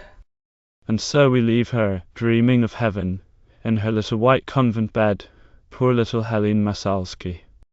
Roman 2. Anna Green Winslow. Boston 1771–1773. In 1771, the very year little Helene Masalski was passed through the wicket of the grill of the Abbe Aux boys, and dressed in her pensionaire's uniform to begin her adventurous school career, a demure little maiden in far-off America sat her down to write her diary too. It is impossible to imagine a greater or more piquant contrast than that between the little Catholic girl in her French convent, and the little Puritan who was sent to her Aunt Demi! in Boston by her parents in Nova Scotia to be Finished! by Boston teachers, while Helene was spoiling her hand, scribbling memoirs which nobody could read but herself, and getting 'em the Choiseul to write her copybook for her so as to avoid trouble with them. Charm, her writing master, little Anna Green Winslow was recording in careful penmanship the events of her Puritan day, for the edification of her haunt, Mare, and her own practice in making letters even. Poor little girl! One feels that something more than the chill of the Boston winter has got into her frail little body, and one wishes for something better than the warmth of Uncle Joshua's fire to cheer her on bitter days on her way from school. For in truth she is a very likeable little person, this Pilgrim's daughter. And one feels that in a kindly atmosphere she would have blossomed into something very dear and sweet. Sometimes in the midst of her notes of Mr. Hunt's, oh, Mr. Weekins, sermons, one comes across the most naive confession of personal vanity, and one cannot help loving her for it. It was all very well for Mr. Beacon to tell her that true beauty consisted in holiness, and to show her Hond, Mare, that she had been paying attention. She even took the pains to copy his very words. His Lastly, to his dear young friends, let me tell you, you'll never be truly beautiful till you're like the king's daughter, all glorious within. All the ornaments you can put on while yourselves are unholy make you the more like white sepulchres garnished without, but full of deformity within. You think me very unpolite, no doubt, to address you in this manner, but I must go a little further and tell you, howsoever it may sound to your delicacy, that while you are without holiness, your beauty is deformity. You are all over black and defiled, ugly and loathsome to all holy beings. The wrath of the great God lies upon you, and if you die in this condition, you will be turned into hell, with ugly devils, to eternity.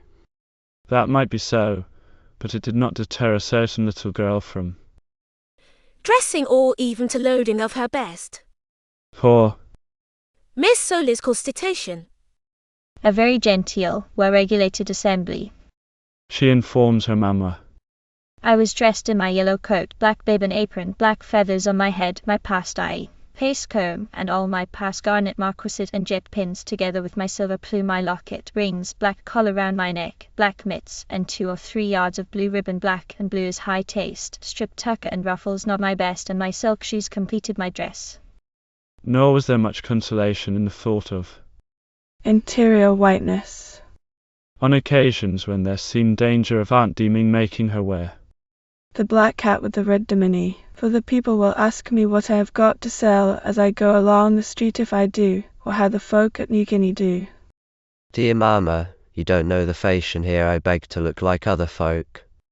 You don't know what a stir would be made in Sudbury Street, were I to make my appearance there in my red diminy and black hat.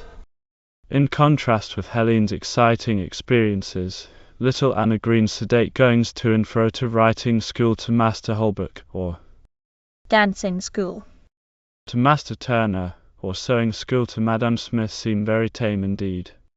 It is quite an adventure for her to be overtaken by a lady who is quite a stranger to her, and to be accosted by her with, "How do you do, miss?" I answered her, but told her I had not the pleasure of knowing her. She then asked, "What is your name, miss?" I believe you think it is a very strange question to ask, but have a mind to know.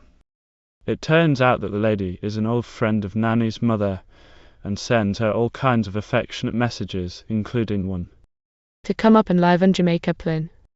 The attraction being a nice meeting house and a charming minister, and also Cleaver. Sometimes when there is absolutely nothing to tell, Nanny copies out with her Aunt's leave something which pleased that good lady very much, and which I hope will please you, my papa and mamma. It turns out to be a rather dull joke wherein Mr. W., who don't set up for an expositor of scripture, yet ventures to send doctor, files a short comment on one core. Roman 9. 11 in the shape of a dozen pounds of chocolate. To which the doctor returned the following very pretty answer. Doctor Biles returns respects to Mr. W. and most heartily thanks him for his judicious practical family expositor, which is in taste. To do Nanny justice, this joke is more in the taste of Aunt Deeming than her own, for the little lady has a charming sense of humour, and sometimes employs it very prettily even against herself. She was subject on occasions to egregious fits of laughter, and can give the drollest description of some things that tickle her fancy. For instance, a headless roll, which Mr. D. the barber made for her. This famous roll is not made wholly of a red cow tail, but is a mixture of that and also very coarse and a little human hair of yellow hue, that I suppose was taken out of the back part of an old wig. But Dee made it all carded together and twisted up. When it first came home, Aunt put it on, and my new cap on it. She then took up her apron and measured me, and from the roots of my hair on my forehead to the top of my notions, I measured above an inch longer than I did downward from the roots of my hair to the end of my chin. Nothing renders a young person more amiable than virtue and modesty without the help of fowl's hair, red cow tail, or Mr. D. Poor Mr. D. He does not seem to have been the beau ideal of barbers. Here is a picture of him at work. In the course of my peregrination, as Aunt calls it, I happened into a house where Dee was attending the lady of the family. How long she was at his operation I know not. I saw him twist, and tug, and pick, and cut off all locks of grey hair to slice the lady, telling him she would have no hair to dress the next time for the space of an hour and a half. When I left them, he seeming not to be near done. She certainly needed her sense of humour, for nothing could be more depressing than the company she was forced to keep, if she wasn't ill herself. With a whitlow on my fourth finger, and something like one on my middle finger. And being seasoned by Aunt Deeming with globe salts, she was visiting sick relations and neighbours. She goes to see Aunt Story and finds unpleased store so ill that he keeps chamber. As I went down I called at Mrs. Whitwell's and must tell you Mr. and Mrs. Whitwell are both ill, Mrs. Whitwell with rheumatism. Later on. It has been a very sickly time here. Not one person that I know of but has been under heavy colds or laid up at Uncleastores. The climate seems to have been abominable. Almost every entry deals with the weather, and it is only well on in May that there is any mention of warmth. Even in June we read, all last week till Saturday very cold and rainy. a snowstorm keeps her from dining with. Uncle Joshua. On 6th December, and another from Mrs., which was on the 14th. Christmas Eve 1771 was. The coldest day we have had since I've been in New England. And all folk abroad have to run to keep themselves warm. The rain of Sunday froze on Monday, so that walking was so slippery, and the air so cold that Aunt chooses to have me for her scholar these days. February 13th was a bitter cold day. February 18th, bitter cold. Again, on February 22nd, the weather entry reads, since about the middle of December we have had till this week a series of cold and stormy weather. Every snowstorm of which we have had abundance except the first ended with rain, by which means the snow was so hardened that strong gales at NW soon turned it and all above ground to ice, which this day 7 night was from 1 to 3, 4, and, they say, in some places 5 feet thick, in the streets of this town. Last Saturday morning we had a snowstorm come on, which continued till 4 o'clock p.m. when it turned to rain, since which we have had a warm air with many showers of rain, one this morning a little before day, attended with thunder. The streets have been very wet, the water running like rivers all this week, so that I could not possibly go to school. In spite of the weather, Anna and Andeeming go to Wheaton with great frequency, sometimes favoured by kind neighbours like Mr. Soley and Mr. Wells, with seats in their chaise. Anna is always supposed to write down the text and as much of the sermon as she can in her diary, and as sometimes Aunt Deeming puts in her pen, the effect is slightly like that produced by the elder Mr. Weller's letter to Sam. She likes Mr. Hunt's sermons best, though she does not understand all he said about the external and internal evidence for the authenticity of the Bible. On an occasion when Mr. Hunt preached on the decrees of God, Anna had set down some of his observations on a loose sheet of paper. But my aunt says that a miss of 12 years old can't possibly do justice to the nicest subject in divinity, and therefore had better not attempt a repetition of particulars that she finds lie, as may be easily concluded, somewhat confused in my young mind.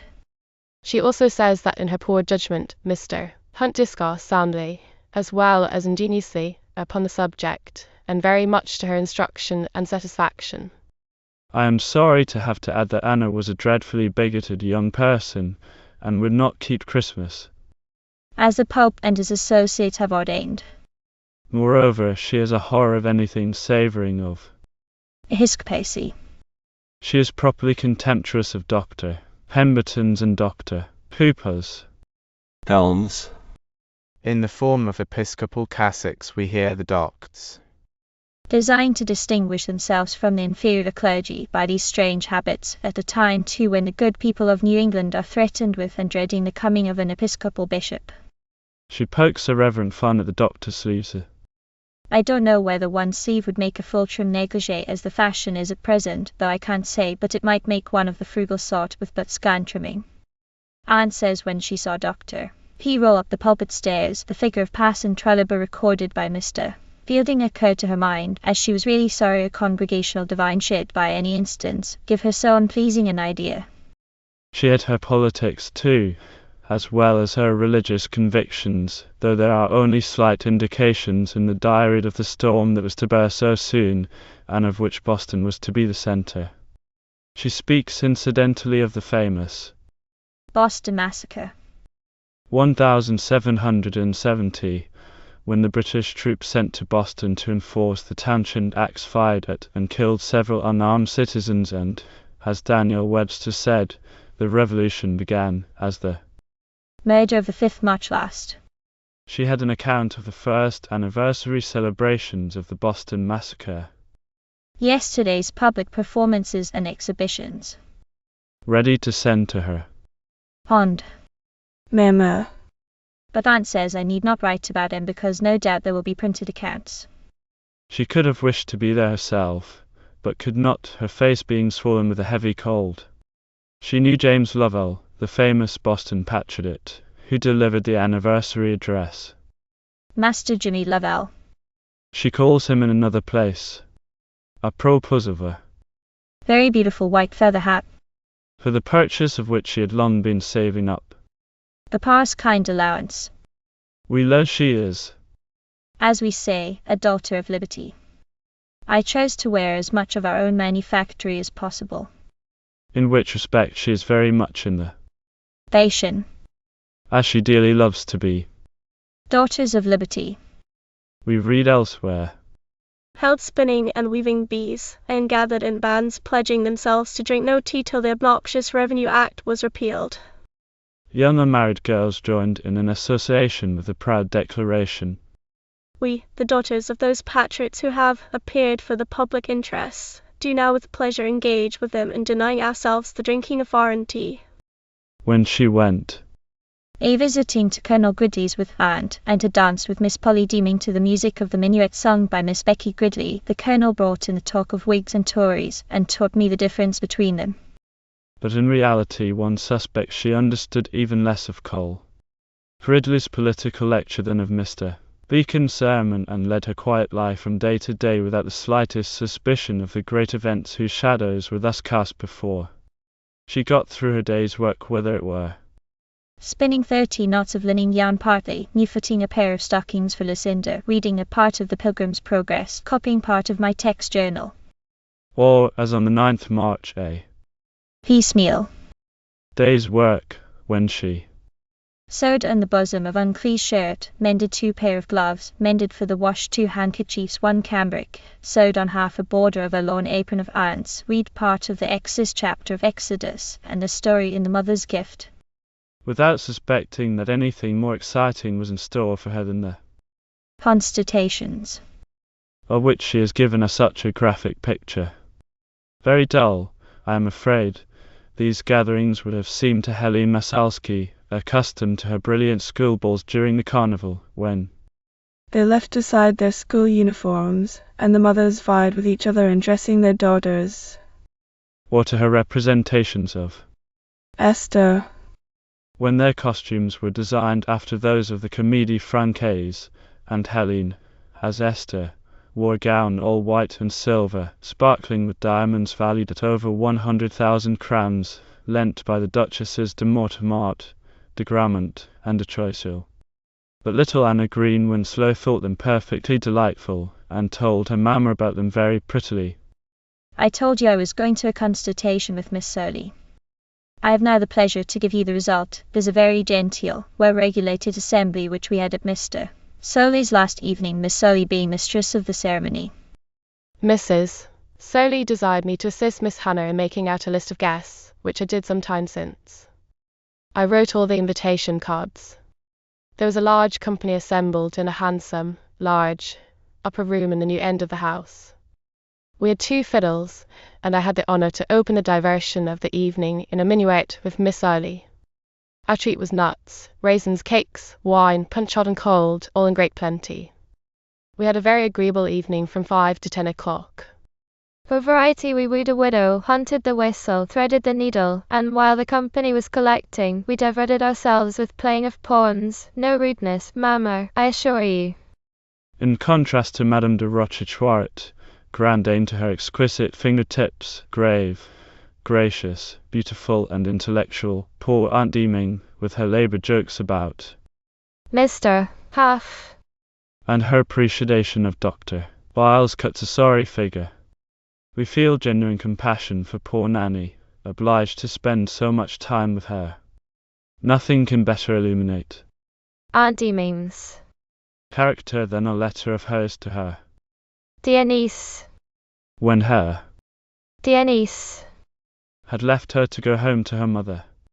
She begins by congratulating her on having had a less troublesome journey than she Aunt Deeming anticipated.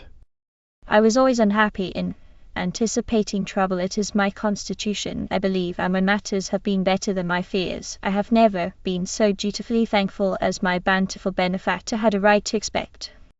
This also, I believe, is the constitution of all my fellow race. After condoling with her niece on her indisposition as well as that of Flavita and her mamma, she goes on to her own pet theme. I'm but too great a distance to render ye the least service, and were I near, too much out of health to some part of the time even speak to you. I am seized with exceeding weakness at the very seat of life, and to a greater degree than I ever before knew. Could I ride, it might help me, but that is an exercise my income will not permit. I walk out whenever I can. The day will surely come when I must quit this frail tabernacle, and it may be soon. I certainly know I am not of importance enough in this world for anyone to wish my stay. Rather am I, and do I consider myself a cumber ground. However, I shall abide my appointed time, and I desire to be found waiting for my change. No wonder it was a relief for a little girl to get out, even to see Madame Storer's funeral, or to visit Elder Whitwell's rheumatic wife, or to see my Uncle Ned, who has had the misfortune to break his legs. She very much enjoyed a setting up visit she paid to Aunt Sucky. To see the latter's new baby more, one suspects, for the opportunity it gave her of dressing up just as if I was to go to the ball, than for the sake of Nurse Eaton's toe cakes, which cost her a historine in good money. I took care to eat them before I paid for them. She remarked shrewdly. She loves babies, one can see, and sends affectionate messages to her own little baby brother. On one occasion he has made an essay for a postscript to your letter, Mamma. I must get him to read it to me when he comes up, for two reasons. The one is because I may have the pleasure of hearing his voice, the other because I don't understand his characters. I observe that he is Mamma's ducky darling. Cousin Charles Storer seems to have been interested in the little girl's reading. He lends her Gulliver's Travels abbreviated, which and says I may read for the sake of perfecting myself in reading a variety of composers. With her Nihil obstat. Aunt Deeming slips in an incidental lesson on literary history. She sighs farther that the piece was designed as a burlesque upon the times in which it was wrote, and Martimer Scribonsis and Pope Duntard were wrote with the same design, and as parts of the same work, though wrote by three several hands. Later on, Aunt Storer lent her three of Cousin Charles' books to read. Viz. The Puzzling Cat, The Female Orators, and the History of Gaffer Two-Shoes. She got the History of Joseph Andrews abbreviated for a New Year's gift and began Sir Charles Grandison.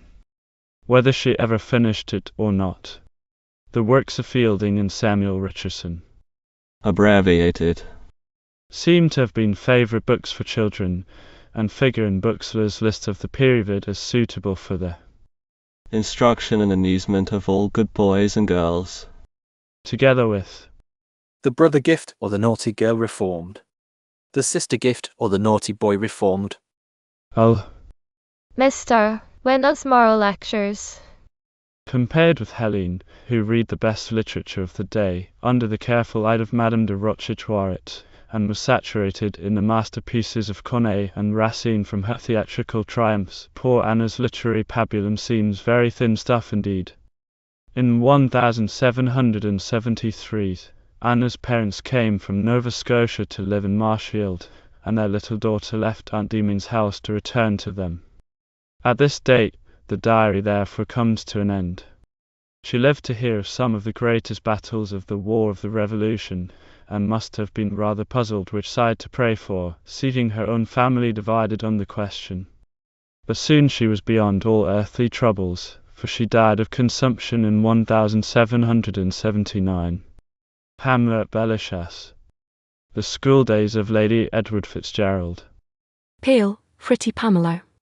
So charming a picture she makes in her husband's letters to his mother, as she sits in the window by the garden of Kildare Lodge, daintily stitching for her baby, or out in the garden while he sits in the window. Busy in her little American jacket planting sweet pea and mignonette. Or in stately Leinster House, making for him a point of light in its gloom, of comfort in its loneliness, with her baby in her arms. Her sweet, pale, delicate face bending over it, and the pretty look she gives it. That our hearts are hers for all time. Even the sordid story of the after years cannot alienate them from her. For us, in Ireland, whatever France may have done with her during the hard and pitiless 20s of the 19th century, she lives forever, set by her husband's love in an atmosphere of eternal youth, of eternal romance, lovely and pale, and sweet Lord Edward's girl-wife. This is why, having come across, in the memoirs of her mother, Madame de Genlis, an account of the education shared by Pamela with Italian's children at the convent of Bellechasse, I felt convinced that my readers would be grateful to me for setting the story of it down at the end of this book. One have gathered, not of heroes indeed, but of tales of little girls' school lives in many ages and many lands. Apart altogether from our special interest in Pamela, as Lord Edward Fitzgerald's wife, it is true that Madame de Genlis is too important a figure in the histories of education to be passed over in silence. Through Miss Edgeworth's moral tales, in which it is impossible to mistake her influence, her ideas have influenced middle-class education in Ireland as far down as the present generation, at least as distinct from the rising generation, which will doubtless be preserved from them by the thoughtfulness of our education boards in prescribing Miss Edgeworth's works for examination purposes. In this connection, it would be extremely interesting to inquire how far the outlook of the Irish bourgeoisie, which gives such offence to Mr. Yeats, can be laid at the charge of Madame de Genlis. In herself, that good lady united two oddly dissimilar educational traditions, that of Madame de Maintenon and that of Jean-Jacques Rousseau. Rousseau, perhaps, more because he was the fashion, and Madame de Maintenon by conscious selection. But there was one aspect of Madame de Maintenon's system which Madame de Genlis was, unhappily, unable to assimilate, because there was wanting in her own the deep and genuine piety which gives such strength to Madame de Maintenon. It was in 1777, when the little Twin Orleans princesses were tiny babies, that Madame de Genlis, in accordance with a promise to their mother made before their birth that she should take charge of their education, withdrew from her brilliant position as court lady at the Palais Royal to the seclusion of the convent of Bellechasse. She does not omit to point out what a sacrifice she was making, but then what will she not do for her dear Duke and Duchess? If the truth must be told, the sacrifice was more apparent than real. It is easy enough to gather from Madame's own hints that her position at the Palais Royal, where she had made many enemies, was not altogether pleasant. Moreover, she was shrewd enough to see that in the new careers Gouvernante of these royal children, there was a chance of distinction for a woman of her very real talent and intelligence which could never be gained at court. Clever actress and dramatist that she was, she never took more pains with her setting than on this occasion. She herself had drawn the plans for the charming pavilion in the midst of the convent garden, where she and her pupils were to live. Hers, too, of course, was the idea of the vine-covered pergola which connected it with the convent. The ceremony of installation was arranged, one may be sure, by her, though she passes it off as a gentilesse of the community.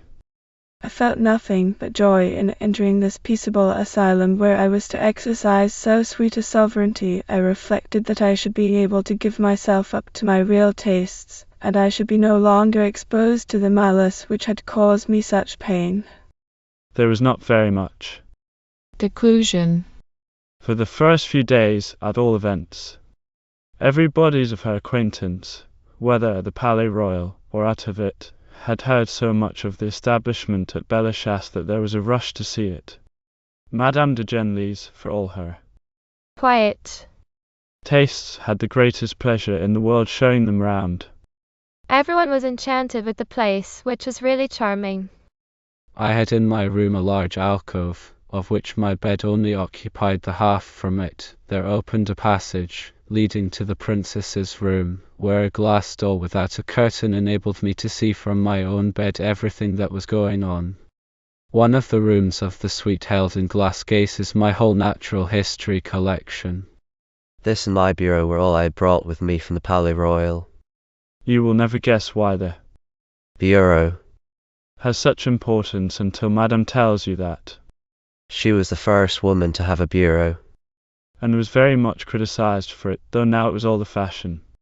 In those Rousseau days one took much thought for one's dairy, and Madame de Genlis tells of one built by the Duke, and to which she had the pleasure of leading a charming milkmaid, after having married her to the young German gardener.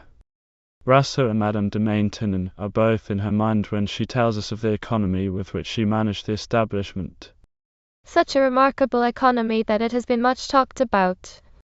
She adds with complacence.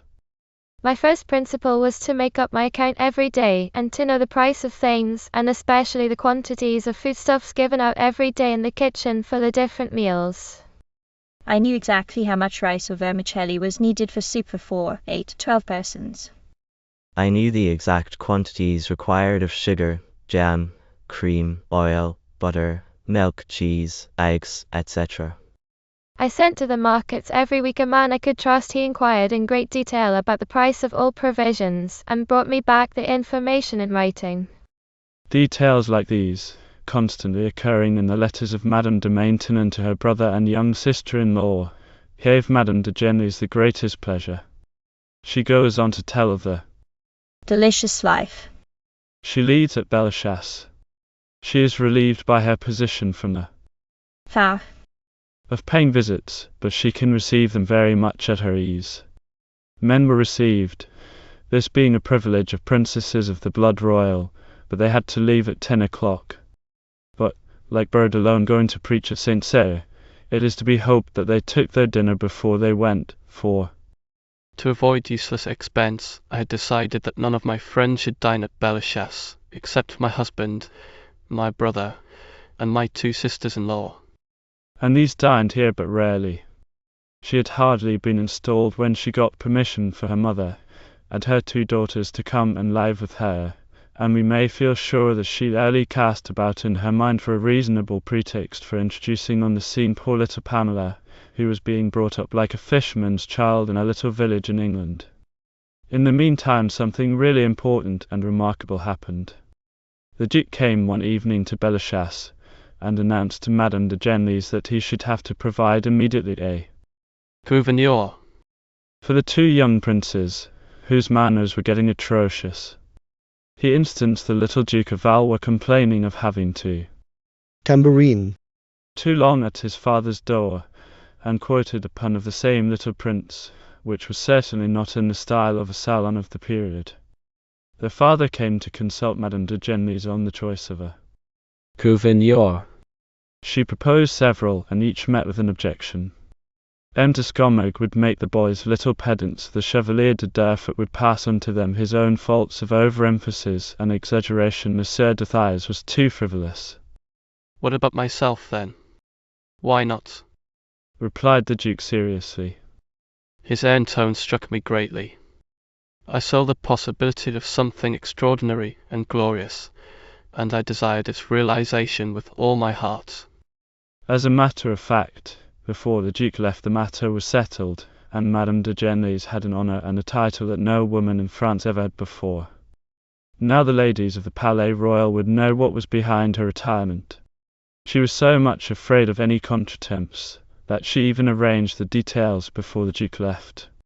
The boys' tutors, M. de Bonnard and the Abbe Guyot and M. Lebrun, were to be kept on, and one of them was to escort the princes from the Palais to Bellechasse every day at 12, and escort them home again to the Palais at 10 o'clock at night.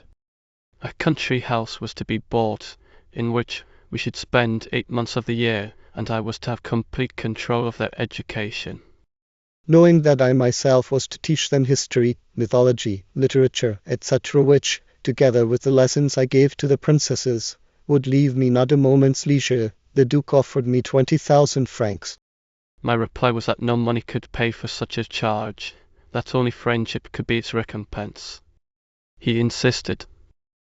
I positively refused. It is therefore quite gratuitously that I have educated these princes. The arrangement, as far as the boys went, was that they were to get up at 7 and have their Latin lesson and religious instruction from the abbé. They were then to have an arithmetic class with M. Lebrun, who was to bring them to Bellechasse at 12. The abbé and M. Lebrun could stay there or go away as they pleased until the dinner hour, 2 o'clock. After dinner, I took complete charge of the boys until 9, when the masters returned to supper and to bring the boys away. I asked them, Lebrun, to keep a detailed journal of the way the boys spent their mornings, leaving a wide margin for my observations. I myself wrote the first pages. These pages contain particular instructions for M. Lebrun on the education of the princes. Lebrun brought me this journal every morning. I read it immediately. I scolded or praised, punished or rewarded the boys, according to what I saw in it. She next gives a portrait of the Duke of Valois, the future Louis Philippe, at the age of 8. It appears his want of application was the most noticeable thing about him. I commenced by making them read history. Dr. Valois paid absolutely no attention. He stretched and yawned, and you can imagine my astonishment when I saw him sprawl back on the sofa on which we were sitting and settle his feet on the table. I put him in penance on the spot. It would appear that the young prince bore no grudge when the reason of the thing was explained to him. He loved reasoning, as other children like nursery tales. In spite of his natural good sense. It seems, however, that he had a most unreasoning aversion to 2 of the oddest things, dogs and the smell of vinegar. It was the business of his gouverneur to rid him of these aversions, and this was happily accomplished. Among his gifts was a most remarkable memory. I flatter myself that I have succeeded in developing and cultivating this gift of nature. Languages were to be taught at Bellechasse, and as far as possible by the direct method. The second valet de chambre was a German, who not only played the piano very well, but understood the principles of his native language thoroughly. It was he who taught the Duke German. He had an Italian valet who was supposed to speak nothing but Italian to his young master, and an English tutor, who gave him lessons in my own room. But, and it is here that Madame de Genlis shows herself so astonishingly modern, what about utilizing their play hours too, for learning English by getting a little English-speaking child to play with them? Mr. Forth, who is buying horses for the Duke in England, receives the commission to look for one, and finds her in little, nameless, 5-year-old Pamela, who, after a short delay, is installed at Bellechasse, and made to share the education of the princes and princesses of the blood royal. It had been arranged that the Duke should buy a country house for the children, and choice was made of St. Lou, where they spent all the year except the winter. In the beautiful park I had little gardens made for each of my pupils, which they dug and planted for themselves. So Pamela knew something about her business when she set about planting her sweet pea and mignonette in the garden at Kildare Lodge. The children had a chemist and botanist among their teachers, and Monsieur Alain, who accompanied them in all their walks, made them pick flowers, and taught them botany. Though Alain gave them, every summer too, a practical course in chemistry, at which Madame de Genlis made a point of being present. A Pole called Maurice, who was very clever at black and white drawing and watercolours, and had executed many commissions for the Duchess, was employed by Madame to prepare slides for an historical magic lantern. 4 different sets of slides were painted by him, from written descriptions made by Madame, and in this attractive way the children learned their Bible history, ancient history, Roman history, and histories of China and Japan.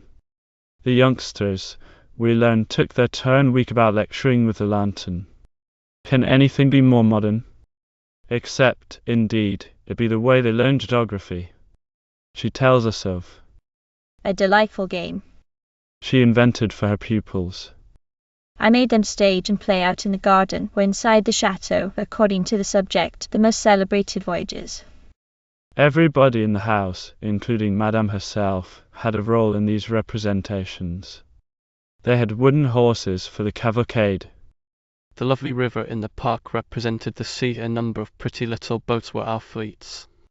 We had a wardrobe of suitable costumes. The best voyages we played were those of Vasco da Gama and Snellgrove. Another device she had for teaching them history was to stage historic tableaux. I proposed the subjects, and Mary's grouped the actors. Those who were not performing had to guess the subject, which would be either historical or mythological. So successful were these Tableau that Madame got permission to build a regular little theatre for her children. It was so arranged that the back of the stage could open if one so wished and show a lawn alley of the garden, all illuminated and adorned with garlands of flowers. For this little theatre Madame wrote a great number of plays. In this connection we are told of a success of Pamela. They Tableau had been arranged representing Venus and Psyche, and the parts were taken by Pamela and her two half-sisters, Pamela's role being that of Love. David, the great historical painter, was present, and his enthusiasm knew no bounds. It came nearer to his conception of ideal beauty than anything he had ever seen, he declared. So much for their life at St. Louis during the summer. At Bellechasse in the winter they were equally busy and equally happy. I had a turning lathe put up in an antechamber, and all the children, as well as myself, learned to use it. We learned indeed everything that did not require brute force. We learned bookbinding and leather work, and made an enormous number of Morocco leather pocket books, equal in workmanship to those manufactured in England. We went in for basket making laces, ribbons, artificial flowers, marble paper, wood gilding, all sorts of hair work, even wig making. Finally, for the boys we had carpentry. We learned that the future king of the French, Louis Philippe, was particularly good at carpentry. With the sole help of his little brother, the Duc de Montpensier, he made for a poor woman of St. Louis, in whom he was interested, a great press, and a table with drawers. Both articles as well made as if they had been the work of a first-class joiner. Later on the Duke bought a seaside residence for the children, and here they learned to fish, and swim, and collect shells, and acquire, as Madame says, all sorts of local information. In the midst of all this, the revolution was brewing, and in a journey Madame took with her pupils through the north of France, one feels she did more than collect local information. She tried to make up her mind which side was going to win, and feeling certain it was not the king's, she deliberately turned her pupils' sympathies towards the revolutionary party. The desire of showing all sides to my pupils, a thing which on this occasion tempted me to take a rash step, brought me from St. Louis to spend some days at Paris in order to see the people band together to storm the Bastille. She gives a wonderful description of the great ponderous black building swarming over with people, and of the cheers that went up from the crowds, as stone after stone fell beneath the blows of the assailants. Among the cheers none were louder than those of little Pam, though one wonders very much if she knew what they were about. There she stood in the garden of Beaumarchais, and waved her dainty handkerchief, and hurt her pretty throat with cheers for liberty, equality, fraternity. Did she know, I wonder, that in the street, there among the crowd of enthusiasts for liberty, was a handsome young Irishman who had given up his title to throw his lot in with the people, and live up to its new doctrine of equality? Did she know, I wonder, how she herself was to wear that title, and wear it as a crown set by a stranger people's love? Perhaps not. It was some months later that Lord Edward first saw the girl in the shadow of Madame de Genlis's box at the opera. She reminded him of a dead lady whom he had loved with a boy's romantic passion, and he asked for an introduction to Madame de Genlis. A few days later Madame de Genlis was obliged to take Mademoiselle d'Orléans to Tournai. Lord Edward and an English friend accompanied them. Lord Edward, being much in charming Pamela's society, lost his heart to her and proposed for her. Madame de Genlis stipulated for the consent of his mother, the Duchess of Leinster, and this being obtained, they were married at Tournai in 1793. Marjorie Fleming. Sir Walter Scott's Hat Marjorie. Room now an hour. Rosebud Garden of Girls. For the dear little Scottish lassie, Marjorie Fleming. For more than 100 years she has been sleeping under the plain white marble cross in the graveyard of Abbot Hall. Above her is the record of her life in length of years, of which the 9th was not complete. Marjorie Fleming. Born 1803, died 1811. Then, on the plinth, the name by which Sir Walter's lovers made her famous pet Marjorie. And yet none of the little girls whose stories I have told you is so well remembered as 9-year-old Marjorie, and none of them has counted so many distinguished men of letters for her admirers. Sir Walter Scott is only the first of a long list of great writers who have loved the little maid, though he was the only one of them who heard her voice repeating his ballads, and carried her proudly on his shoulder to set her at the head of his supper table as Queen of the Revels. But 70 years after her death, Dr. John Brown, the Charles Lamb of Scotland, fell a victim to her fascinations, and wrote on her, "The best book about a child that ever was written." And when she was more than 90 years dead, she that had not lived 9. Mr. William Archer contributed a paper on her to the Pall Mall Gazette. Mr. Leslie Stephen has written a sketch of her life for the Dictionary of National Biography, while for the centenary of her birth, January 15, 1903, the story of Pet Marjorie was retold by L. Macbean. What is the secret of her charm? I think it is this, that Marjorie is A little child. in all the strange and beautiful connotation of the word. All the poetry Wordsworth has taught us to find in childhood goes to the making of Marjorie with something more added. Loving she is, and tractable, though mild, and innocence hath privilege in her to dignify arch looks and laughing eyes. The exquisite lines to 6-year-old Hartley Coleridge might have been meant for her. Whose fancies from afar were brought, who of her words did make a mock apparel, and fitted to unutterable thought the breeze-like motion and the self-born carol. With a difference to make her dearer. The children in Wordsworth Trail their clouds of glory in a region into which we may only gaze from afar. Too rare is the atmosphere for our breathing, and we look at them a little wistfully, from another plane, feeling ourselves shut out from there. Solitude, Which to them is Blithe society. of that enchanted region of childhood. Marjorie alone has tried to make us free. The thrill the mother feels when her little one takes her into her confidence is ours to feel when we read Marjorie's 3 diaries. That, I think, is what makes her so inexpressibly dear. In Kirkcaldy, in 1803, Marjorie was born of good stock both in the paternal and maternal line. A grandfather who had fought for Bonnie Prince Charlie.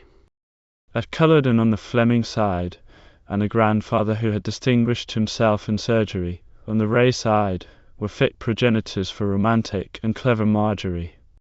Her Highland descent is well justified, for Marjorie, humorous, vivid, impulsive, high-spirited, and generous is itself to her fingertips.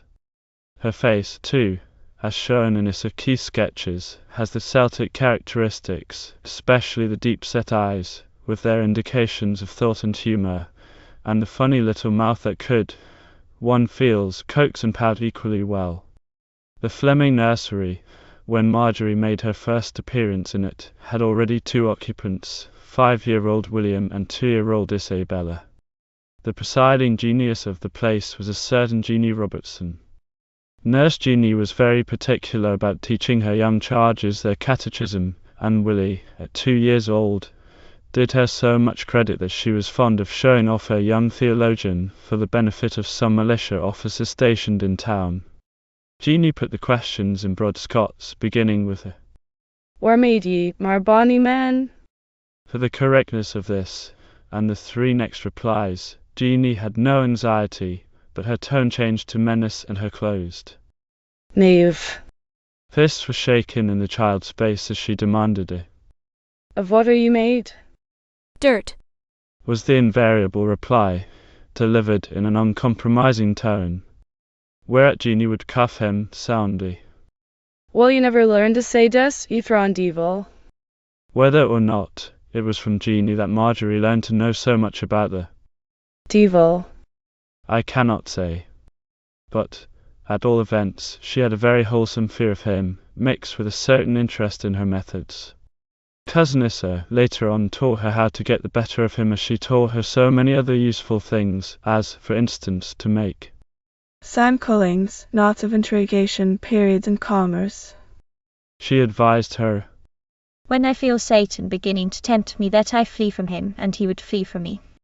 but in the meantime there was a certain horrible fascination in thinking of him going about, like a roaring lion in search of his prey, and finding it in a little girl who behaved extremely ill in God's most holy church. Would never attend. Herself, Nor let Isabella attend, or in a little girl, who stamped with her feet and threw her new hat on the ground. when Isabella brought her upstairs to teach her Religion and my multiplication, and to be good, and all my other lessons. It was when Marjorie had just turned 5 that cousin Isabella Keith engaged in the course of education thus comprehensively described. Isabella was hardly out of her teens herself, but to Marjorie she was the embodiment of all wisdom. Isabella, She says in the second journal, Teaches me everything I know. I am much indebted to her. She is learned and witty and sensible. Then in another place, I hope that at 12 or 13 years old I will be as learned as Miss Issa and Nancy Keith, for many girls have not the advantage I have, and I am very, very glad that Satan has not given balls and many other misfortunes.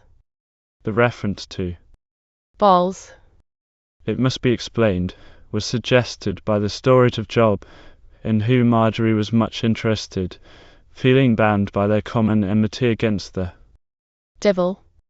it was the same devil that tempted Job that tempted me. I am sure, but he resisted Satan, though he had boils and many, many other misfortunes which I have escaped. Isabella Keith had come on a visit from her Edinburgh home to her aunt's house at Kirkcaldy, and fell in love so deeply with her little cousin that she begged to be allowed to take her back with her to Edinburgh to take charge of her education. The Flemings thought well of the plan, and in the summer of 1808 Marjorie left Kirkcaldy and went to live at her Aunt Keith's house in No. 1 Charlotte Street, Edinburgh. Young as she was, she had read all sorts of things before she had left home. She seems to have learned to read, as some children will, who grow up among books, almost unconsciously, as she made herself free of her father's library in the most complete manner. Charles Lamb's recipe for producing incomparable old maids had been tried in a case with extraordinary results. Like Cousin Bridget. in Macread End. She was tumbled early, by accident or design, into a spacious closet of good old English reading, and browsed a twilla upon that fair and wholesome pasturage. The plan may be all that Charles Lamb claims for producing, Incomparable old maids. but its effects on children are more questionable. Fortunately, Marjorie seems to have got nothing worse from it than a vocabulary and stock of phrases that seem a little beyond her control, and a tremendous interest in romance, which cousin Issa has to keep in check. She is constantly losing her heart now to A sailor. who called here to say farewell. It must be dreadful to leave his native country where he might get a wife and perhaps me, for I love him very much and with all my heart, but oh, I forgot Isabella forbid me to speak about love. Again to Mr. Crakey, with whom she Walk to Cracknell hand in hand in innocence and meditation, sweet thinking on the kind love which flows in our tender-hearted mind, which is overflowing with majestic pleasure. and yet again to Philip Caddy, he paid no little attention to me. He took my hand and led me downstairs and shook my hand cordially. But indeed it was a very innocent kind of romance, and cousin Issa need not have been alarmed for Marjorie's own true love was cousin Issa herself. Indeed, once she has got away from the jargon of books, Kotzebue's Pigeon and Fawny Rachel and the Cottage Cook, we hear no more of her as a Lovers. except to be of Swine, geese, cocks, and turkeys that made Ravelston so pleasant to me. Indeed, they are the delight of my heart. She had not been long in Edinburgh when she wrote to tell her sister all about it. The occasion was one of much solemnity, for, as she observes, This is the first time I ever wrote a letter in my life. In this letter she tells of the girls who play with her in the square. And they cry just like a pig when we are under the painful necessity of putting it to death. She draws a rather unflattering portrait of a certain Miss Potchin. A lady of my acquaintance. And this in spite of the fact that she praises me dreadfully. I repeated something out of Dean Swift, and she said I was fit for the stage, and you may think I was primed up with majestic pride, but upon my word I felt myself turn a little bosé. Perhaps she felt that Miss Potchin was only trying to flatter her, just as she was doing with Aunt Keith. This horrid fat simpleton says that my aunt is beautiful, which is entirely impossible, for that is not her nature. She returns again to the subject of Miss Potchin in her diary, into which we shall now be privileged to peep. Miss Potchin is very fat, she pretends to be very learned, she says she saw a stone that dropped from the skies, but she is a good Christian. The sequence of thought is not particularly apparent, but we begin to follow with more confidence in the next. Lapa. Starting with Christian.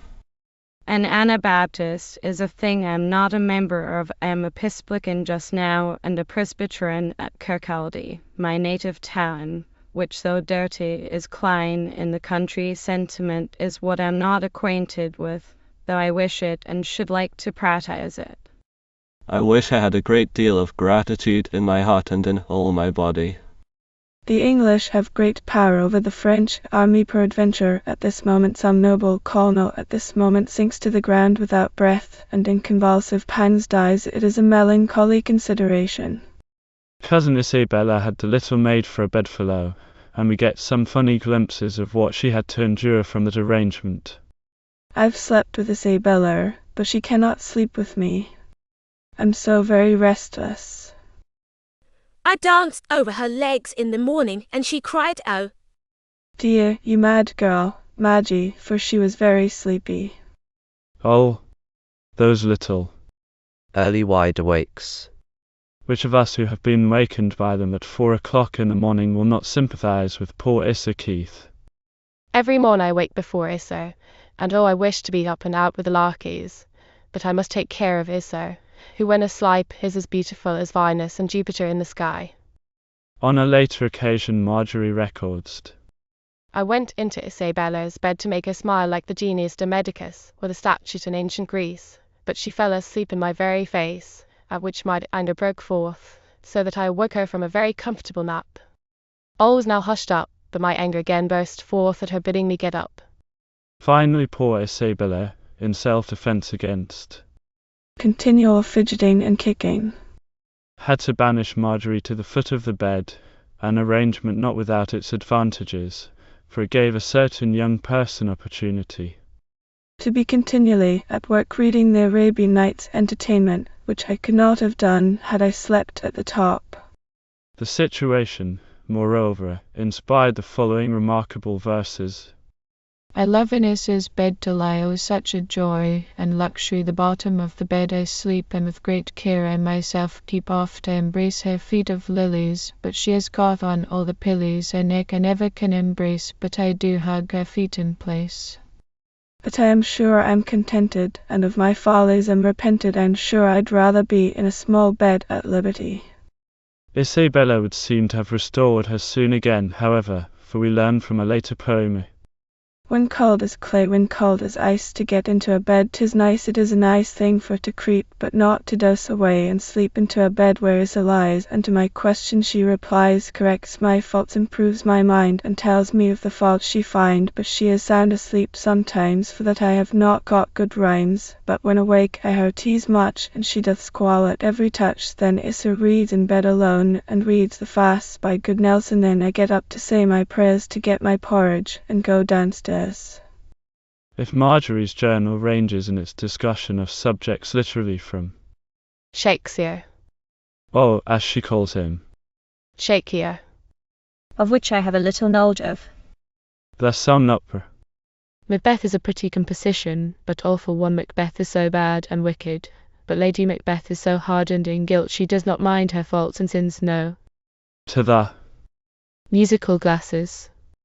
Nancy's and Isabella's uncle has got musical glasses, and the sound of them is exceedingly sweet. Her poetry is equally universal in its range. From the Ebola, my dear love Isabella, composed when the poetess was 6, to loyal verses on the king's birthday. Poor man, his health is very bad, and he is often very mad. And the chef d'oeuvre on Mary Queen of Scots. We have a wide selection. Poor Mary Queen of Scots was born with all the graces which adorn her birthday is so very late that I do now forget the date. Her education was in France, there she did learn to sing and dance, there she was married to the Dauphin, but soon he was laid in the coffin. And so on through the whole romantic and tragic story to the end at Fotheringay. Nay, even beyond it, goes our poet historian, lulled on by her sense of poetical justice against Queen Elizabeth. Elizabeth was a cross old maid now. When her youth began to fade, her temper was worse than before, and people did not her adore, but Mary was much loved by all, both by the great and by the small. But hark, her soul to heaven did rise, and I do think she gained a prize, for I do think she would not go into the awful place below. There is a thing that I must tell. Elizabeth went to fire, and hell him who will teach her to be civil. It must be her great friend the devil. It is very consoling to know that Marjorie did not think any the worse of beautiful Queen Mary for being a Catholic. She was a Roman Catholic, strong, nor did she think that it was wrong. Perhaps the fact that she herself was a Presbyterian just now in a Presbyterian at Kirkcaldy, my native town, which though dirty is clean in the country, made her more tolerant than others of her nation. For they her faith could not well bear, and to upbraid her they would dare. Marjorie did not always keep to these epic heights. Her muse is sometimes occupied with such subjects as the death of 3 young turkeys eaten by the rats, the elopement of Jessie Watson the servant maid, and her aunt's monkey. There is a thing I love to see, that is our monkey catch a flea. Indeed, her latest biographer opines that the lament for the 3 turkeys will become the most famous of Marjorie's poems. 3 turkeys fair their last have breathed, and now this world for ever leave their father, and their mother too will sigh and weep, as well as you mourning for their offsprings fair, whom they did nurse with tender care. Indeed the rats their bones have crunched to eternity, they launched their graceful form and pretty eyes. Their fellow fowls did not despise a direful death, indeed they had that would put any parent mad, but she was more than usual calm, she did not give a single damn, she is as gentle as a lamb. Here ends this melancholy lay. Farewell, poor turkeys, I must say. This melancholy lay was addressed to the owner of the turkeys, Mrs. Crawford of Brehead. Delightful place. In Marjorie's opinion. Now I'm quite happy. She records on the eve of a visit there. For I am going tomorrow to a delightful place, Brehead by name, belonging to Mrs. Crawford, where there's ducks, cocks, hens, bobberjocks, 2 dogs, 2 cats and swine, which is delightful. The visit had its disappointments. First, in the matter of the weather. I came here, as I thought, to enjoy nature's delightful breath. It is sweeter than a phial of rose oil, but alas, my hopes are disappointed. It is always spittering, but then I often get a blink, and then I'm happy. Moreover, Marjorie's and Job's old enemy and Elizabeth's great friend was particularly busy at this time, and we have a constant record of ill behaviour. Today I affronted myself before Miss Margaret and Miss Issa Crawford and Mrs. Crawford and Mrs. Kermichael, which was very naughty, but I hope there will be no more evil in all my journal. Alas for good intentions. Behold what happened a few days after. I am going to tell you that in all my life I never behaved so ill, for when Issa bid me go out of the room I would not go, and when Issa came to the room I threw my book at her in a dreadful passion, and she did not lick me but said, "Go into the room and pray," and I did it. I will never do it again. I hope that I will never affront Issa, for she said she was never so affronted in her life, but I hope it will never happen again. I am going to turn over a new life, and am going to be a very good girl and be obedient to Issa Keith. Here there is plenty of gooseberries which makes my teeth water. My religion is greatly falling off because I don't pray with so much attention when I am saying my prayers, and my character is lost away among the Brehead people. I hope I will be religious again, but as for regaining my character I despair for it. Everybody just now hates me and I deserve it, for I don't behave well. In spite of her unfortunate experiences at Brehead, she was very anxious to return to it, and upbraided Issa in verse on another occasion, when their visit, she learned, was only to be 2 days long. Lucius, Isabella say how long at Brehead will you stay? Oh, for a week, or not so long, then we'll desart the busy throng. Can you see me sorrow so, and drop a hint that you must go? I thought you had a better heart than make me with my dear friends part, but now I see that you have not, and that you mock my dreadful lot. My health is always bad and sore, and you have hurt it a deal more. The reason I wrote this poem is because I am going to Brehead only 2 days. No wonder she loved Brehead. Here at Brehead I enjoy rural felicity to perfection, content, retirement, rural friendship, books, all these dwell here, but I am not sure of ease and alternate labour, useful life. At Brehead even prose must take the colour of poetry from waving trees and morning sunbeams. In the morning the first thing I see is most beautiful trees spreading their luxuriant branches between the horizon and me. I love to see the morning sun that rise so long before the moon. The moon that casts her silver light when the horizon sinks beneath the clouds and scatters its light on the surface of the earth. Another place where Marjorie dearly loved to go visiting was Ravelston House. Ravelston is a fine place because I get balm wine and many other dainties, and it is extremely pleasant to me by the company of swine, geese, cocks, etc., and they are the delight of my heart. Whether at home in Edinburgh, or in Brehead, or Ravelston, Isabella continues the education of her little charge. I'm thinking, says Marjorie, in a serious Sunday mood, how I shall improve the many talents I have. I am sorry I have thrown them away. It is shocking to think of it when many have not the instruction. I have, because Isabella teaches me 2 or 3 hours every day in reading and writing and arithmetic and many other things, and religion into the bargain. On Sundays she teaches me to be virtuous. Saturday was a half-holiday even from virtue. This is Saturday, and I am very glad of it, because I have play half of the day, and I get money too, but alas, I owe Isabella 4pence, for I am fined 2pence whenever I bite my nails. On another Saturday we hear of her having sauntered about the woods and by the burnside, and doted myself, which puts me in mind of a song my mother composed. It was that she was out and doted herself, which is like me. Poor Isabella did not always have an easy task. The multiplication table gave particular trouble.